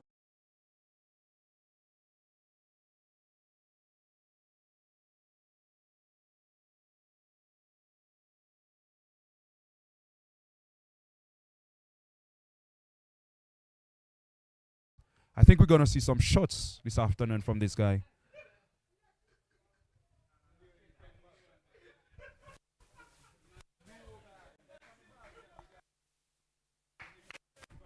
Aiden might have some other plans though. That's one more delivery in this over. And it's a left-hand down strike. He loves bowling to left-handers, from my knowledge. So he'll be licking his chops and trying his best to get this wicket of his last delivery of that over. Here is Aiden at the top of his mark. Wickham settles into his wicket. Delivery flighted. Full on. Wickham was covering up on the front foot. Dot ball. At the end of the over, the score remains on 56 for 3 after 19 overs. We have Kevon Befelmi on 16 of 20 deliveries, and Jamie Wickham, the new batsman who just went in, none of 1 delivery.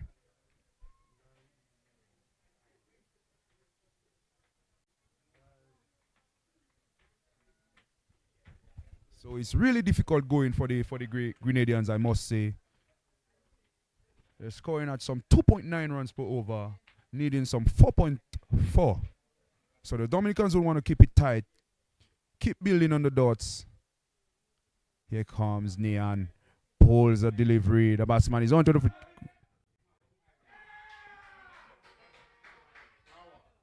There was a chance of a run out here, but it was a bit slow from the fielder.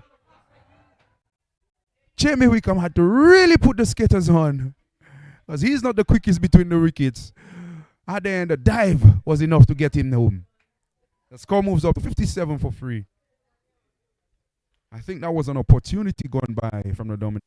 I feel at the point region was a bit on the back foot.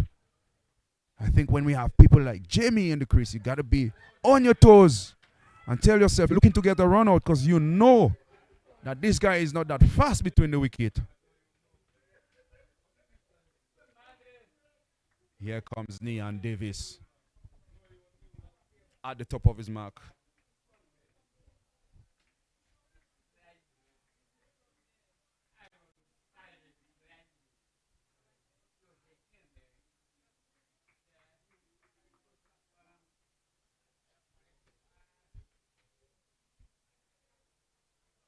Wickham just taking his time after that quick single, catching his breath. Here he's settling. In comes Neon Davis. Bowls. Batsman is on the front foot, just guiding this one to the point fielder. No run. I must say Neon started the spell very well. Skipping the batsman. Here comes Neon again. Full toss, a bit of a full toss. Wickham swung. Could only get it to the fielder at mid-on. One more run added to the total. 58 for 3. I think Neon wants to use the pitch a bit more.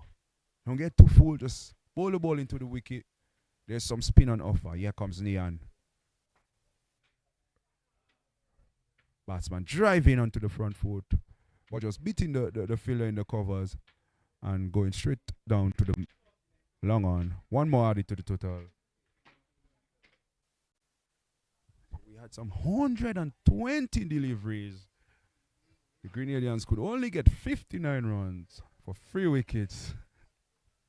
Not bad going at all for the Dominicans. They need another 134 runs off 180 balls.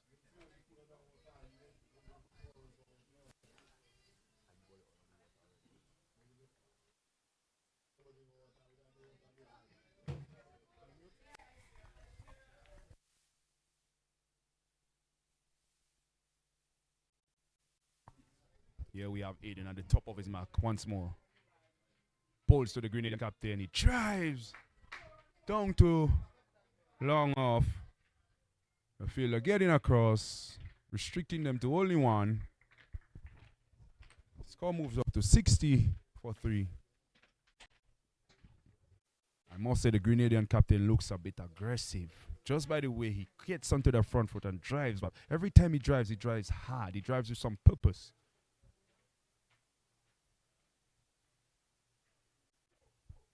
Here is the bowler bringing the batsman onto the front foot once more. Only could get forward and play it.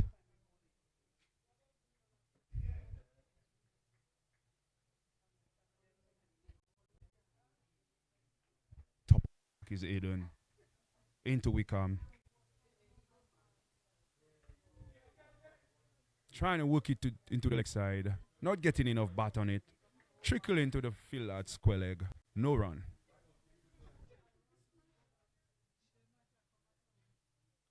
Aiden. Mark again. Ambles in. Flights this one. Yorker length delivery. Wickham jamming down on it. The ball taking the out half of the bat. Trickle into the field at point. No run added to the total. The Dominicans are making it as difficult as possible for the Grenadian batsmen. We bowl again. Bringing him onto the front foot. At the end of the over, the score remains on 60 for 3. So it's tough going out here for Grenadians. But I don't think they will be much bothered because they only need 133 runs of some 174 balls. A lot of balls in the bag. So these batsmen out there would probably need to just bat balls, build a partnership, and then we could probably see some mistakes happening from the Dominicans with a partnership building. I think the captain of the Grenadian team has an important role to play out here today.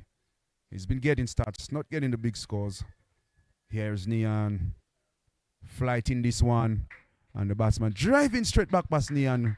It's only one run because we know Wickham is not coming back for two. One more added to the total. This ball was just overpitched here by Nia, and I think we got to wicket more. Yes, you want to flight it, but you want to land it on that length. The corridor of uncertainty. Wickham is back and caught in. Down to the sweeper. Total.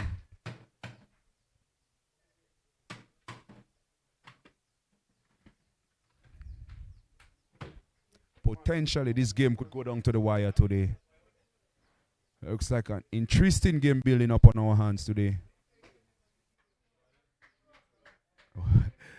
Any other batsman, there would probably be one. But I don't think Wickham is going to risk running and getting run out. So, no total. Here comes Davis again. And this one, the batsman is slugging. And that's a drop catch there. An easy catch. And he went too nonchalant and as if it was too easy for him. And he dropped the catch. This could spell trouble because I tell you what, this was the captain of the Grenadian team we dropped. Who's that? That's Valmont, Kenny Valmont. He never looked like he was comfortable under the catch. And he spilled the catch. Here comes Davis again. Driving as we come. The ball once again follows Kenny. Well, this is what normally happens in cricket. You have a drop catch or a misfield, and I guarantee you the next ball will come back to you. We say the ball follows the fielder when these sort of things happen. So this young man just got to put up his head and take the other one. This is what pressure will cause. You keep building dots, then the batsman feels like he has to do something about it. Here's Davis again on the off stump, and the batsman could only push this one into the covers. Straight to the fielder. No. After some 22 overs. Still not up to the score, the run rate. The current run rate is 2.9 and they require some 4.6. So as long as the Dominicans keep building pressure, eventually the run rate is going to get above 6, and that's when we're probably going to see some more shots from the Grenadians. And in that process, I feel the Dominicans will probably get some more wickets. So all they have to do is keep building the dots, keep building pressure, and keep taking the chances when they come.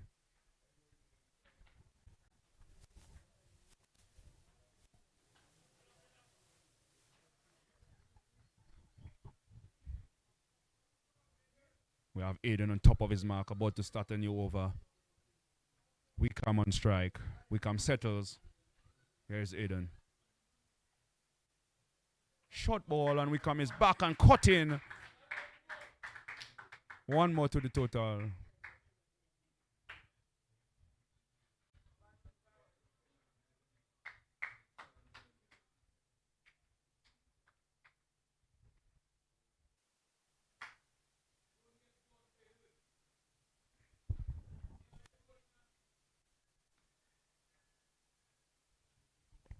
Aiden again once more, this time to the right-handed batsman.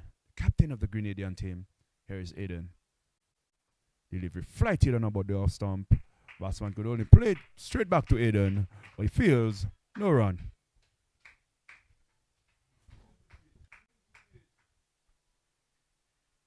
Here is Aiden again. Flighting this one. The batsman is opening the face. Letting the ball go.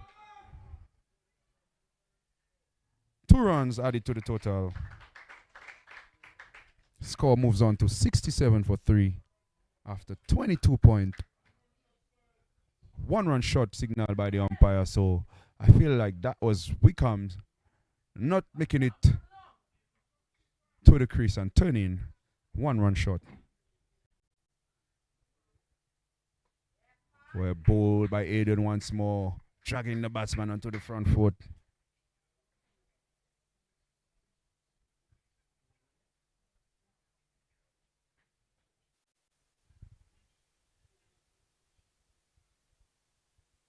Flight in this one is Eden. Batsman drives. Down to middle, long off. Fielder comes across, fields it, throws the ball in. The score moves up by one more run. 67 for 3.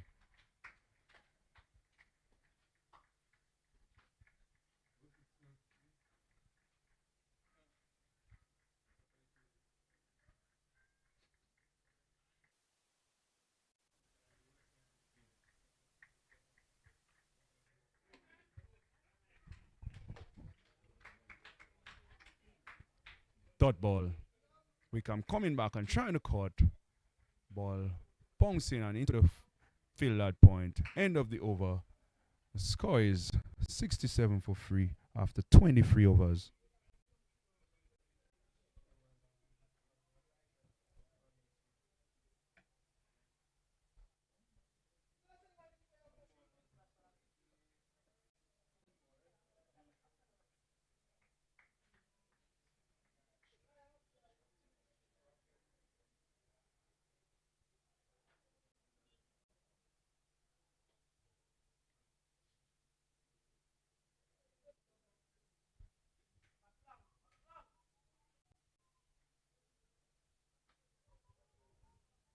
There's Neon pulling this one. Batsman drives, only get the inside edge. Straight to the fielder at the mid-wicket position. No run added to the total. There's Neon Davis again on top of his mark. Pulls this one. Good fielding by Neon. Diving across and getting some hand onto it. Preventing the single. So, Neon is looking to build some pressure for his team. Not doing badly so far. Here is Neon again. Pulling this one. And I think the fielder just dived over this ball. One more added to the total. 68 for 3. Here is Neon. On top of his mark. The wicket. Wickham settles.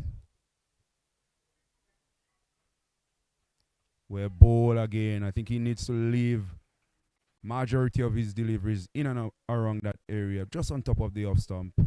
Nice and straight, forcing the batsman onto the front foot. Here is Niam again. In. Ball. This one is short and Wickham rocks back. Gets it into the gap over the cover fielder and he's back for 2.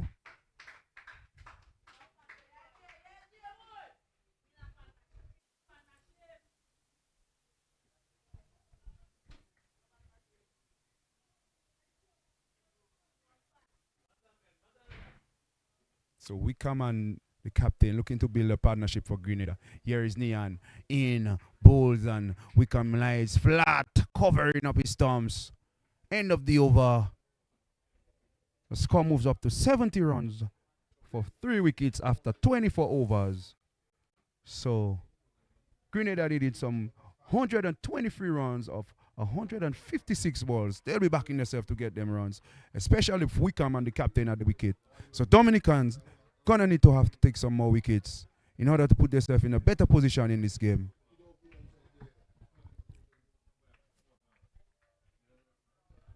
We have Aiden continuing at the top.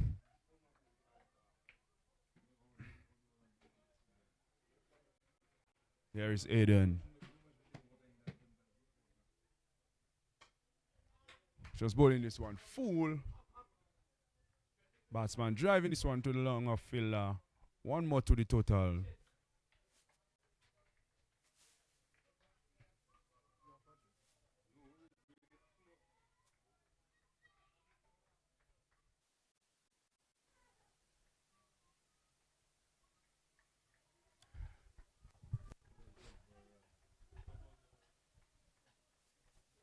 Here is Nian. Kenneth, sorry. Top of his mark. In. Bowls to Wickham. The ball struck him on the pad and the fielders went up. The umpire just putting his head down, not acknowledging the appeal of the fielders. So this one looked like it was going down the wicket, down the leg. One more run added to the total. The Grenadian total moves on to 72 for 3. Here is Nian Kenneth in bowls. Aiden Burton, sorry. Must say the spinners have been bowling well, keeping the batsman in check. But these two batsmen also been playing well, not looking to do anything extraordinary, as they know that they doesn't have too much of a big total. All they have to do is push the ball around, put away the bad balls, and they will be victorious in the end. But Dominica spinners might have some other plans. Here is Aiden again, once more on top of his mark.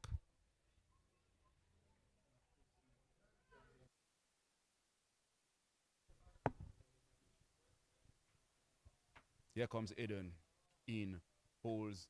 This one just bunks in a bit. Bunks and turn here for the young man. As I said before, I think they need to bowl the ball a bit slower in the air. Give it some time to do something off the pitch. Because we saw for the Grenadians, the spinners were bowling the ball slow. Here's Aiden again, slowing it up, and batsman almost driving it straight back to him. So this is the sort of pace the spinners need to bowl on this track. Not too quick, just hold it back a bit, and things will happen for you. End of the over, the score moves up to 75 for 3. After 25, halfway stage it is 75 for 3, so not bad going. Some 118 runs needed of 150 balls. So good cricket at the Benjamin's Park. We have a good contest on our hands.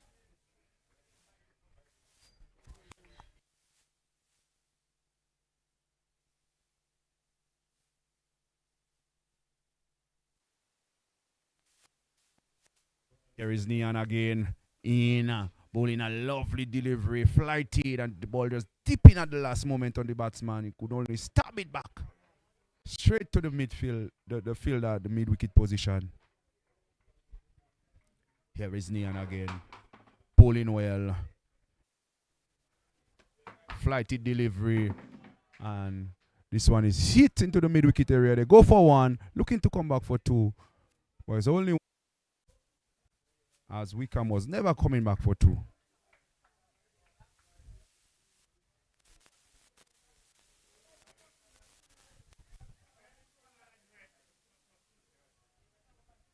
As we see this partnership building, some of the Dominicans fielders are a bit non-vocal at the time. I think they need to stay in the game, keep supporting one another, because they're not doing too bad. As we see this delivery, flighted and ball turning and bouncing. The keeper just doing a bit of a meal there. Not watching the ball all the way into his hand.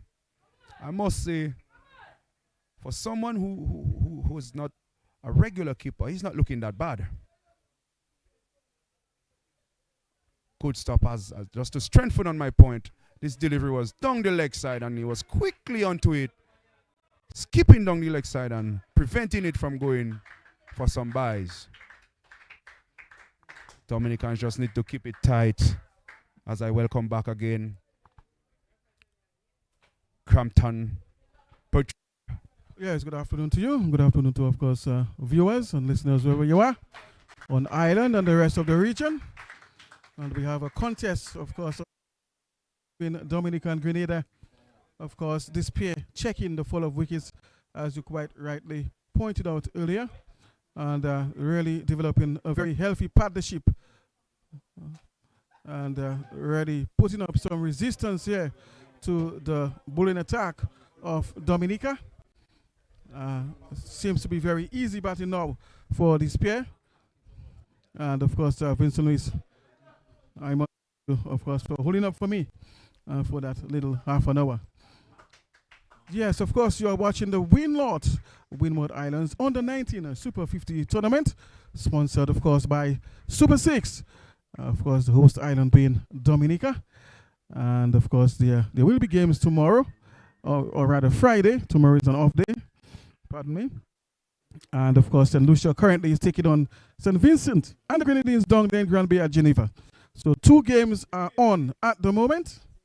And Dominica is currently 79 for the loss, or rather Grenada is 79 for the loss of 3 wickets. Of course, this pair doing some damage work there, some repair work I should say, the damage that was done earlier. And so far, doing well. Vincent? Yes, Crampton. This two has batted really well. Not looking to do anything extraordinary, just looking to work the ball into the gaps and put the bad balls away. I must say they've been looking good so far. Yes, certainly. They've been picking the gaps and taking the occasional boundaries. But importantly, keep the score ticking over, and rightfully so, of course, in the context of the match. But they will also need to pick up or take advantage of the boundary scoring opportunities, because you don't want to continue playing in that particular vein, and in the back end of the innings, you find yourself under immense pressure where balls are running out. So, just to check the scorers, there's 114 more runs required of 144 balls. So there are more balls left than runs, but as you can see, the difference is not far apart. There's not a big gap between runs to be made and balls left. So with some good overs bowled in there, perhaps a few maiden overs in between, you can reduce the gap between runs left to be made and balls left. And that is when the pressure will begin to build, when you need more than a runner ball, especially in the back end. But so far, good. Of course, they have 7 wickets in hand doing some this. That is the positive of this innings. And there's still a good number of overs left. Vincent?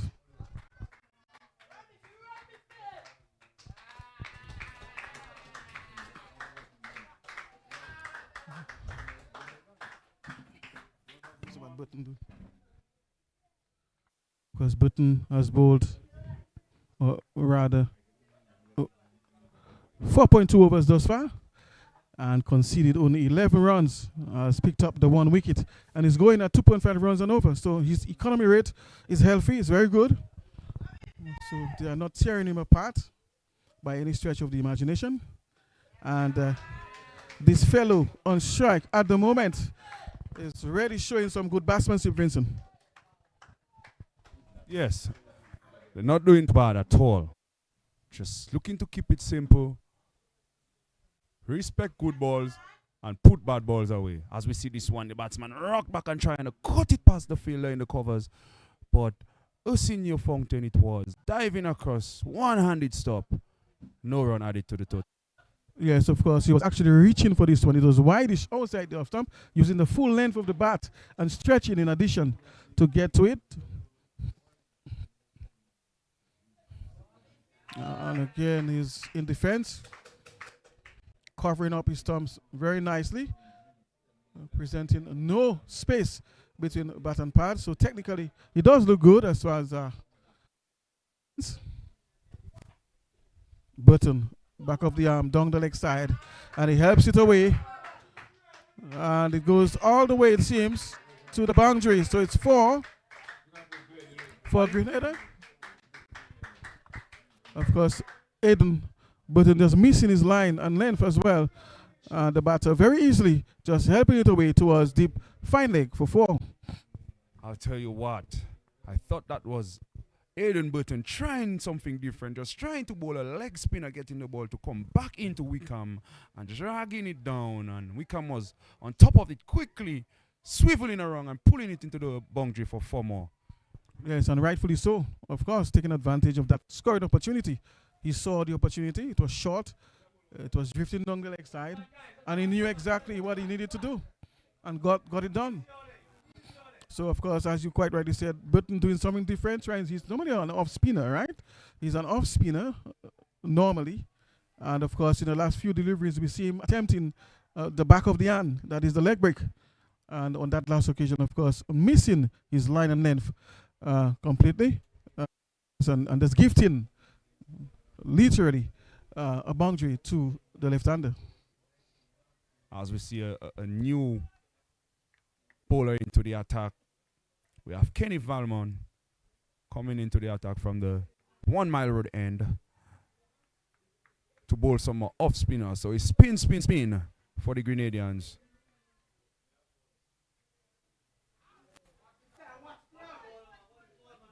As the first ball from Kenneth is down the leg side. Wide it is. One more run added to the total.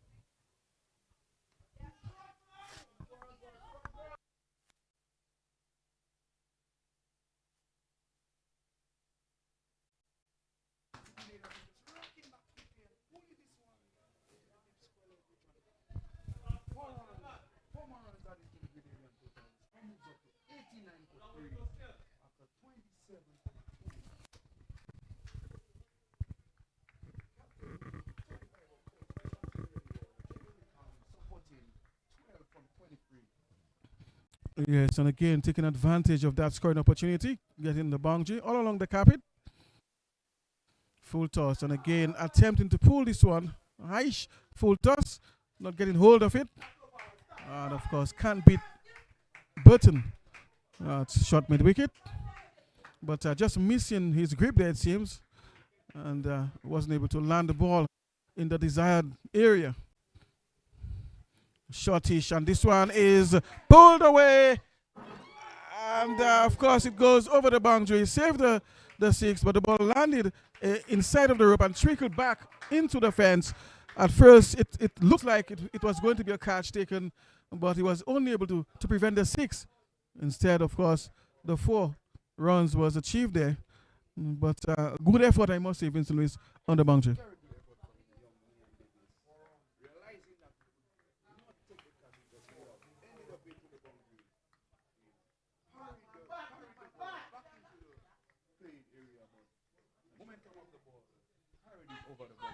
Yes, seriously, yes, that's exactly what transpired. Only prevent the 6, but not the 4. Of course, Valmore missing his line on this occasion and gifting another extra to Grenada.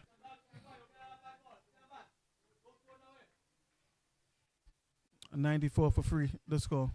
Valmore. And just guiding this one through the third man region. And of course, they'll come back for the second.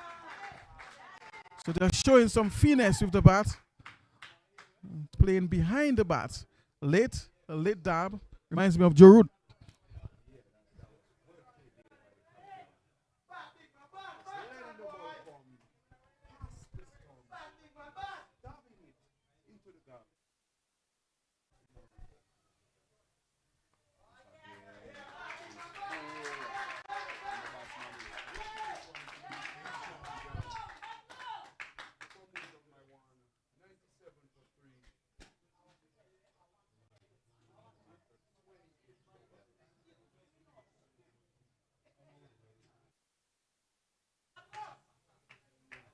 So the captain, Bartholomew, is on 42, and his partner, Jamie Wickham, is on 12.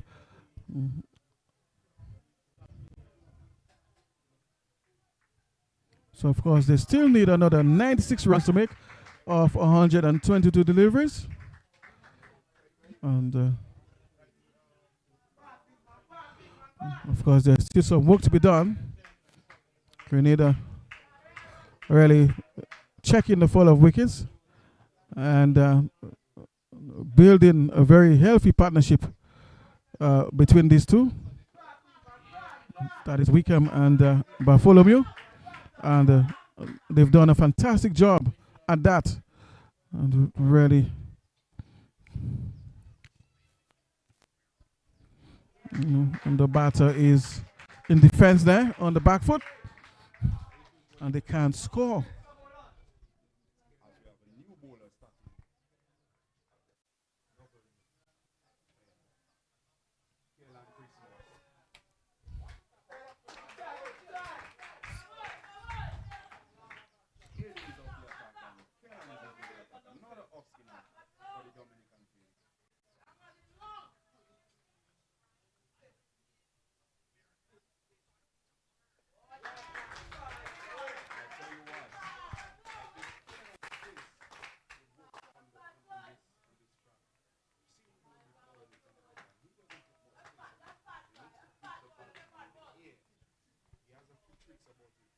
Let's see how it goes.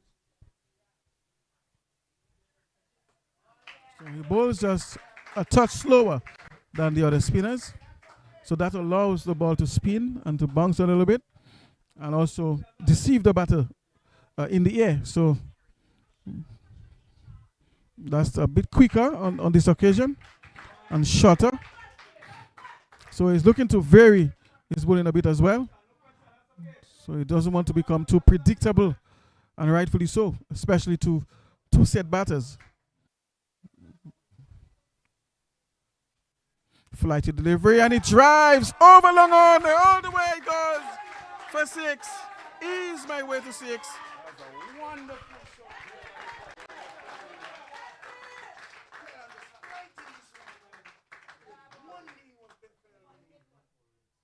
Swing it over the big corner area, as we call it, Long on. just between long on and deep mid wicket.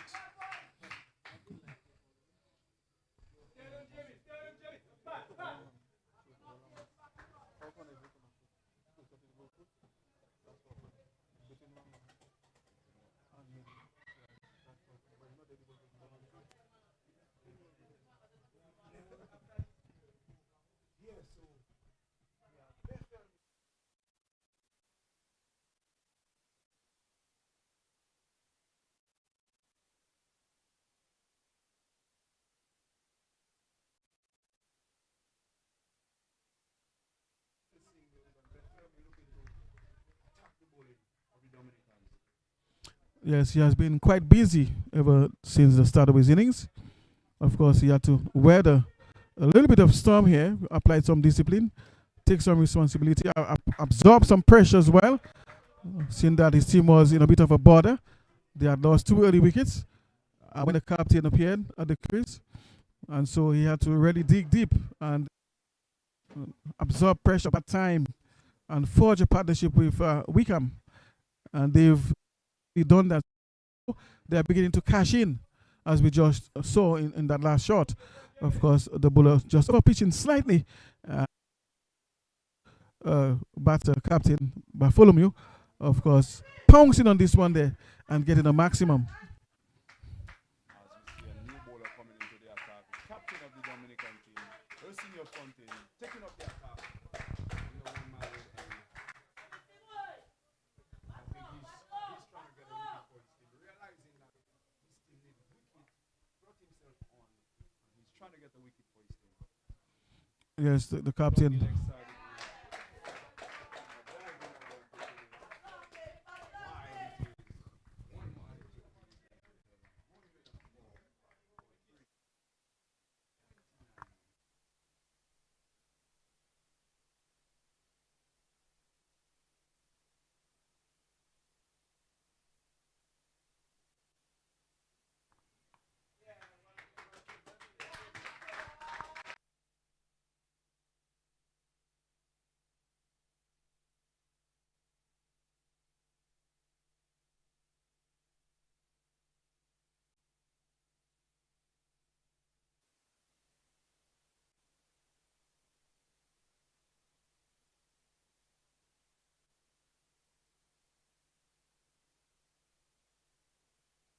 Yeah, certainly they really need to break this partnership at this moment because they are looking a bit dangerous now, this pair, especially the captain, Bartholomew.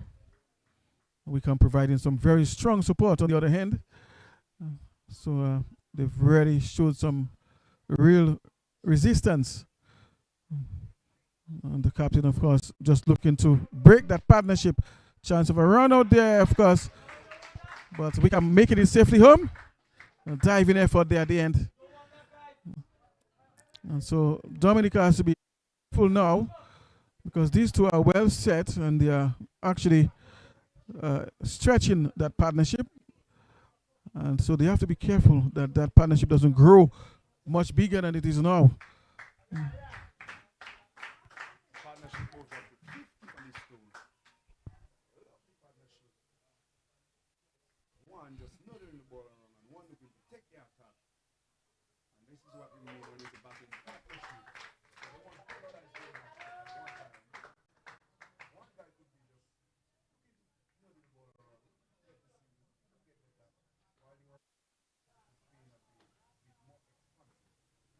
Yes, and of course, both batters are of two different nature. One is a bit more aggressive than the other, obviously, and so I think they are both complementing each other quite well. So they are both just playing their own game, but in partnership, and it's working out quite well for the team, for them as a pair, and for the team. 50 partnership already registered by this pair, so it's really working for them. That partnership, uh, the difference in style between both batters. He's not just blocking, but he's milking the bowling that is Wickham. So he's keeping the score ticking over. And the other man on the other end is also taking advantage of boundary scoring opportunities as well. So he's 49. So the captain, Bartholomew, is 49. Just one shy of his half century. And currently it's 106 for free.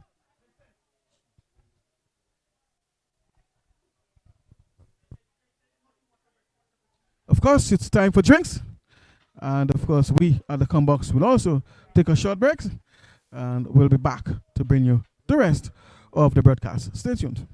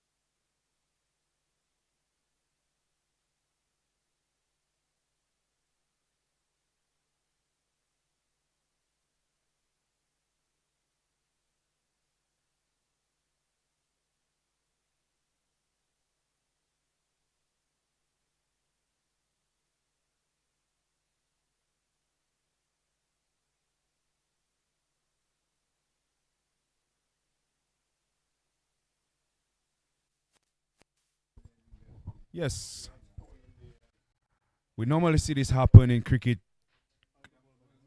Yeah, Crampton.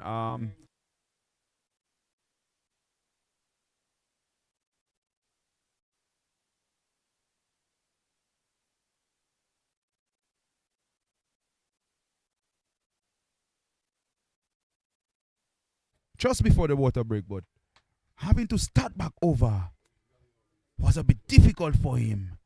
The ball was pitched up to him and he drove it straight to the fielders in the cover position. And easy catch taken.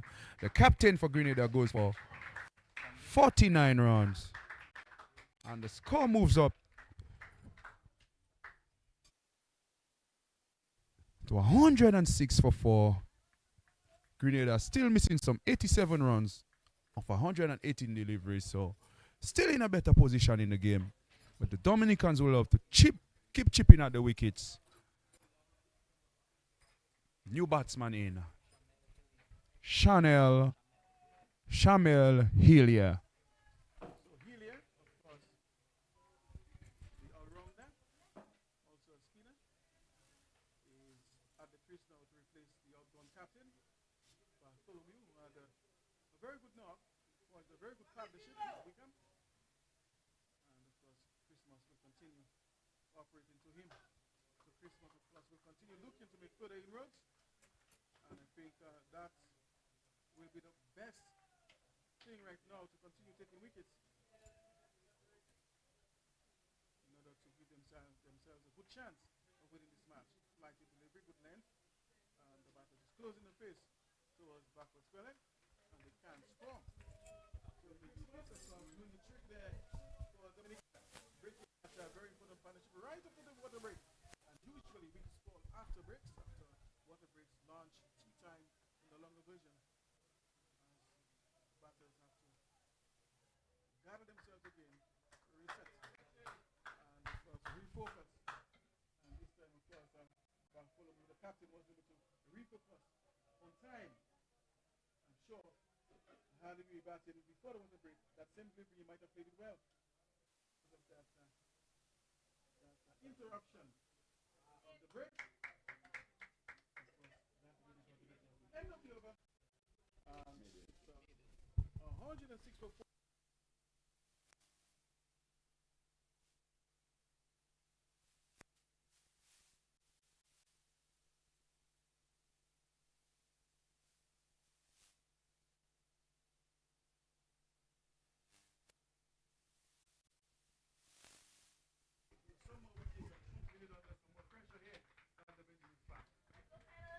Yes, the Dominican bowlers has been bowling really tight, keeping it tight. Dylan John, 6 overs, 17 runs, 1 wicket. Arsenio Fountain, 7 overs, 1 maiden, 14 runs, 1 wicket. Vince Daru, 2 overs, 7 runs. Nian Davis, 5 overs, 15 runs. Aiden Burton, 5 overs, 15 runs. Kenny Valmore, 1 over for the 13 runs. And Kellan Christmas just coming in, 2 overs, 1 maiden, 6 runs, 1 wicket. As we see the captain continuing.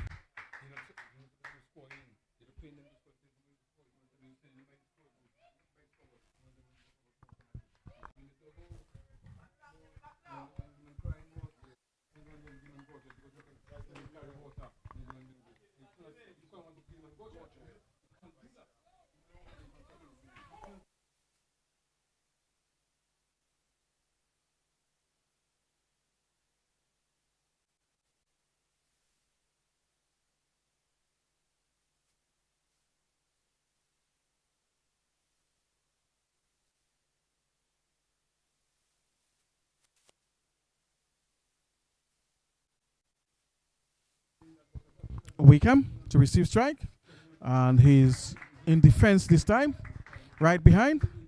And Fontaine himself does the fielding, and there is no run. 106 these for 4. Dominica taking a wicket right after the break, the water break that is, and putting Grenada under some further pressure here. They need to continue in that vein, bowling tightly and maintaining the pressure on in order to pick up some more wickets, get rid of the middle order completely, and get into the tail of the lineup. 6 it is now for the loss of 4. Down there in Grand Bay at Geneva, St. Vincent, of course, was bowled out for 100 in 25.2, chasing 179. So St. Lucia, of course, winning this one by 79 runs. So that's the story that occurred down there in Grand Bay at Geneva. St. Vincent and the Grenadines were bowled out for 100 in 25.2 overs, chasing 179. Of course, St. Lucia winning that one by 79 runs.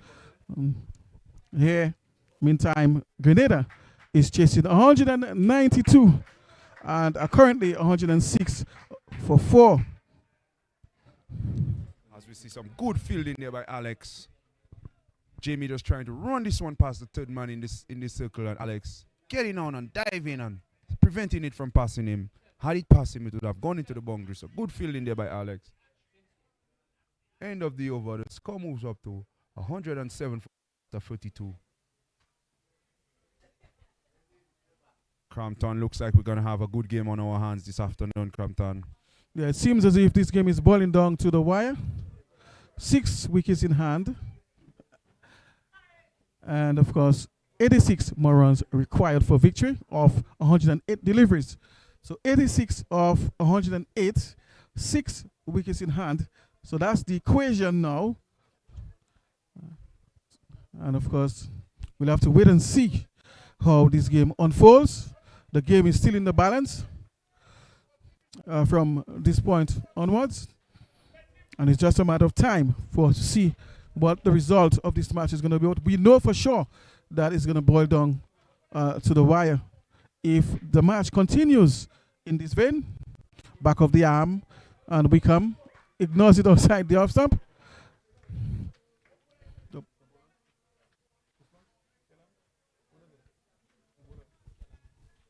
So Christmas is the bowler.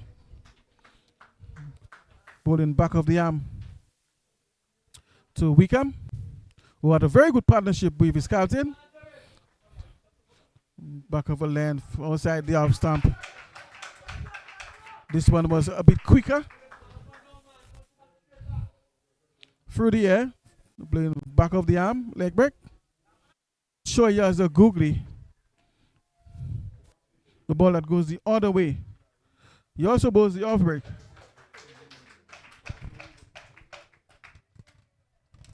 So he bowls both the off break and the leg break. So depending on the batter, but we just saw the,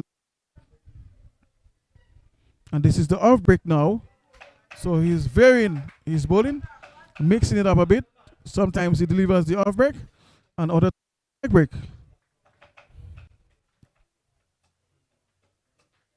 So just trying to create some doubt in the mind of the batter. The leg break this time, the ball coming back into the left-hander. And at times, he tries taking the ball away from the left-hander. But if the batter is able to read the bowling from his hands at the point of delivery, then he should be able to anticipate what comes. Full toss, and can only find mid-on, and they can score.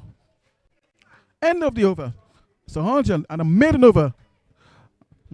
So that was a maiden over there, bowled by Christmas. And it's currently 107 for the loss of 4. Vincent?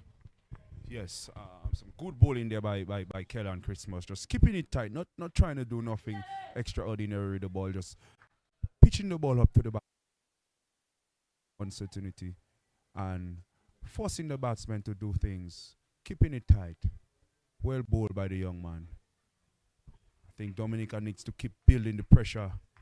We see Ersinio Funkin bringing himself back into the attack and just looking to bowl tight, looking to create pressure, while in the event of doing that, Kellan, the batsman, saw Kellan as the opportunity to take advantage, and then that was his downfall because Ersinio was keeping it tight on the other end. Kellan is bowling slow.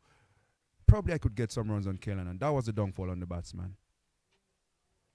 Well, ball again by Ersinio, just beating the batsman for some pace. The ball was already in the keeper's glove when the batsman was looking to get forward. So Fontaine is into his 9th over now. 1 for 15 so far. Has bowled 1 maiden. Fontaine, the captain, and is looking, of course, to pick up another here.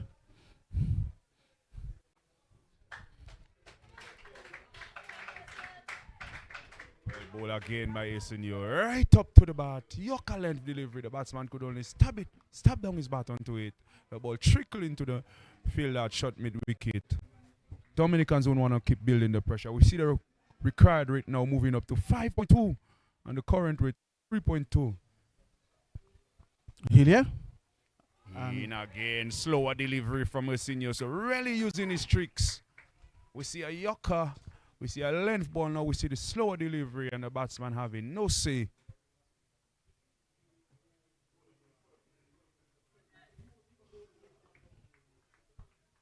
Because interestingly, there is no slip in place. There is a third man wide, very wide, fine leg, short backward square leg. There's also a man. Senior pulling that one. The batsman looking to drive it past. Looking to drive it past the bowler diving down on it. And no runs taken.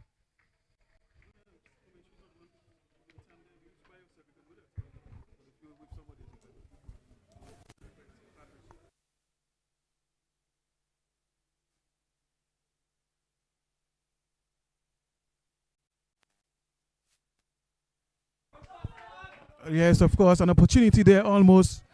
The ball just eluding there, and the batters will get 2.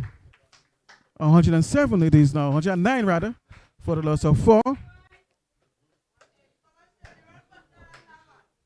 course, the fielders will have to be more and more keen here. They have to really be hungry for this victory. Do everything possible on the field to turn this into a victory. Take advantage of every opportunity that comes. Take the catches and make the run-outs. And that's what winners do. They create situations sometimes. Make a catch out of nothing. That extra dive. That extra jump. That extra leap. That extra bending of the back. That extra effort. And we see it from some players, even at the international level. They give it their 100%. And it is those little bits of efforts that really contribute towards victory. It's the end of the over. And it's currently 109 for the loss of 4. Of course, remember, this is the Winlott Windward Islands Super 50 tournament, sponsored by Super 6. Of course, this encounter is between the local side and Grenada.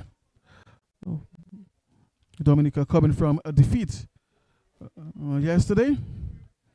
And of course, looking to get the W in this encounter. Grenada as well, looking for the W. Both teams are in search of a W, of course, and to improve their standings in the points table. Vincent Lewis?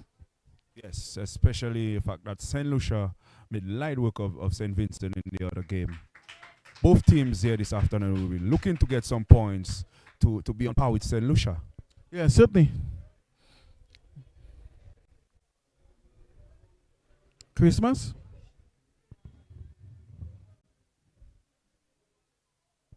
The off spinner just outside the off stump. This one going past the outside edge of the bat.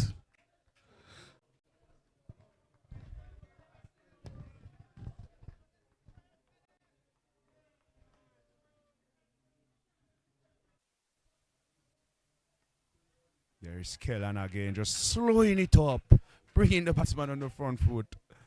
And Wickham not tempted into going for the big shot, just covering up and playing it quietly back to the bowler. This time back of the arm. And it's guided towards a gully. And they can score. So just switching from the leg break to the off break. And from the off break back to the leg break. Just trying to keep the batter guessing. Shot straight to the man there. Shot mid wicket. I believe there might have been a chance of a catch there, Vincent Lewis. Yes. Ball seemed to have been aerial for a moment. Definitely, Crampton. But as I said earlier on, man don't catch bullet, and Wickham is a big boy. If Wickham hits that ball and you're in front of it, he'll be having second thoughts of putting your hand in the way. Yes, of course. You're quite right on that. Man don't catch bullets. It was struck very hard. That ball was traveling. And of course wasn't able to turn that into at all. Christmas to the right hander this time. Gentle push towards Davis at mid wicket, and that takes us to the end of the over. 110 now for the loss of 4. In over number 35, so we are in the 35th over. Of course, we are going to begin the 36th over, and the score is currently 110 for 4. Slow going at the moment.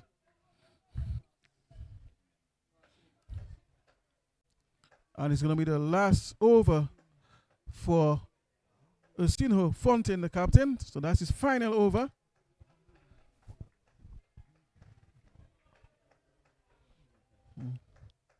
And of course, he'll be serving up to Wickham, who has been there for some time now.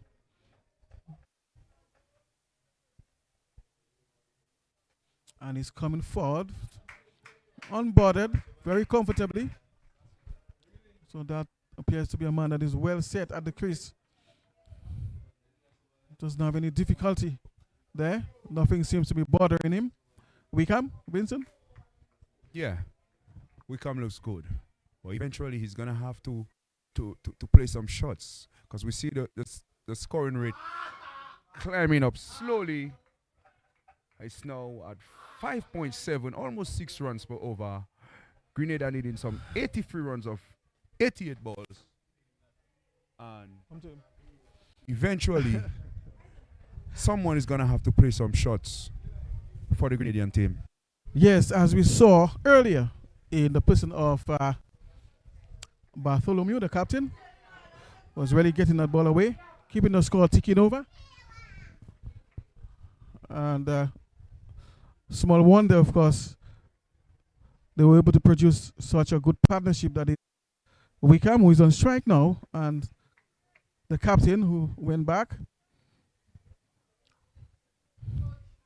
Fontaine, and he's driving, but straight to man, and they can't score. So he's well set, finding the middle of the bat. His timing is good, but he needs to find the gaps, and of course, just score at a faster rate in order to really be able to take his team home. He's a set man. I believe he should continue batting, but he just need to up tempo a bit, pick the gaps, adjust his technique, close the face, open the face, but score at a faster rate to give his team a chance here. 110 it is still for 4. Fontaine, the captain, is bowling his last over, his final over here of his spell, of his 10 over spell, and he's coming into the left-hander, and the final ball of his 10 over spell from around the wicket. Up in the air towards the onside behind square, and the ball landing just in front of the man down there, deep backward square leg, and they'll get a single. So that's the end of Fontaine's spell, 10 overs. Fontaine, of course, conceding 18 runs for 1 wicket, and has an extremely healthy economy rate of 1.8, only going for 1.8 runs and over, picking up 1 wicket, 18 runs conceded, 1 maiden, and of course of his 10 allotted overs. So that's it for the captain. As far as bowling, Vincent Lewis, your impressions? Yes, I thought that was a wonderful spell of bowling from the captain. Not trying anything extra, just looking to bowl wicket to wicket and build pressure for his team, because he knew that he doesn't have too much runs on the board, so he had to keep it tight in his spell, and that is what he did. And kudos to him, having his team in a better position right now, with Grenada 82 runs off some 84 balls. Things begin to look tight out there. Yes, of course, and both figures are beginning to square up now. 82 of 84 deliveries. Wickham is the man on strike, And Christmas continues. This is the off spinner, and Christmas is in defense again.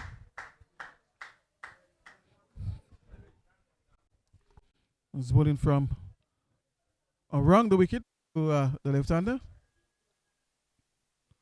On the back foot, guiding this one there. Old-fashioned shot, but can't get any for it. There's a man in the way.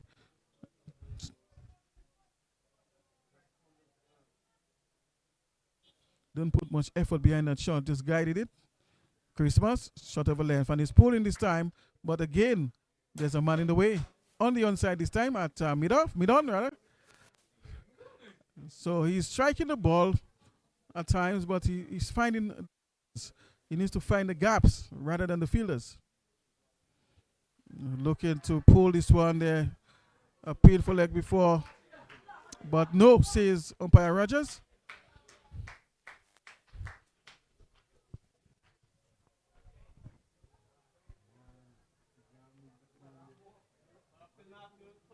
Very cool afternoon here at the Benjamin's Park.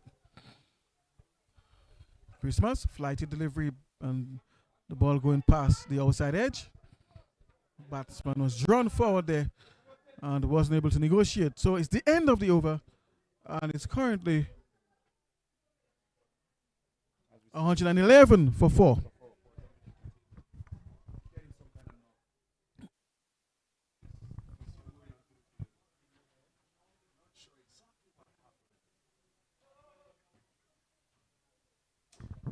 Yes, of course, Miss White is making her way towards the wicketkeeper, who is down with an injury.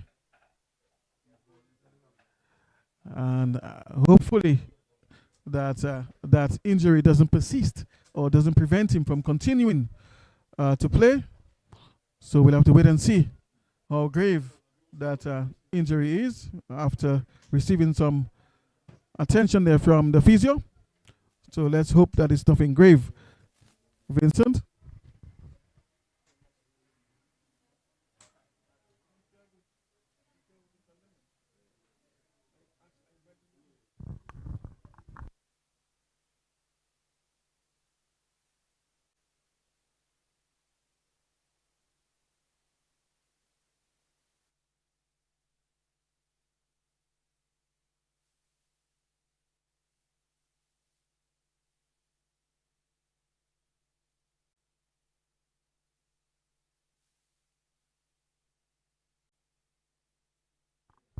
Oh, so that means he's in good hands. Yes, Scrumpton. Just a bit concerned with the wicket keeper now. I'm not sure as to what's happening, but something went wrong, and he went down. Um, we see the physio on the field, looking to. Yeah, so he's been given some attention there, some physio attention. Miss White, and as you said earlier, that's his teacher at the secondary school, one of his favorite teachers. So, like I said earlier, he's in good hands. So hopefully he can be relieved of that pain. I'm sure that she has that magic spray. We call it the magic spray. So Vincent, your pain goes away in seconds after getting an application of that spray. Have you ever used that magic spray, Vincent Lewis? Yes, Compton. I'll tell you what about this magic spray thing. I think it's a mind thing. Because I've used it, and I think I still had the pain. I still had some pain after using that magic spray, but I think it's just a mind thing.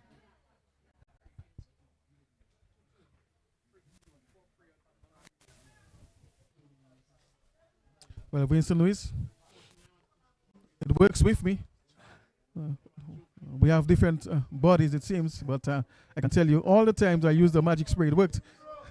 On my knees, muscles, it did work. So, Vincent, you'll have to check on that and find out why is it that the magic spray is not working on your body. It's supposed to work.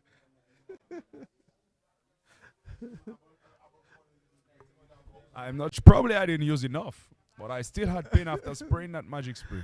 Well, perhaps your injury was a much deeper one. Maybe.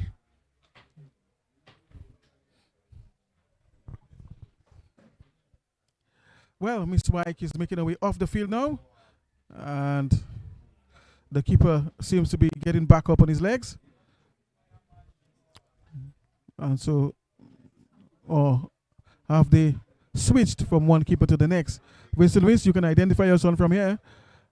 Are they using another keeper, or is he going to continue keeping? Looks like he's going to continue. Walking with a bit of a limp. Yes, he's limping, certainly, but it seems as if he's going to continue keeping, but he has a limp. He's a tough nut. So he's showing some courage. Well, he's showing some courage at the moment, playing with some pain.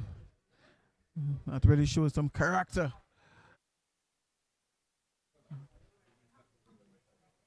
But Vince Darrow will take on the attack on the southern end of the ground.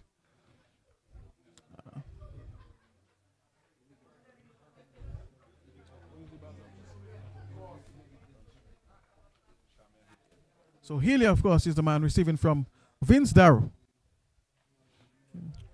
Back of a length. The batter just punching his one back down the ground. And he can't beat the fielders. So Vince Darrow, interestingly, in this game, did not really show up as much. But in the two matches previously that he played, that he featured in, he had figures of 2 for 2 of 1.1.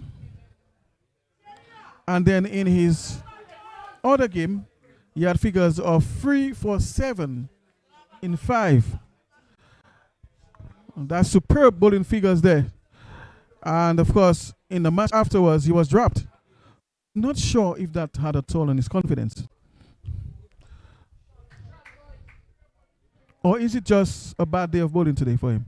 Because in 1.1 overs, he took 2 wickets for just 2 runs. We're talking about 7 deliveries bowled. He took 2 wickets for 2 runs. In the next game, he bowled 5 overs more, 5 overs, 30 deliveries, but he took 3 wickets and conceded only 7 runs. And a nice looking shot there through mid-wicket. And the batters were considering the second, but had to abort the idea as a result of good fielding out there by Davis, of course, being very busy out there and fast on his feet. So, Vincent Lewis, just analyzing that. I think the batsman realized that Vince, in the first game, they probably didn't know Vince and saw him at the top of his mark and realized that he's slow. He's probably somebody we could target. And then seeing how well he bowled in the previous games, they're just having second thoughts of taking him on this time. We come to receive from Vince. Having a go there and the ball going past the outside edge. Because Wickham is looking to take on the little fella. That's Vince Darrow.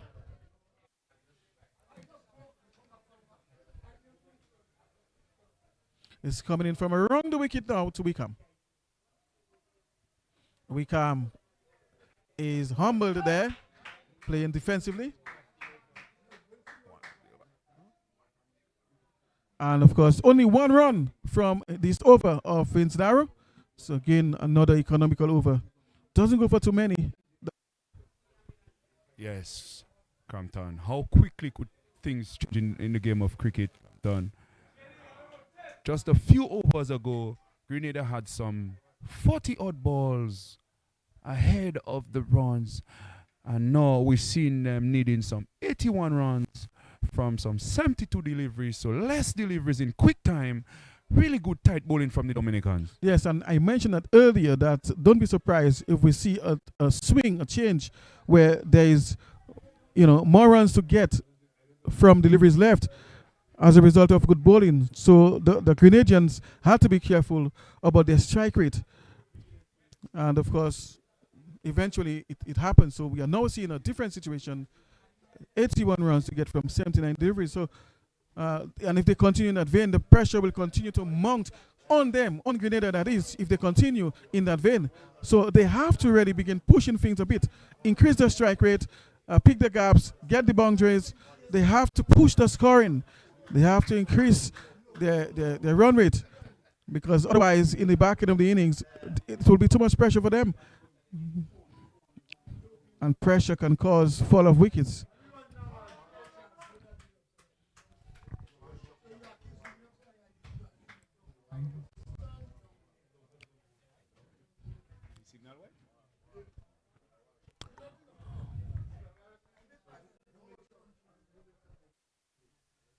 When the captain was there, of course, it was a different situation, though, Vincent. Yes, I think Wickham needed to take over from the captain, but he hasn't moved from first gear to second gear. Still playing in the same mold. He's been in there long enough. He should be the one looking to take on the bowlings, unless they have plans of he batting through the innings and let the rest of players play around him. Yes, you would expect him, of course, to take on that role and begin pushing the scoring. Lovely shot on the back foot, but we'll find the man at long off who moves to his right.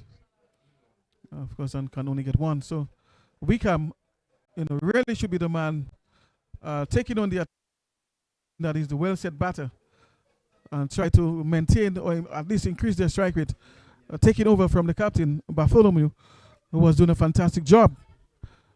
Christmas in the air, and of course the ball eluding Christmas to his right, to his left.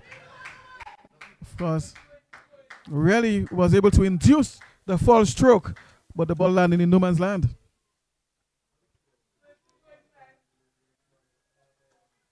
Helia is brought into strike as a result of that last play. Quicker one off break, and the ball finding backwards spelling, and they can't score.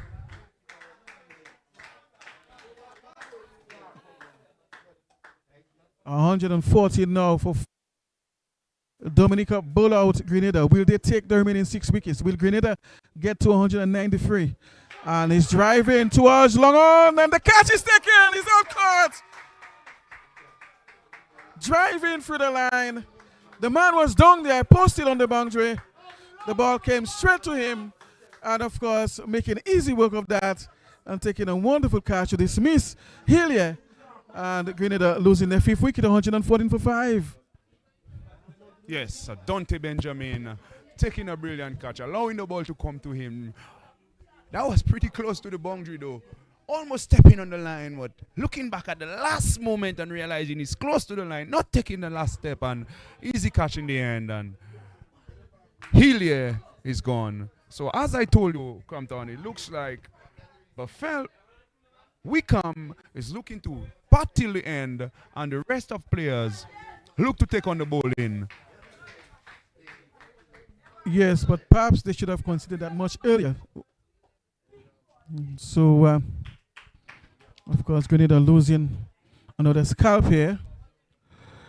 And the pressure has mounted somewhat more on Grenada, having lost another scalp. Of course, Wickham is still there, but he's not really pushing the score. So there's still pressure on them because of this.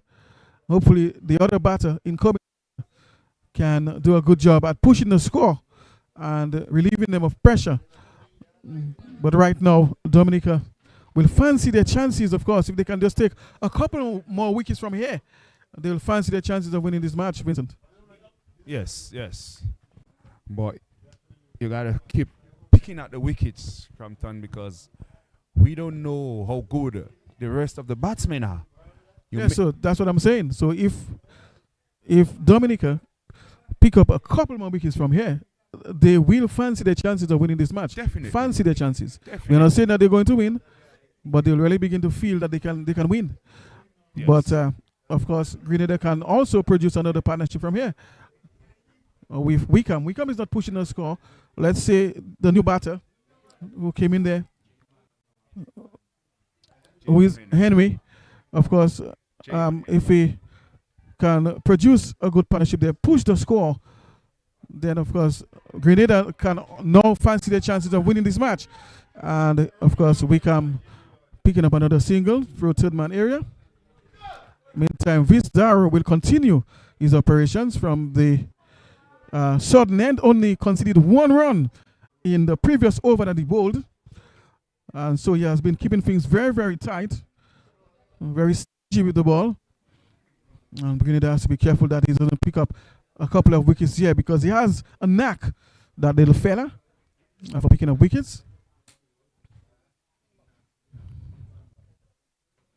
And on the money right away. Second ball of the over. So he has been maintaining good lines and lengths. Not very fast. Vincent. As I told you before, Cantor, he's not fast, but he does the simple things right. He doesn't go over his limit. He bowls the ball straight into the wicket. As we see a slight misfield there from the man at deep wicket, allowing them to get one. The score moves on by one. 116 for 5 it is. Requirement of 7.3 Crampton. Yeah, so it's climbing. Of course, the required run rate is going up. Daru outside the off stump. Quicker delivery there. Wickham not able to connect.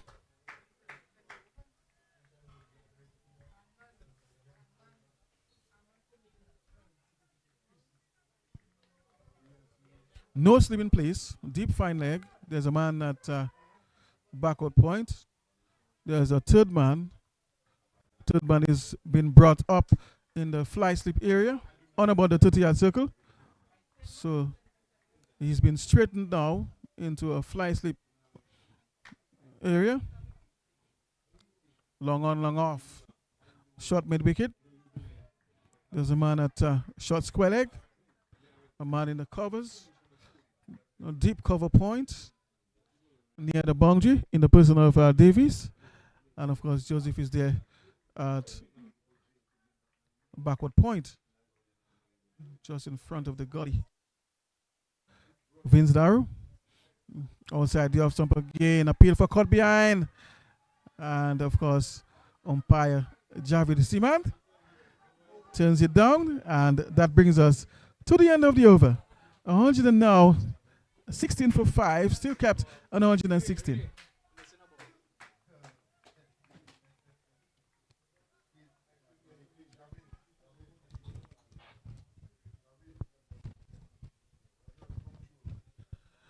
You are watching the Winlott Under 19 Super 50 tournament, sponsored by Super 6, hosted right here on the nature isle of Dominica. And we are currently at the Benjamin's Park in the north of the island in Portsmouth, the second town of Portsmouth.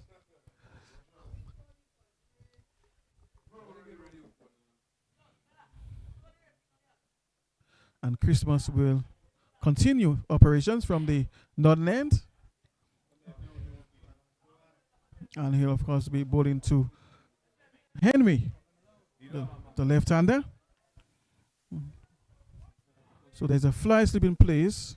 There's a man in the gully. There's a man at deep backward point, cover, long off, long on, mid-wicket, square leg. So that's the field setting. Of course, mid-wicket is being lengthened now. So he's been pushed back in the person of Davis towards the boundary. Just making his way there now. And square leg has been brought to mid-wicket. So that's the field change there. Christmas.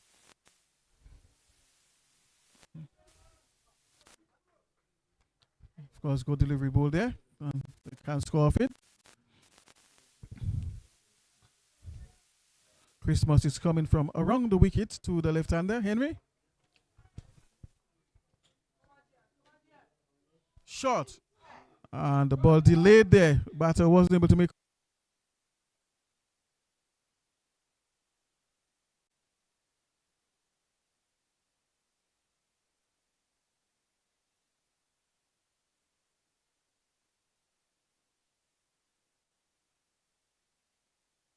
Closer to the ball and then look to cut. Flighted delivery well up. Wickham was just looking to close the face on this one and work it towards the onside. Didn't make contact. The ball colliding into his pass. And they can't score. Christmas again. Flighted delivery. An appeal for leg before there. And he's given out. Christmas missing this one. And about the stumps. A flighted delivery. And of course, a sort of lazy for defensive shot. The ball missing the bat.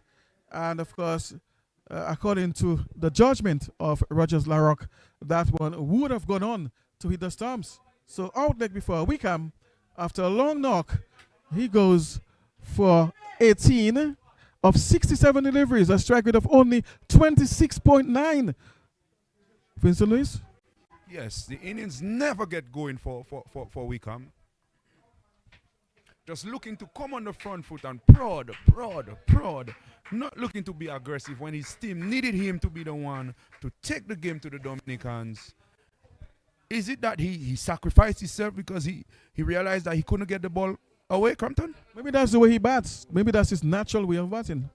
And he will need to improve on the other aspect that you're suggesting to increase his strike rate, to push the score along. Maybe that's an aspect of his game that he needs to work on and develop. He's still perhaps young still. There's still time. At least he has the foundation. He has the defense. You know, he can bat time. He can bat long. Now you work on your aggression, on taking advantage of scoring opportunities. Turn goodish deliveries and even good balls sometimes into runs. So he has to, develop that other aspect of his game to take his batting to the next level. Yes, definitely. I tell you what, though, I've seen him before at, I think, the under 13 or probably under 15 level, and he was a bit of a ball beater. He was a bit of a basher, going at the bowlers, playing some real good shots, So I don't know what crept into his game. Probably he was looking to bat deep and then look to chance his arm in the latter overs. But not at the expense of the match. Definitely, Crampton. Someone had to send a message to him and tell him, look to take on the bowlers.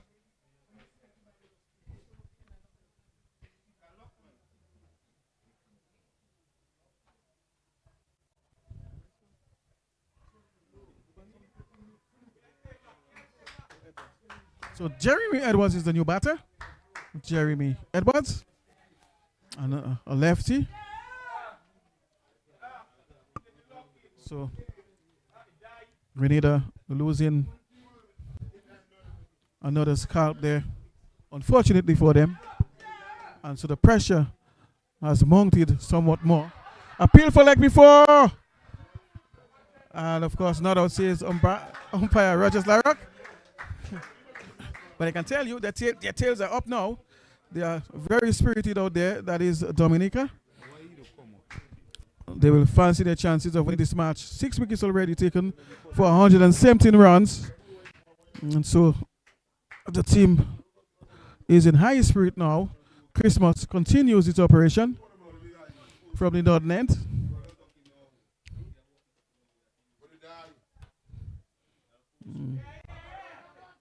From inside edge, and of course the batters will just scamper through for a single.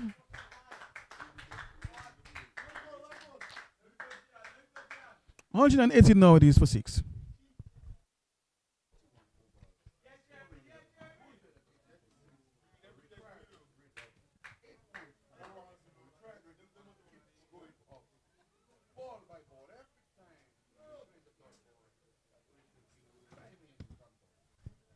Yes, certainly.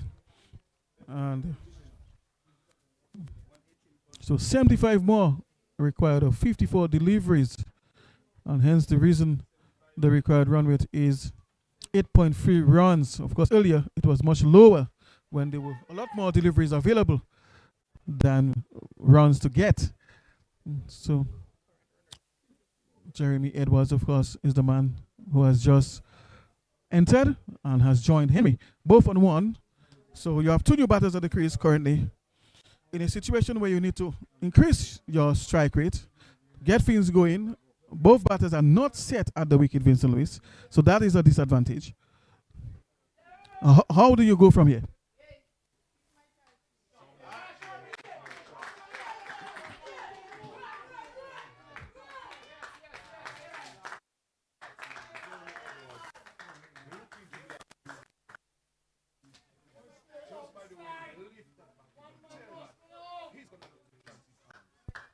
Yeah, so Edwards, of course, is taking the right approach now, given the context of the game. That is what is required at this stage of the match. So he'll look to have a go. And Jeremy Edwards. Of course, I'm sure Vince Daru will have other ideas. So he has to be careful, though, with Vince Daru. Have to be somewhat selective. Look to have a go. Beat him off his length and his line. Because that little fella has a knack for picking up wickets. He's always around the stumps with his lines and lengths. And he has a nagging pace as well. So it's going to be a challenge, I believe, for Grenada to move from here, especially facing. He has a record for taking wickets without conceding many runs. 2 for 2 of 1.1, 3 for 7 of 5. So he does not go for many runs. I'll tell you what, Compton, I followed the practice matches leading up to the tournament, and Vince was probably the best bowlers. He took a 5-for in one of the matches, and then he had 3 wickets in the other. Exactly. So this is strengthening, of course, my assessment of this lad. So you are just giving me some more statistics here that strengthens my assessment of this lad. So it's going to be a very ticklish situation for Grenada going forward. So it's kind of a risk shot, and that was gifted. And of course, it got the treatment. Short ball. He doesn't have the pace to be bowling such length to a batter who came there with the intention, of course, to have a go. And of course, the left-hander said, "Thank you very much." Yes, this ball just missing his length there. He's dropping it short with no man back. The batsman just had to get some bat on it, and into the deep mid-wicket boundary it went. Yes, Vince Daru normally would not bowl such length. So it's very rarely you would see that from him. Very uncharacteristic, I would say, of Vince Daru to be bowling short deliveries at this. Perhaps if he was expressed pace, that ball would not have disappeared. But it's a slow medium pacer. Up in the air, chance of a catch. Will it go for 6 or will a catch be taken? It's a 6. Half a dozen.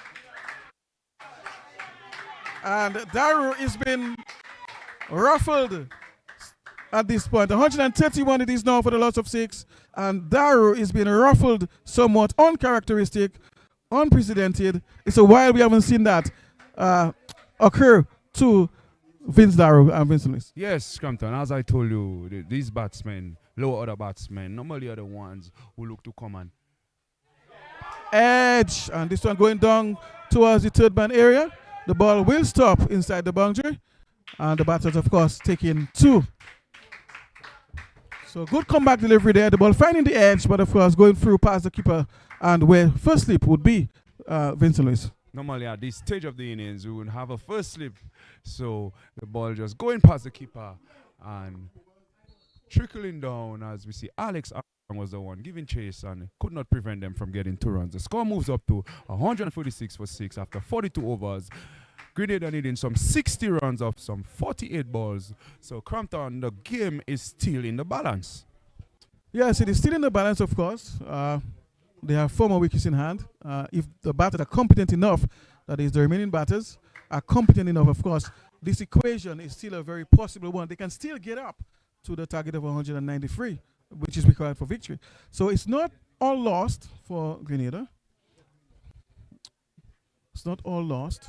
So that game, as you quite rightly said, is definitely in the balance. So it can swing on either side from here on. We might just see that game boil down to the wire. Vincent Lewis? I said it as soon as I came into the commentary booth, Crampton. It looks like we're going to have a wonderful game this afternoon. There's a very exciting ending to this match. Of course, Dylan John comes back into the attack from the northern end. And he's going to be moving in from around the wicket to the left-hander. And he's driving towards long on. Will the catch be taken? Yes, the catch is taken. Out caught in the deep at long on. And Dylan, as soon as he came back into the attack, of course, doing the job for his captain and dismissing, of course, one more of Grenada's batters. They sink further in a hole, Vincent Lewis. Yes, Crampton. I think they have no choice but going after the bowling now. And this one, the batsman looking to go over the top of the fielder at the long on region, and he could not do that. Fieldsman just settled on and take a easy catch. Yes. Jeremy Edwards goes, caught Aiden Burton, bowled Dylan John. The score moves up to 133 for 7. So just 3 more wickets for the Dominicans, and the Grenadines needed some 60 runs of 47 balls at a required rate of 7.7. Crampton.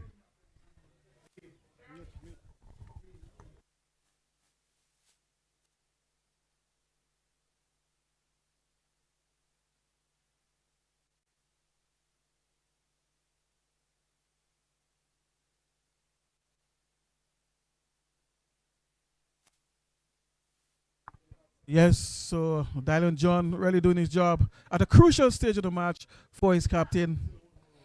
And of course, right now the game is beginning to swing towards the national side. Dominica.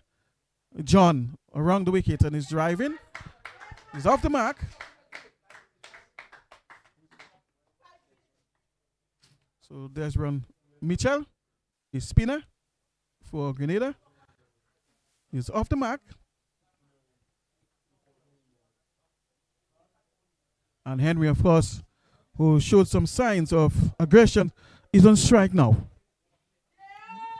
Meantime, John will continue to look for more wickets, of course. Low full toss, and the batter just closing the face on this one towards mid wicket. The call is 1, but they came for the second. Oh my goodness! Perfect opportunity for the run out. Not sure if it was excitement or if he was just too confident or if he got an injury in his hand. Not sure what occurred there, James Lewis, but he had a whole day to dislodge the bails and run out, of course, the approaching batter, who was a mile away from his crease. Crampton, you have to catch the ball before you bring it to the stumps. I think he was trying to bring his hands too quickly to the stumps, not allowing the ball to, not watching the ball into his hands. And then just dropping the ball, allowing the batsman to get home. Yes, an opportunity there. Went begging John from around the wicket. A low full to the outside the off stump. This one going right through the keeper. So it's an extra there, Mr. Bye.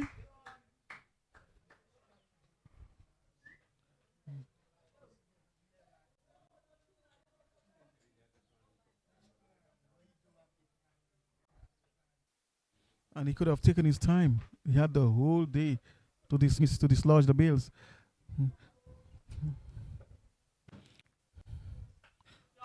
Just drive in. And quick single. Of course, attempting the run out there. The pegging, but wasn't able to dismiss the batter. Good attempt there by the captain, Fontaine.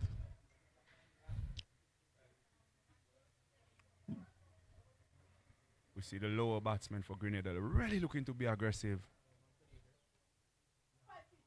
Yes, another extra there will be taken. So the keeper seems to have some difficulty behind the stumps. It's the end of the over, and it's 138 for 39 rather for 7. So 139 for 7 is the current score here at the Benjamin Park between Dominica and Grenada. Of course, still need some more 55, so they need 54 more runs to get of 54 or 44 deliveries, so 54 to get from 44 or 42 deliveries, and that's the equation there. 54 to get 42. Of course, Henry is on 15 of 11, and Mitchell, of course, is looking to provide some good support there to his partner.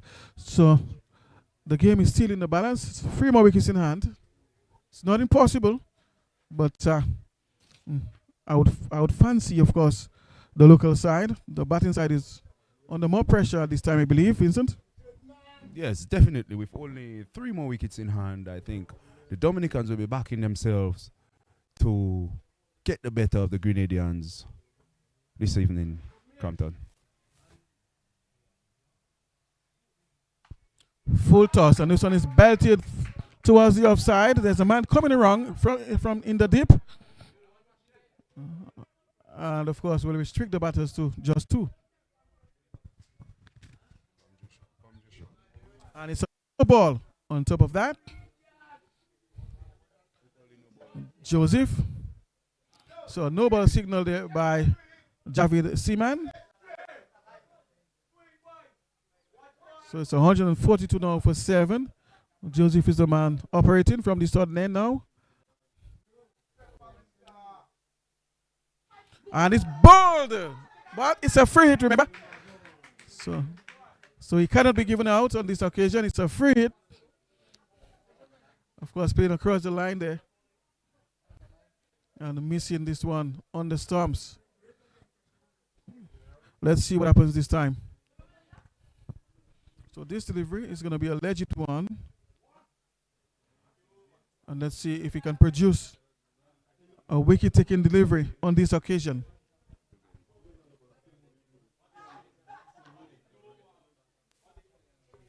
Seems like this game is going to go down to the wire, Crampton. Some 50 runs needed from some 41 deliveries.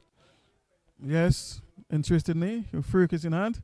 So, very interesting equation there and situation. Game situation, that is. Joseph standing on his mark. Of course, it's a testing moment now for the bowling attack. Around the wicket, driving, peels off the edge towards the boundary, and it's 4. Driving through the line there, the ball coming off the outer half of the bat and going down towards backward point for 4. 147 now for 7, the score. And of course, Mitchell moves to 6. Meantime, his partner Henry is on 18. And a partnership already of 14 between the two. Mitchell is the man on strike. Good delivery, good comeback delivery there by Joseph from the southern end, coming in from around the wicket, just creating the angle towards the batter so he can get that ball to come in and then perhaps leave the batter at the last moment. Trying to make life a little bit more difficult for the left-hander. But it's a pressure situation now for both teams. And he's driving again in a similar position, but there's a man there, appears to be Davis, and they will only get 1. So he seems to be able, and of course another misfield there, or the keeper not collecting cleanly and allowing for a second run. Vincent Luis.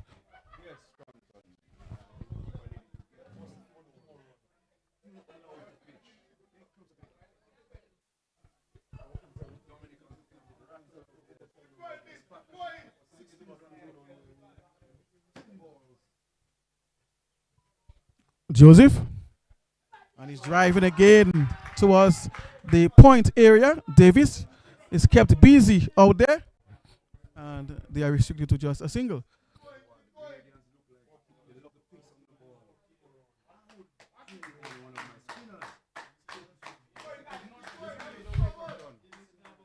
Yes, so of course it's the end of the over, but 150 for 7 the score.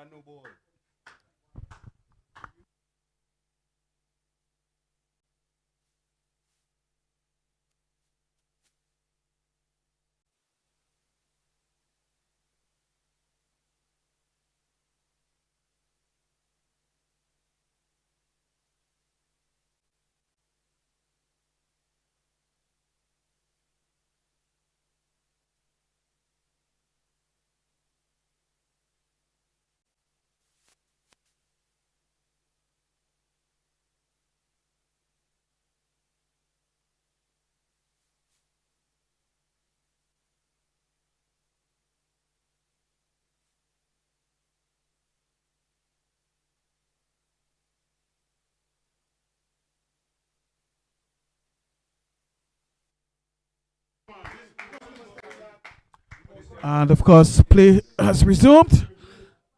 Dylan John continues into the attack.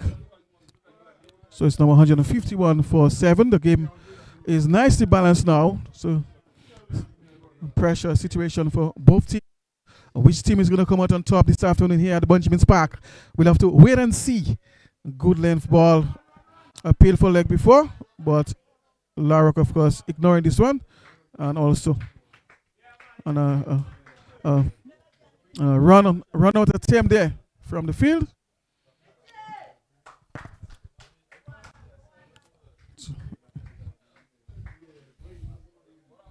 John. And he's driving. And he may have been dropped there. A drop catch, it appears to be, was too hot to handle. Man don't catch bullets. Vincent Lewis is the man. That's the famous saying of Vincent Lewis. Man don't catch bullets. So, of course, you could see John just shaking his hands. And he's really feeling the heat of that delivery that he attempted to catch. It was well struck by the batter. And he's driving again, this time towards long on.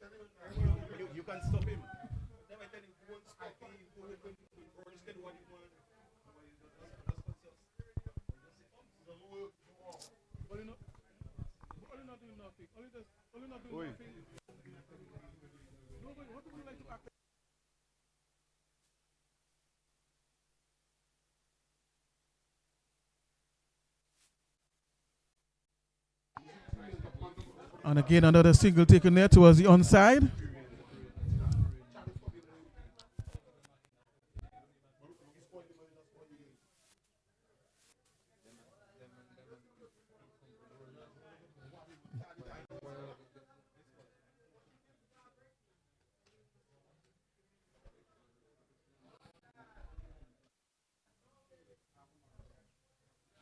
John. And he's driving in the air towards long off, but the ball will fall short. And the batters will, of course, be restricted. So they'll have to settle for 1. 155 it is now for 7. End of the over. And, of course, Grenada is 155 for the loss of 7. Partnership of 22 between the two, between Henry and Mitchell. And they need 38 rounds of 30 deliveries. So the game is really boiling down to the wire. But, of course, the umpires will meet now, as there was a little glitch earlier, and they are trying to rectify that now. So all 3 umpires are meeting now to try and rectify that earlier glitch. All right, so in the meantime, while this is occurring, we will take a short break.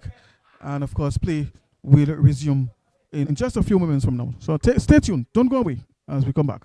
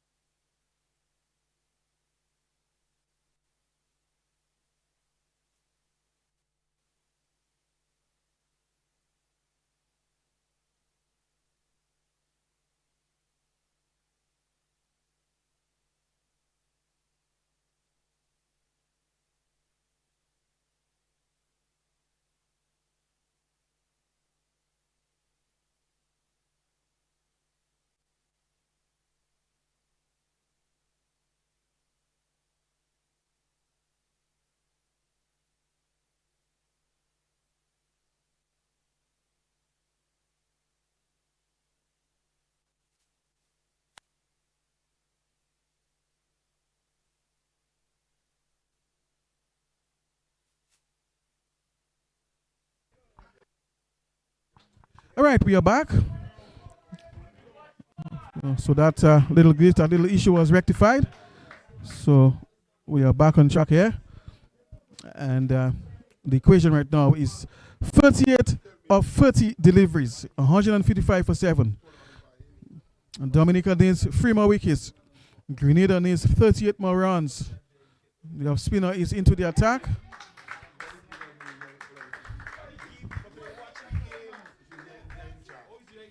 Very cool afternoon here at Benjamin's Park. Very, very cool, I must say. And there's still sufficient visibility here at the grounds. It's a bit cloudy, so the sun is not streaming down in all of its glory, but there's sufficient light. Off spin outside the off stump, and the ball going past the outside edge. Exciting moment now in this period of play between the two sides. Of course, the off spinner is looking to take a few wickets here and close up the innings. He has not gotten Davis, and the ball is hit high, and of course it appears to be one bounce to the fence. Actually it's 6. So this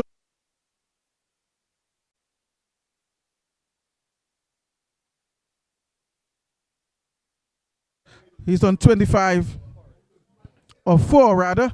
I did see the ball fall inside the rope, so interestingly that was rectified. So 4 runs instead of 6. So Henry is the man doing the damage, 23 rather than 25. So he's on 23 now off 17 and has a very healthy strike rate of 135. 1/6 so far and 2 4s in his short innings. Meantime, Mitchell is on 13 of 12, both striking at above 100, which is what is required. Let's see if, of course, Davis can restrict this to full toss, and the ball going through the keeper as well. And the batters attempting the second, and they'll get it.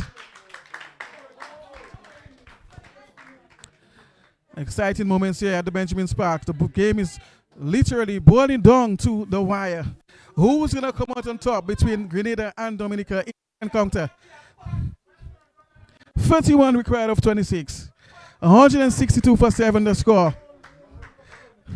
Henry, the more aggressive of the two, is on strike. Back of a length, and he's pulling this one hard and long over mid-wicket. What a mighty blow that was. Oh my goodness. Short ball, and Henry taking full advantage of this one there and getting the maximum. 168 it is now for 7. Will Grenada come out on top? Will Dominica take the 3 required wickets to win? The game is really and truly boiling down to the wire. This is what you call excitement here, of course.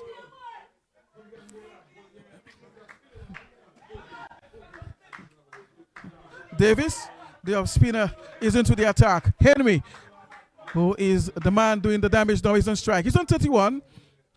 Around the wicket, and he's driving. Missing this one outside the off stump. Low and quicker.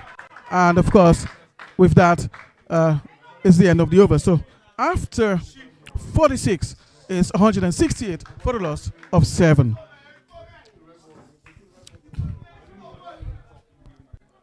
Three more wickets to get by the local side, Dominica. 25 more runs to get by Grenada. 25 of 24 deliveries. The contest is on between the two. It's boiling down to the wire. Who's going to come out on top in this encounter? Will it be Grenada? Will it be Dominica? Your guess is as good as mine. But I'm sure that there's tensions on both sides. As Dylan John comes back into the attack, or continues in the attack.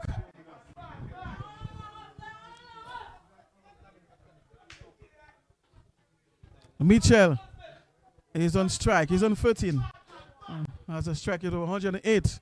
So both batters are going fairly well as far as strike rate. And they are looking to bring, of course, that game home to their team. Full toss. The batters are running through for the single, and they'll get it. So quick single taken there. The full toss was high, but not high enough, of course, to be a no ball. So, but of course, losing his length on that occasion there. So he needs to produce some Yorkers now.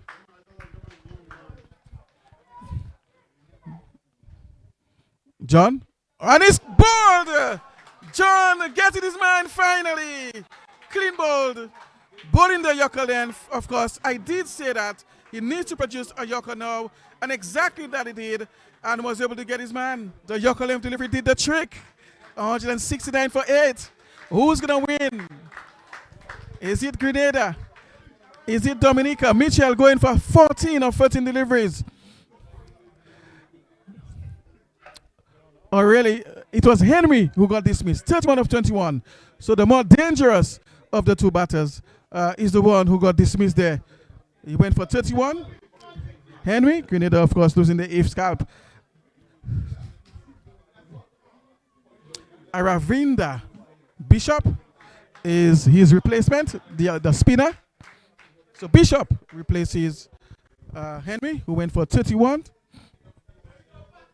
And of course, he's going to be a right-hander. So Bishop, Aravinda Bishop, right-handed batter, replaces the dismissed Henry. And of course, he contributed 31 to the scorecard, to Grenada's scorecard. 24 of 22 now. That's equation. 24 of 22. 2 wickets in hand. So Dominica needs 2 wickets. Grenada needs 24 runs of 22 deliveries. John, a low full toss, and this one peels off the edge down towards the third man region, and the batters, of course, will get 2. 22 now required of 21 deliveries. Exciting moments here in this match. The game is boiling down to the wire. John looking for a few more wickets. He has already picked up 3. Of course, Dylan John, that is 3. He's into his 8th over the wicket. And he's bowled! Another wicket to Dylan John. That's his 4th wicket. He's the nemesis, of course, of the innings of Grenada. And Grenada is crumbling. Dylan John, remember that name. Aravinda Bishop was clean bowled for 2. And John, of course, he's the man to be celebrated now in the squad. He's the man doing the job for the local side. Dominica picked up 4 wickets already and conceded only 24 runs, going at a very healthy economy rate of 3.1.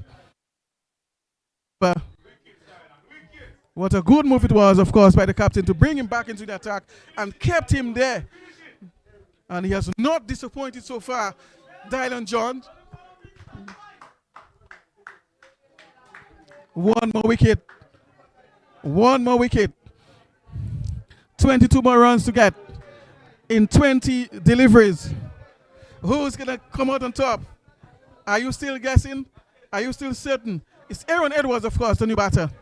The lefty, Aaron Edwards, the new batter at the crease right now. And he's receiving from the southern end of the ground.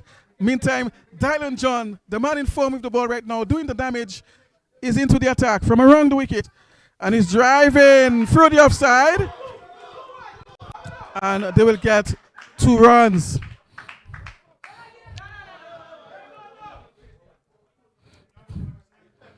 (20 of 19 required. 1 more wicket in hand. Will they hold their nerve and take their team home? Will Dominica get that final wicket? Your guess is as good as mine.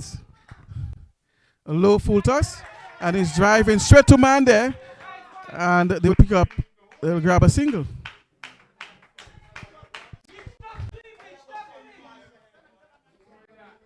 $174 it is for the loss of 9 wickets after 47 overs. Of course, they need 19 runs of 18 deliveries.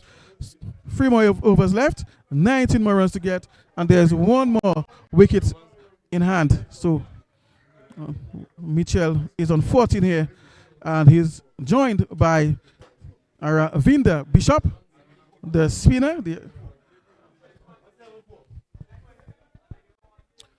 107 for 9. Who's going to win this match here this afternoon? The great game of uncertainty. This is a great game of glorious uncertainties. Will that last wicket take them home? Will Dominica dismiss one of these batters and end the innings of Grenada to give them victory? What do you anticipate? Your guess is as good as mine. Dante is into the attack. Dante Benjamin. And that's his first appearance with the ball. Dante Benjamin from around the wicket. Short. And the ball peeling off the edge and it's running down towards the boundary. And it was pulled back. So good save at the end, of course. The batters picking up a few runs. So just 2 more added to the total. 176 it is. 17 more runs required of 17 deliveries. Mitchell on 14 and his partner Edwards is on 5. Aaron Edwards is on 5.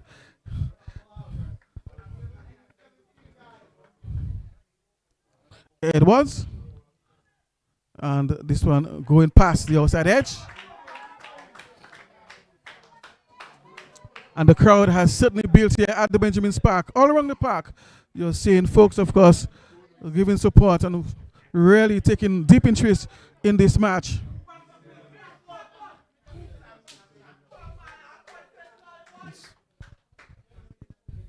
Benjamin, back of a length, and the batter is blocking, and they are taking a quick single, and they will get it. So they are taking everything they can get, of course, every little dab, every little gap, and they are risking it all here. This pair. So it seems as if their plan is to take everything that they can get of the remaining deliveries. Every single they get, they'll take it. Even from the pitch, they might attempt a single as well. Benjamin short and is caught in the square of the wicket and will only get a single.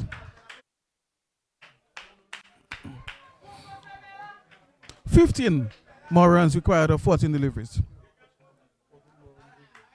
15 more required of 14 deliveries. 15 more runs required of 14 deliveries. 178 it is now for 9. 1 more wicket in hand.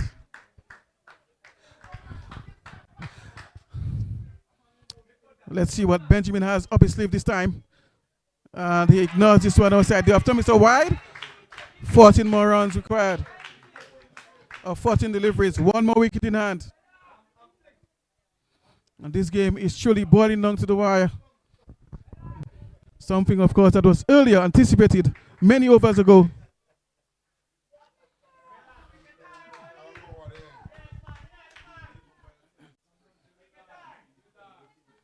Benjamin coming in from the sudden end, from around the wicket. Short, and he's pulling up in the air. A chance of a catch. Mid-wicket is settling under it. And the catch is tackled. The Dominicans come out on top. They've taken the final wicket here. And a victory for the local side. Victory to Dominica. They've taken the final wicket. And Grenada is bowled out for 179 runs. Losing by 14 runs, of course. And currently are celebrating apart on the field. Grenada is very disappointed, of course, to have lost this one. So that's the match for Dominica. It was hard fought. It was nerve-wracking. But they finally, of course, got on top. So victory for Dominica.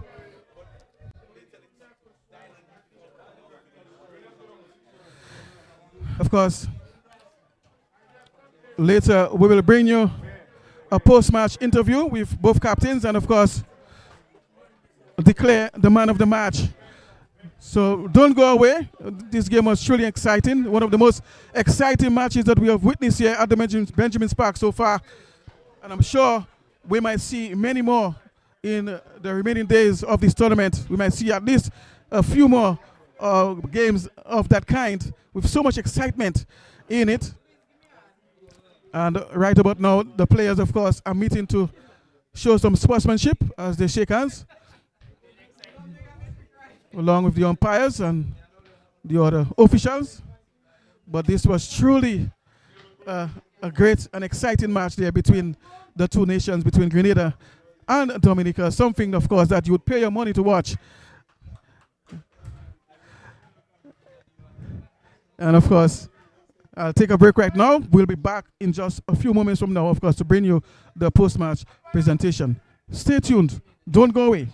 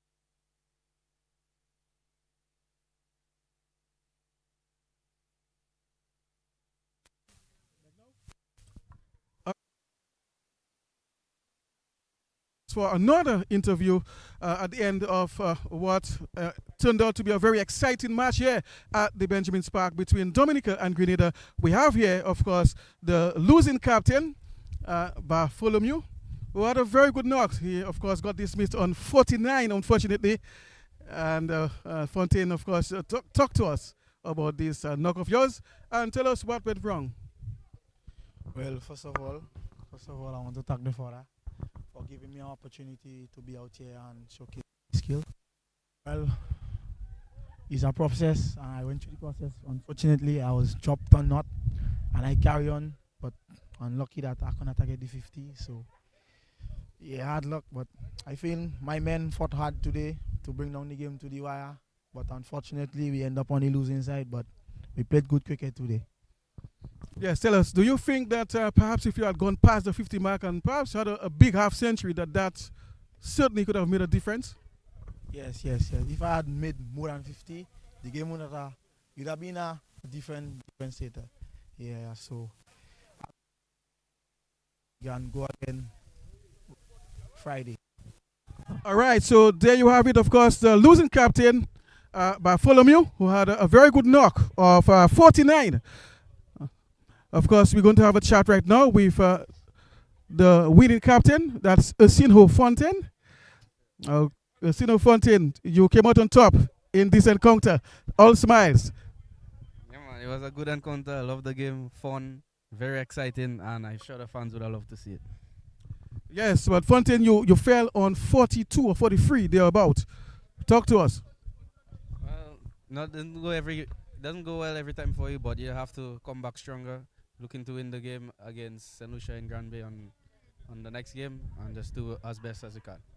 So are you indicating that you're trying to win a tournament again and defend your title? You now have a record of 3 of 2.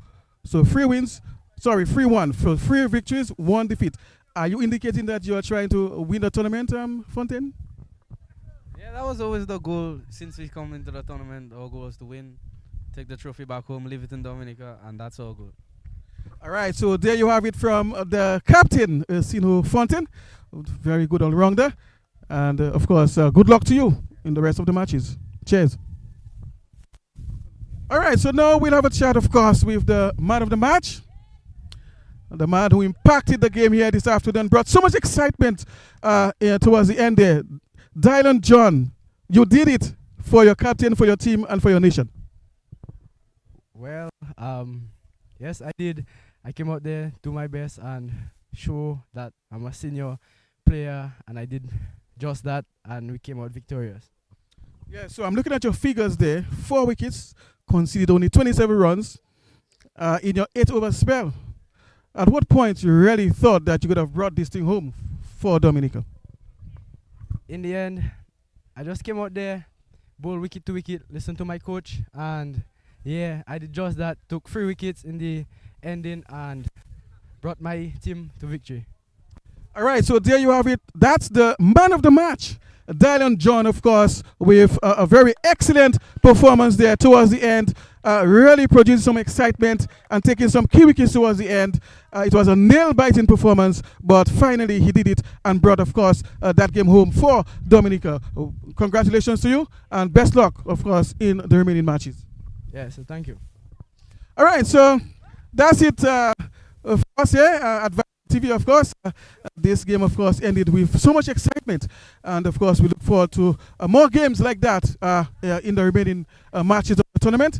Of course, on behalf of Vibrant TV, DCA, and, of course, the technicians, the scholars, the rest of the stakeholders, and, of course, we invite you for more matches on Friday. Tomorrow is a rest day. But join us again, of course, on Friday for more matches. Thanks.